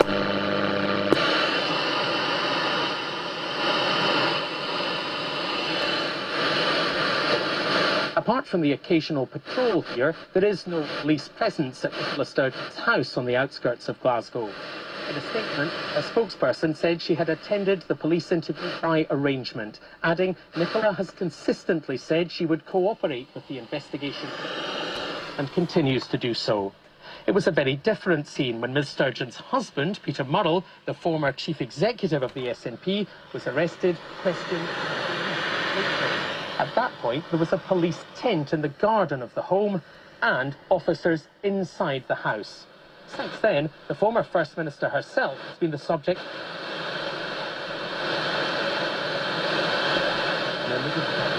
Boy first day before paramedics arrived, but the 16-year-old died at the scene. Half an hour later, Avon and Somerset police arrested 6 boys and 2 girls, aged between 15 and 17 on a bus. The teenagers remain in police custody. The boys' family have been informed and are said to be understandably devastated.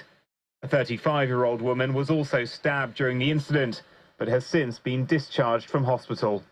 The weather, a warm night for most and very wet in some areas. Forecasters say almost a month's rain could fall over parts of the UK in the next 10 hours, especially in the West Country. Rain? Some areas tomorrow will be hotter than Monaco, with temperatures reaching 32 Celsius. And that's the BBC News. It is 3 minutes past 6. Time now to check in with all the latest travel news. Here's Orla Merchant. Matt, thank you very much. Well, first of all, it is the thunderstorms which are causing quite a few problems for drivers now. We're getting the odd call here and there, and airports has got disruption as well. That's Heathrow as well as Manchester and Gatwick coming through now. The M60 and Junction 27 at Portwood roundabouts is where we had flooding in one of the lanes because of the thunderstorms, and trams across the city centre have been disrupted. Wow. With overhead line problems as well. I had a call is that my cue for 6 o'clock? Could well be. There because of the thunderstorms and branches on we the got road it back well. together. Yes. And of course, the M65 still closed westbound from 7 to 6, Rishton to Blackburn. That's because of an accident which happened in the same area where the police incident was earlier. The M1. So that's a perfectly usable FM radio. AM is still not great, to be fair. But really, it's not fair testing it in this room because I've got so much stuff on in here. It's got no chance, really. I need to take it outside. I mean, it obviously works with the transmitters perfectly. So if you want to use medium wave, long wave on it, as long as you've got a source, then you'll be fine. But yeah, really pleased with how that turned out.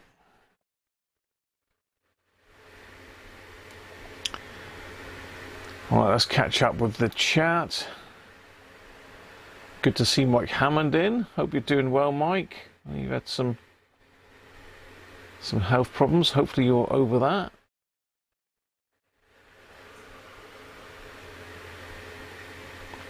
I'm just catching up with the stream.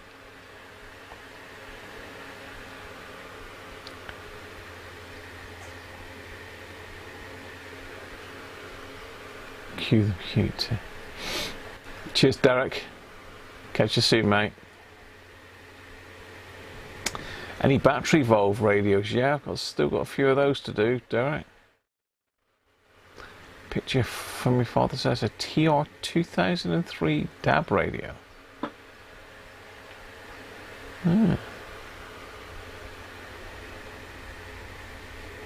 Simply awful. For you. Nick's not a Simply Red fan then.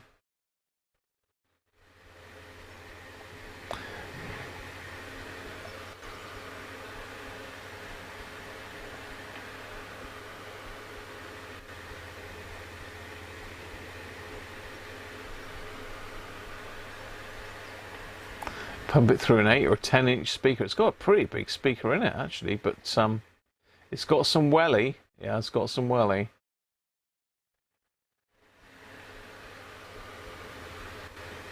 Exporting live haggis. Very good, Leo.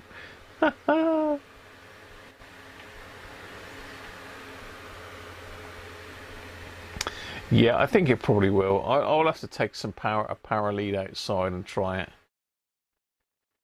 Denver Nuggets for the win.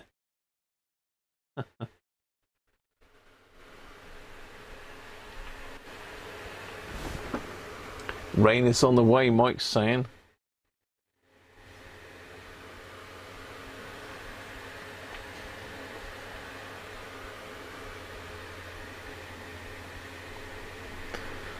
Did you tune the antenna part of the tuning capacitor for medium wave? No, I didn't. Resonator, no. So I haven't done the RF on it. I've only done the IF. So good call there.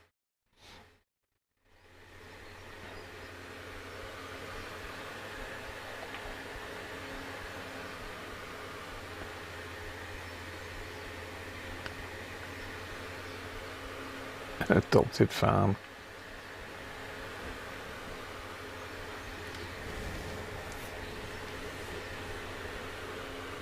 Yeah, same radio, 1950s. You are right. I mean, you can play 50s music through it. There's not that many radio clips still surviving from early doors. There are clips about, but as I say, this was one that I think Jeff picked up from locally from Facebook. I think Jeff, wasn't that? But I mean, it will come up even better than that, I think, with a bit more work. But I used a car buffer on it to start with some T-cut, and then I used the Greygate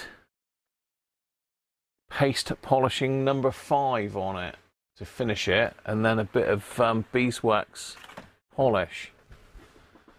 But yeah, you can spend forever getting a like mirror finish on these things.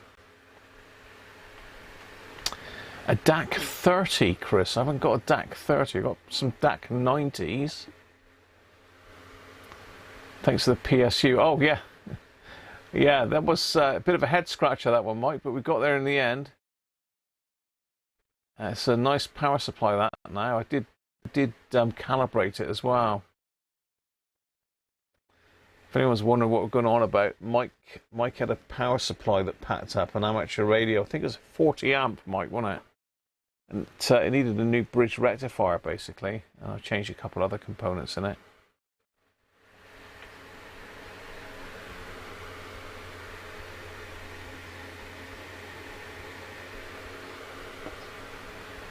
A private seller in Arundel, was it, Jeff? Okay. Mike's off. Catch you soon, Mike. I can smell my tea down there, so I'm going to have to shoot now. But I think I'm going to give this away. You know, I think someone's going to get this. Someone will get this radio now. Whether I do any more to it or pass it on for someone else to, I don't know. Cheers, Mike. 7-3 to you, mate. Mrs. Cruncher will provide Mr. Cruncher with some finger. We'll see what she can come up with, Dids. Cheers, John. Thanks, Rolf. Have you done a finale on your pinball machine yet? It's not really a machine. Wait, it's a machine, I suppose. On your pinball. Have you done a finale on it yet, Rolf? Cheers, Timothy. Oh, you meant DAC 90, yeah. Yeah, I can do one for you, Chris. I've got one I've already done, haven't I? But I don't really want to. Do I want to part with that one? Everything's doable, isn't it, for a price? I've got one already done, Chris. We'll have to do some negotiating on that, because that's in our bedroom at the moment as a sort of a showpiece, really. It's a beauty. Right, let's get all my buttons sorted out. I'm off, people. Hope you've enjoyed that today. Thanks to my new subscribers as well. I think there was 2 that jumped in today, and for the super chats and PayPal tips, and to my Patreons and channel members. Thank you very much, and I will see you next Sunday. Hopefully, I'll be putting out some stuff. Oh, and one other thing, Chris, I got the Hacker RPC1 fast forwarding properly as well. A nightmare, but it's done. It's working. I've got it done. Cheers, everyone. Hope you've enjoyed that. Russie, cheers, mate. New pinball arrived yesterday, Rolf. Are you still filing a gear wheel? No worries, mate. Cheers, everybody. I shall catch you next week, if not before. So bye for now.